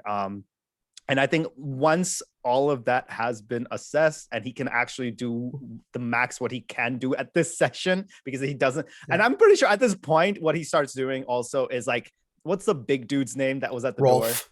Rolf. Yeah. He literally starts using Rolf as an errand boy, and he like starts writing things down. He goes, I need you to fetch this from me from the local pharmacy. I need you to bring this from me from the local grocer. Perhaps some of this from the butchers. And maybe talk to the chef about do they have a cook at the brothel? I'm assuming. So here's the thing: food is rationed and it's really hard to get. Yeah. You need some black market materials for that kind of stuff, right? Okay, so maybe perhaps that would be a little bit more difficult, but at least like a basic vitamins, basic like broth, I would assume at least is available. So I'll start grabbing random people, like employees of this place. And even I'm wondering at a certain point, he stops caring that Frieda isn't like, he doesn't obviously address her, but he starts like asking like how she delegates this is on Write her. me a list. Yeah, it writes her a list. Like he is fucking in charge now. Like not Giselle, he's in charge. This is his establishment now, is how he gets about it. And after it's all done and taken care of, he kind of finally gets up. He kind of just rubs his face, takes a deep breath, and then looks at Giselle, Madame Giselle, and goes, "Perhaps we can have a chat in your office." And she looks to Madame Cobra. Yeah, and I imagine this takes several hours. Yeah, I've had Giselle show me every room. Yeah, show me all of the paperwork she knows of and has. Asked her is there anyone else who works the door security aside from Rolf, et cetera, et cetera, et cetera, et cetera. Just all the. You get one more discovery roll for me, and not empathy. What would you like? Yeah, I know. It's so difficult to figure out what I want here. And I will say for you, you really get the sense that the women who are here want to be here. They just did not like how it was done, right? Like it was. This is like an opportunity for them. It's just that it wasn't, they were not treated well, right? And the hope of being treated well and actually getting a doctor who's taking care of them, and there's like a sense, a different air that maybe this will actually be okay, right? Maybe this actually can be all right. And there's like a different mood that sort of comes through as two people just walk in, rather than being kind of jokers, are actually coming in and paying attention, and there's a sense that like, oh, okay, maybe this will be good. Okay, I think she wants to make a very good impression. That's one of the reasons she showed up here with the doctor and a little bit of heroin. I'm gonna need a rapport roll from you at the end of this, by the way. Oh, okay, yeah. Ooh, Frieda, this isn't naturally who Frieda is. Maybe this could be a perform. She is assuming the role of Madame Cobra. Yes. And then, yeah. She wants to be like, I know what I'm doing. Everyone's gonna get taken care of. We're gonna do things. We're gonna get things done. We're gonna fix this mess. Yeah. So we're gonna do a perform for how. Crime bossy. Great. Excellent. This takes hours. Meanwhile, we've got some people on the other side of town doing with a film set, and it's slowly, and it becomes very clear to you that there are many things going on in this brothel that you cannot reproduce. Sigmund was clearly embezzling a lot of goods from the German army that you are not going to have access to on the black market. That will be branded as change of direction. And you also see that there's clearly, this seems to you like it's kind of early days, right? They've not been around very long. It looks to you like Sigmund sort of moved his way into this brothel that was a bit of pre-existing, made it a little bit better. It looks to you like this has been, there's like maybe one French woman working here. Giselle is French. Most of them are people who have escaped. How is their French? Their French is a little iffy. It tends to be a little bit better than they let on. In the end, they tend to have a little bit better French than it might seem. How's their German? A lot of them are from the East, and so a lot of them actually have much good German. Which is why, their German is much better than I their imagine French. they speak German with a lot of their clients. Sometimes they pretend like they can't. right? But there's a little bit of acting, but but most of them have German. Okay. And if you hear a lot of them talked about, they actually often say nice things about Tango for getting them passports and making them their fake ID. And Frieda would be like, yes, it's very good. That's one less thing we have to do for you at this moment in time. Now it's time to carry on forward. And I will say, when it comes to like leaving the brothel, they have clearly mixed feelings because they're afraid of the outside. Right? Like because that's understandable. Yeah. Because it's dangerous, right? And they don't have to leave if they don't want to. That's perfectly fine. And so she endeavors to make this a safe place for them, which means we need more security. So she would actually also ask if any of them have if any of them came to Paris with any brothers or cousins or yes, people like that. And there are a couple who have, because some of them came with like brothers. And if they would be all right with them working security at this establishment. Because they don't have to leave to tell them. Frieda will go and ask them. So they don't have to leave. But it's good to have people who have invested interest in keeping the brothel safe. So she'll make a list. She's got like 6 different lists going on right now. And many of the girls, kiss the doctor's hand with just like grace. Also, he's young, so there's a little bit of teasing of him. And Giselle looks at Madame Cobra. Give me your rapport. This is not one of my best rolls, but I'm getting better. Maybe. Oh, that's not great. I only have a +2 though. What do you want to do about that? What do I want to do about that? We got fate points. Or we got group fate points. Yeah. Do it. Use it. Get it. Should I re-roll and try to bump it up, or should I just try to bump Trooper, it up? I'm correct. Our personal ones don't carry to the next game. If you're over the limit, you get to keep them. If you're over the limit. Yeah. That's how I started off with more. You don't lose them. Party, you never lose them. I have 1 right now, so 1 out of 3 because I already spent 2 here. It's fine. Yeah, I think I only have a +2, but I can only roll 1 worse though, technically. So I'll re-roll. 3 minuses is pretty bad. Yeah. I'll do a re-roll with my own personal fate point to start with. Using which aspect? See, I can't use one of the 2 I've already used, can I? It's a new roll, so you can use. It's a new roll. Okay, then I think. Whoops! Don't open that tab window. No, bad. Okay. Watching porn right now would probably be not the best idea. Yeah, come on, Lindy. Come on, on live stream. Come on. Steam was trying to open because it's on my sidebar, which means the little thing sits there and it's like updating. Like, you just updated yesterday. You're fine. Anyways, Steam ran over. Let's use. Perfect excuse. Let's use subtle social manipulator. I think. I like it. Reroll. Mediocre. It's better. Would you like to boost at all? I would like to boost. She's at a 1. Yes. I would like to boost. May I use a group fate point to add on to that group? Yep. Cool. Using which aspect? Oh, I think that would be from the Viper's Den, because I gotta get shit done. Yep. So put me at 2. Yes. She looks at you. Her cigarette dangling. She says, "All right, Madame Cobra. If you're in charge, you're in charge. But I'm going to tell you something. I keep these girls safe. Good. And if you don't, you'll have to deal with me." That is what I like to hear. I want this to be a safe environment for the girls and yourself.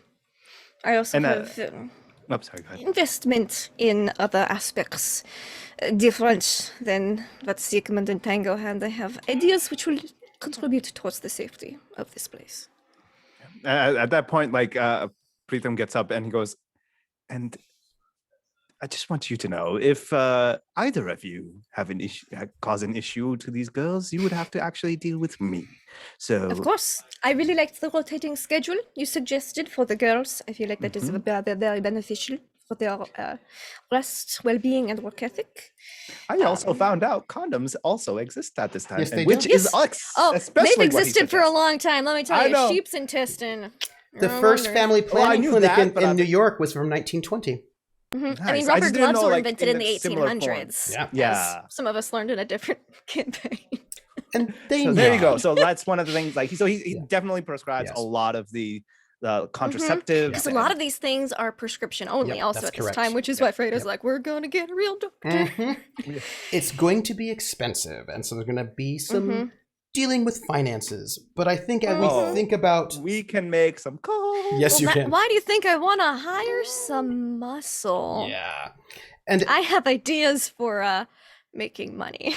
Uh-oh. And as Don't worry about it. How are you at treating wounds and injuries? And I mean, I Do am you- a doctor.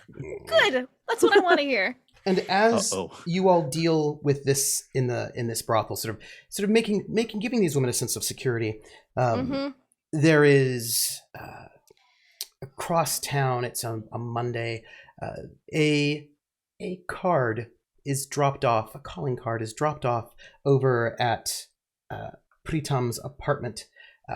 Just a little thank you note saying it was nice to meet you from Lakshmi, that I imagine he will pick up when he gets home.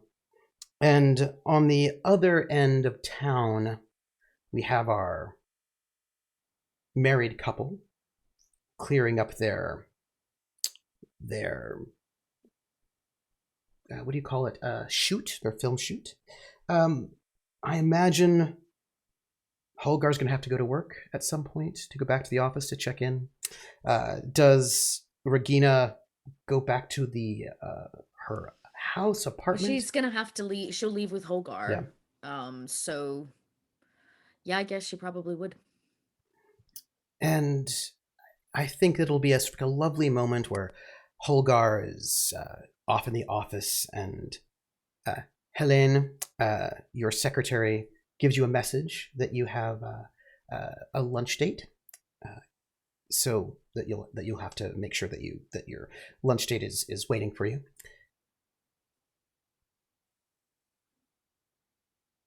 Oh, sorry. Can you repeat that again? Yeah. No. Oscar Holgar will have the secretary for the office will alert him that his lunch date is waiting for him, and is ready. Fantastic. Where is it, in the office? Mm-hmm. And when you walk in, there are the legs of Nicoletta waiting for your lunch date, and that is a thing. And and I think Regina has got that letter to open from Doris, which is these Mishpah coins. It's one half of a coin that's broken in half. Yeah. I definitely got the coin. I just never read the letter. Yeah, and it's the letter that's explaining what those things were, okay. and that she is that she wanted you to have it. And did I get everyone there? I think I did. Oh, the one last person I wanted to bring up. And somewhere across town, on Avenue 84 Foch, a German colonel in the army is having a very uncomfortable conversation with Dr. Bones about what exactly happened in Berlin and who was there and why is he here. And those conversations are happening with implements and tools. And as he's being asked all sorts of questions about what happened and who was there, that is where we're going to end the episode for tonight. If we could, I want to thank everybody for being here. I believe we're going to have you all set yourselves up for whatever you're all going to do next time. That is 100% certain. I would love each one of you, if we could go around, to say who you are, say where we can find you if you've got something going on, and if you could give love to someone else, I would very much appreciate it. And yeah, that's what I'm gonna say. This is y'all. This is y'all. Yeah. When we start next week, you have to make a couple faction rolls just for y'all. But we're gonna start with. I have a faction now. You do. You do. Dot, I need you to start first, if you would. If you would. Cool. I'm Little Red Dot. Like I said earlier, you can find me online, Little Red Dot, rolling dice, telling stories, doing things with a couple of these people at this table all over the place. And if you want to check out my pride and joy, I produce a podcast called Stitch of Fate. It's kind of the love of my life right now from 2020. Won a couple awards, and it's filled with drama and crime and vampires with big hats. Wait, are you just describing this episode? Colas? Well, it is so good. Y'all need to check it out, please. So yeah, thanks. So yeah, go. You can check that out. Ding. Love. Oh wait, love. I'm really loving watching Frieda take some power and control of her life. It's been really interesting. Like, she clearly is like a lady with a plan, which obviously Regina super respects. Because she is a lady with a plan on the huge. So it's cool to have another lady with a plan. So, and watching her kind of walk into this brothel and play the scene without the chaos that usually ensues, right? No one got shot. Nobody got shot. There was absolutely zero sandwiches or soup involved. It was a totally different experience to just like watch as like an audience person of like how the situation was dealt with, but which I think you hit it on. But watching Frieda like step into this and be like, okay, we're gonna take this responsibility. I don't half-ass anything. Yeah. And Regina respects that. So Dot also thought it was very cool to watch the contrast between what we know of this brothel and what it can be now. Yeah. I feel like you've just tossed it off to Lindy. Lindy, who are you? Where can we find you next? And give some love. Hi. Yes. I'm Lindy. Laugh Love Lindy. You can find me online at all that place. I'm gonna give love before I forget all my favorite bits and parts and moments and stuff. I loved the passing around of the biscuit. How it was passed to Regina and she pretended like it didn't exist, and then she passed it to Oscar and was like, "Give that to Frieda." And then he kind of did, but he left it up to her, which she really appreciated that. He wasn't trying to, force. 'Cause she's had an interesting past 8 years, and it's very refreshing to not have any of those experiences at the moment, and she's not looking forward to having to resume that, even if for a brief time. Yep. But she's got plans. Oh, and I also just loved how into his role as a doctor our good Dr. Singh is. It's just so good, and I love him. And Fredo's like nodding long to herself the whole time, like, yes, this was the right call. This was a good decision. Ah, yes, introducing them worked exactly how I had planned this weekend. Wonderful, because that's what she was doing all weekend. Yeah. She was sewing her outfit that she was gonna wear to the brothel to strut in like she owned the place. She's got to create an aesthetic so that people A, don't know who she is, and B, know who Madame Cobra is. I just love it, and I can't wait to play with my faction, because Trooper and I talked for like 3 hours several episodes ago about what I'm going to do when I get my creme boss pants on, and I have plans. I'm sure they're not going to go according to plan at all or entirely well, but I'm very excited to try them out. Gosh, yeah, I just love for everybody. Love. I loved Trooper being Dr. Hannah and how concerned Dr. Hannah is about Regina. It's just so cute. I love everybody. They're all so great. Yeah, you can find me online. I'm Laugh Love Lindy, Twitch, Twitter, YouTube, etc. I play and GM a lot of tabletop RPGs.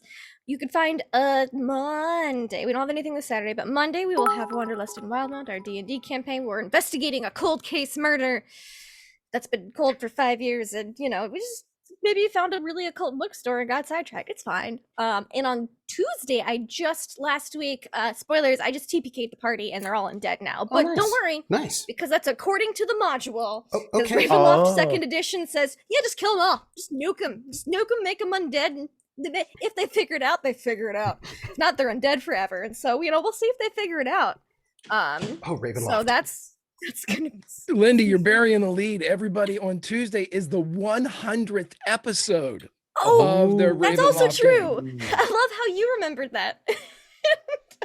Yes, it's the 100th episode, and it's called Death Triumphant because that's the name of the adventure we're playing. And it's also very fitting after I performed my first, albeit scripted, TPK.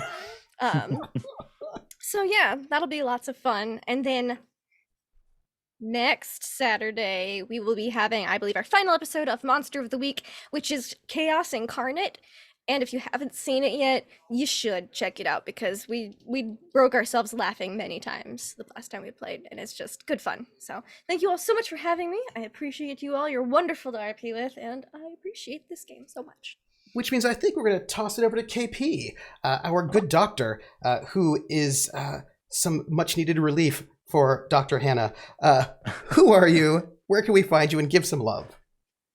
Oh my gosh. Hello, everybody. I'm KP. I go by KP11 Studios on all your social medias. So I'm on Instagram, Twitter, except for maybe not Facebook. But yeah, Instagram, Twitter, Patreon, etc., etc. I am a photographer, a streamer, a cultural advocate at this point, I guess, for various cultures, particularly mine. So if any of that interests you, do check me out on all of that. I have a stream with my dad every Wednesday where we sit down and go through and narrate various Indian mythologies, one of which is the Ramayana, which is what we're going through right now. But not just narrate, but also talk about the meanings behind it and why the characters might do, and kind of just do a deep dive, as well as how it might apply to our lives. And because that's how we get all of It's our actually morals. one of my favorite streams to lurk in, y'all. Mhm. Chat. It's a great stream. You're gonna have to tell me It the is so time cool. I do it sometimes because on Wednesday this sounds awesome. Yeah. Thank you. My dad is a really, really amazing. He's been my moral compass all my life. He's been my guide, and I'm so glad I get to share that with everybody else. It happens every Wednesday at 6 p.m. on my channel, KP11 Studios. I also do a Sunday stream where I just recap and just chill, and it's called Chai with KP. So you can come by, grab a beverage, just say hi and talk to me about how your week's been. And I kind of go through other Indian cultures on that. I'm with Dot on our amazing Void campaign. It's a Coriolis campaign. If you like anything to do with Firefly or space, amazing, or just it's beautiful. And we're on our final season right now, or hopefully not final, maybe final. Who knows? It's all up to you guys to see how much you support it and bring it to the next level. But I'm super excited on that show as well. I get to play with amazing people, and Dot's my DM, so she's absolutely stellar on that front. And anything else? I just started a new job, so I'm cutting back on a lot of other streams, so I'll slowly start introducing those again eventually. So if check in for more in the future. Yeah. And love. Yep. Give your love to someone. Oh, sorry. I'm sorry. I'm just past. Oh my God. Where do I even begin? I really enjoed that tense exchange between Regina and my character. I was initially completely out of my elements because I was like, how am I supposed to discuss this with them? But I'm so glad I felt that was such a perfect performance, and I think very natural. I love that your character thought it was tense, and Regina's like, this is the most I'm ever going to open up to you. No, I totally understand. In our first meeting together. 100%. Yeah, it's very funny. Because I think that was the first time he's actually had to personally deal with a patient outside of a clinical training environment, and even then his first ever attempt at it is with someone who's quite belligerent or against this. So I'm not gonna do it. It was I was very curious to see how that would go down. And oh my God, Frieda, everything that was set up there, like that was not at all what I was expecting, and the way it went was absolutely amazing. I would definitely love in the future to see how Oscar's and Preetham's relation grows and changes, and I definitely would want to be in a situation where we interact a lot more, because I don't think we got that this episode. But just having the also like that interaction between Oscar and Regina and all of the things he did on their end was so cool. Yeah. I just love everybody here. It's they're brilliant. And what's very exciting, of course, is that Oscar works for the propaganda department, and they want you so bad over there. So there's there are people angling to get you two talking to each other, because they're hoping that maybe like we can just rope you into some great propaganda. They're hoping that they can get it together. Which speaking of Greg, who are you? What are you doing? And give some love. My name's Greg. I am not on the internets at all. I will occasionally pop over on the Discord for this wonderful show, for this wonderful community, on this amazing channel with an incredible DM. And but other than that, you won't see me. I love the show. It is extremely tense. It is extremely frightening. But it's filled with the extremes that I love, which is kindness, behind the scenes, a lot of humor. I laughed out loud with the green room several times. That's the best. This show's very tense, and obviously you can see it when you watch. But having someone cut that and behind the scenes is just the best. I love it. I love it. It's very like theater. It's like theater if you've ever experienced theater where you've had to do a very heavy scene, or a very heavy scene is coming up, and it doesn't work with everybody. But if you can find that one or two actors that can come up to you and do something off the wall or opposite of the current mood, and it's a great leveling device. And luckily, this show's got everybody doing it. I love that. I'd like to throw around. I always love interacting with Dot, because Dot said it before, and I have agreed every time that she has said it. We think a lot alike with these two characters, and so it's fun to spitball with essentially yourself when it comes to these two Germans planning things. But and then of course Lindy taking charge as Madame Cobra, going into this brothel. The only thing I could think of the entire time was, my God, how happy the prostitutes must be, because this is like night and day from what they experienced with this two before. It was just great. And the doctor coming in with okay, here's the sinister part. This is how my mind works. KP comes in and it's fantastic. I love the doctor, and the Oscar in my brain is going, oh, sweet summer child. This place is Why do you think I didn't tell him anything about the brothel before we went there? Right. Just check up the girls. There's this, let's do a checkup with everybody. And I'm thinking, you're going to be arm deep in one of these people's guts at some point. And I just that's Oscar just sitting back in the corner, leaning against the wall, having a cigarette, going, this is going to be very He's terrible. gonna learn. Let him have fun though. And the other thing is, KP, that show with your dad is the bomb. Everybody go check it out. It is to do something like that with your dad. It's just the best. I love it. I love all these people. Trooper, you're the best. Back to you. Thanks. And I'm troopersjp. And I just want to say, about that brothel, and I don't know, maybe all of you care about this, but one of the women is missing. What? Frieda would have made note of that. Yeah. One of the women is missing and has been. Was she German? No. How long has she been missing? Oh, how long has your new couple been here? Only a couple of weeks? Not that long. Anyway, don't worry about it.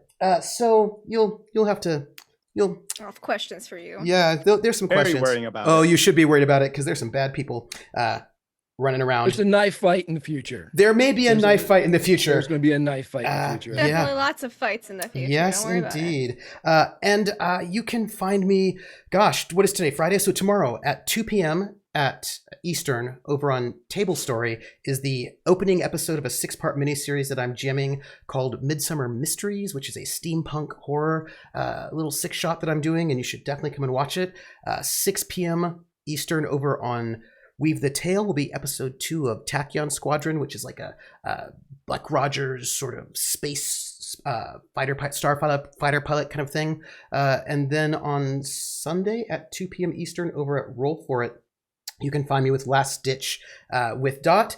And those are the things that I'm doing. Of course, you can find me here next week for more City of Light and Shadow. They've got 2 episodes left, and there are a lot of things lurking, and I'm really excited to find out what they're going to do, because they got things. I feel like they might I think they might save Frieda's husband. I don't know. I don't know how many fingernails he'll have left when they save him. We'll see. It'll be fine. We'll find out. And I want to give Doesn't love. need his fingernails. He doesn't need his fingernails. And I want to give love to vestigials, as they call it, I think, right? Yeah, you don't need them. I want to give love to everybody here. I love this cast. I love the ways in which I will say our Dot, Regina's has had to make many radio broadcasts by herself, and it was very difficult. And this was the fastest and easiest it went because she had backup.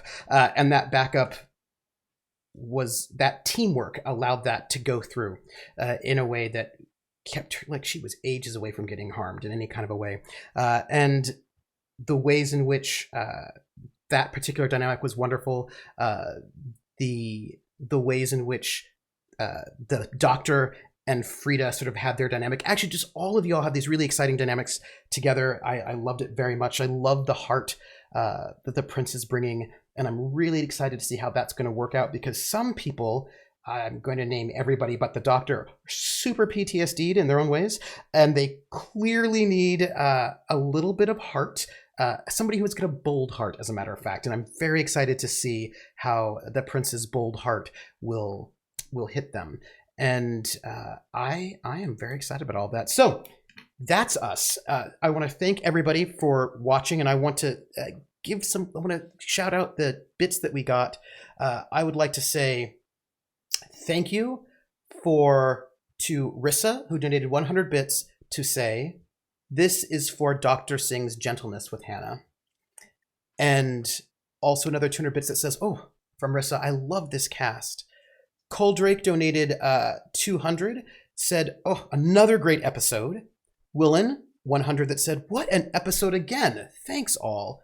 And Cleric of Cord, who plays Mama Tango, said, "Ooh, giving love to the entire cast." That was 500 bits. And so thank you. All of these tips and bits help us pay our cast. Thank you very, very much.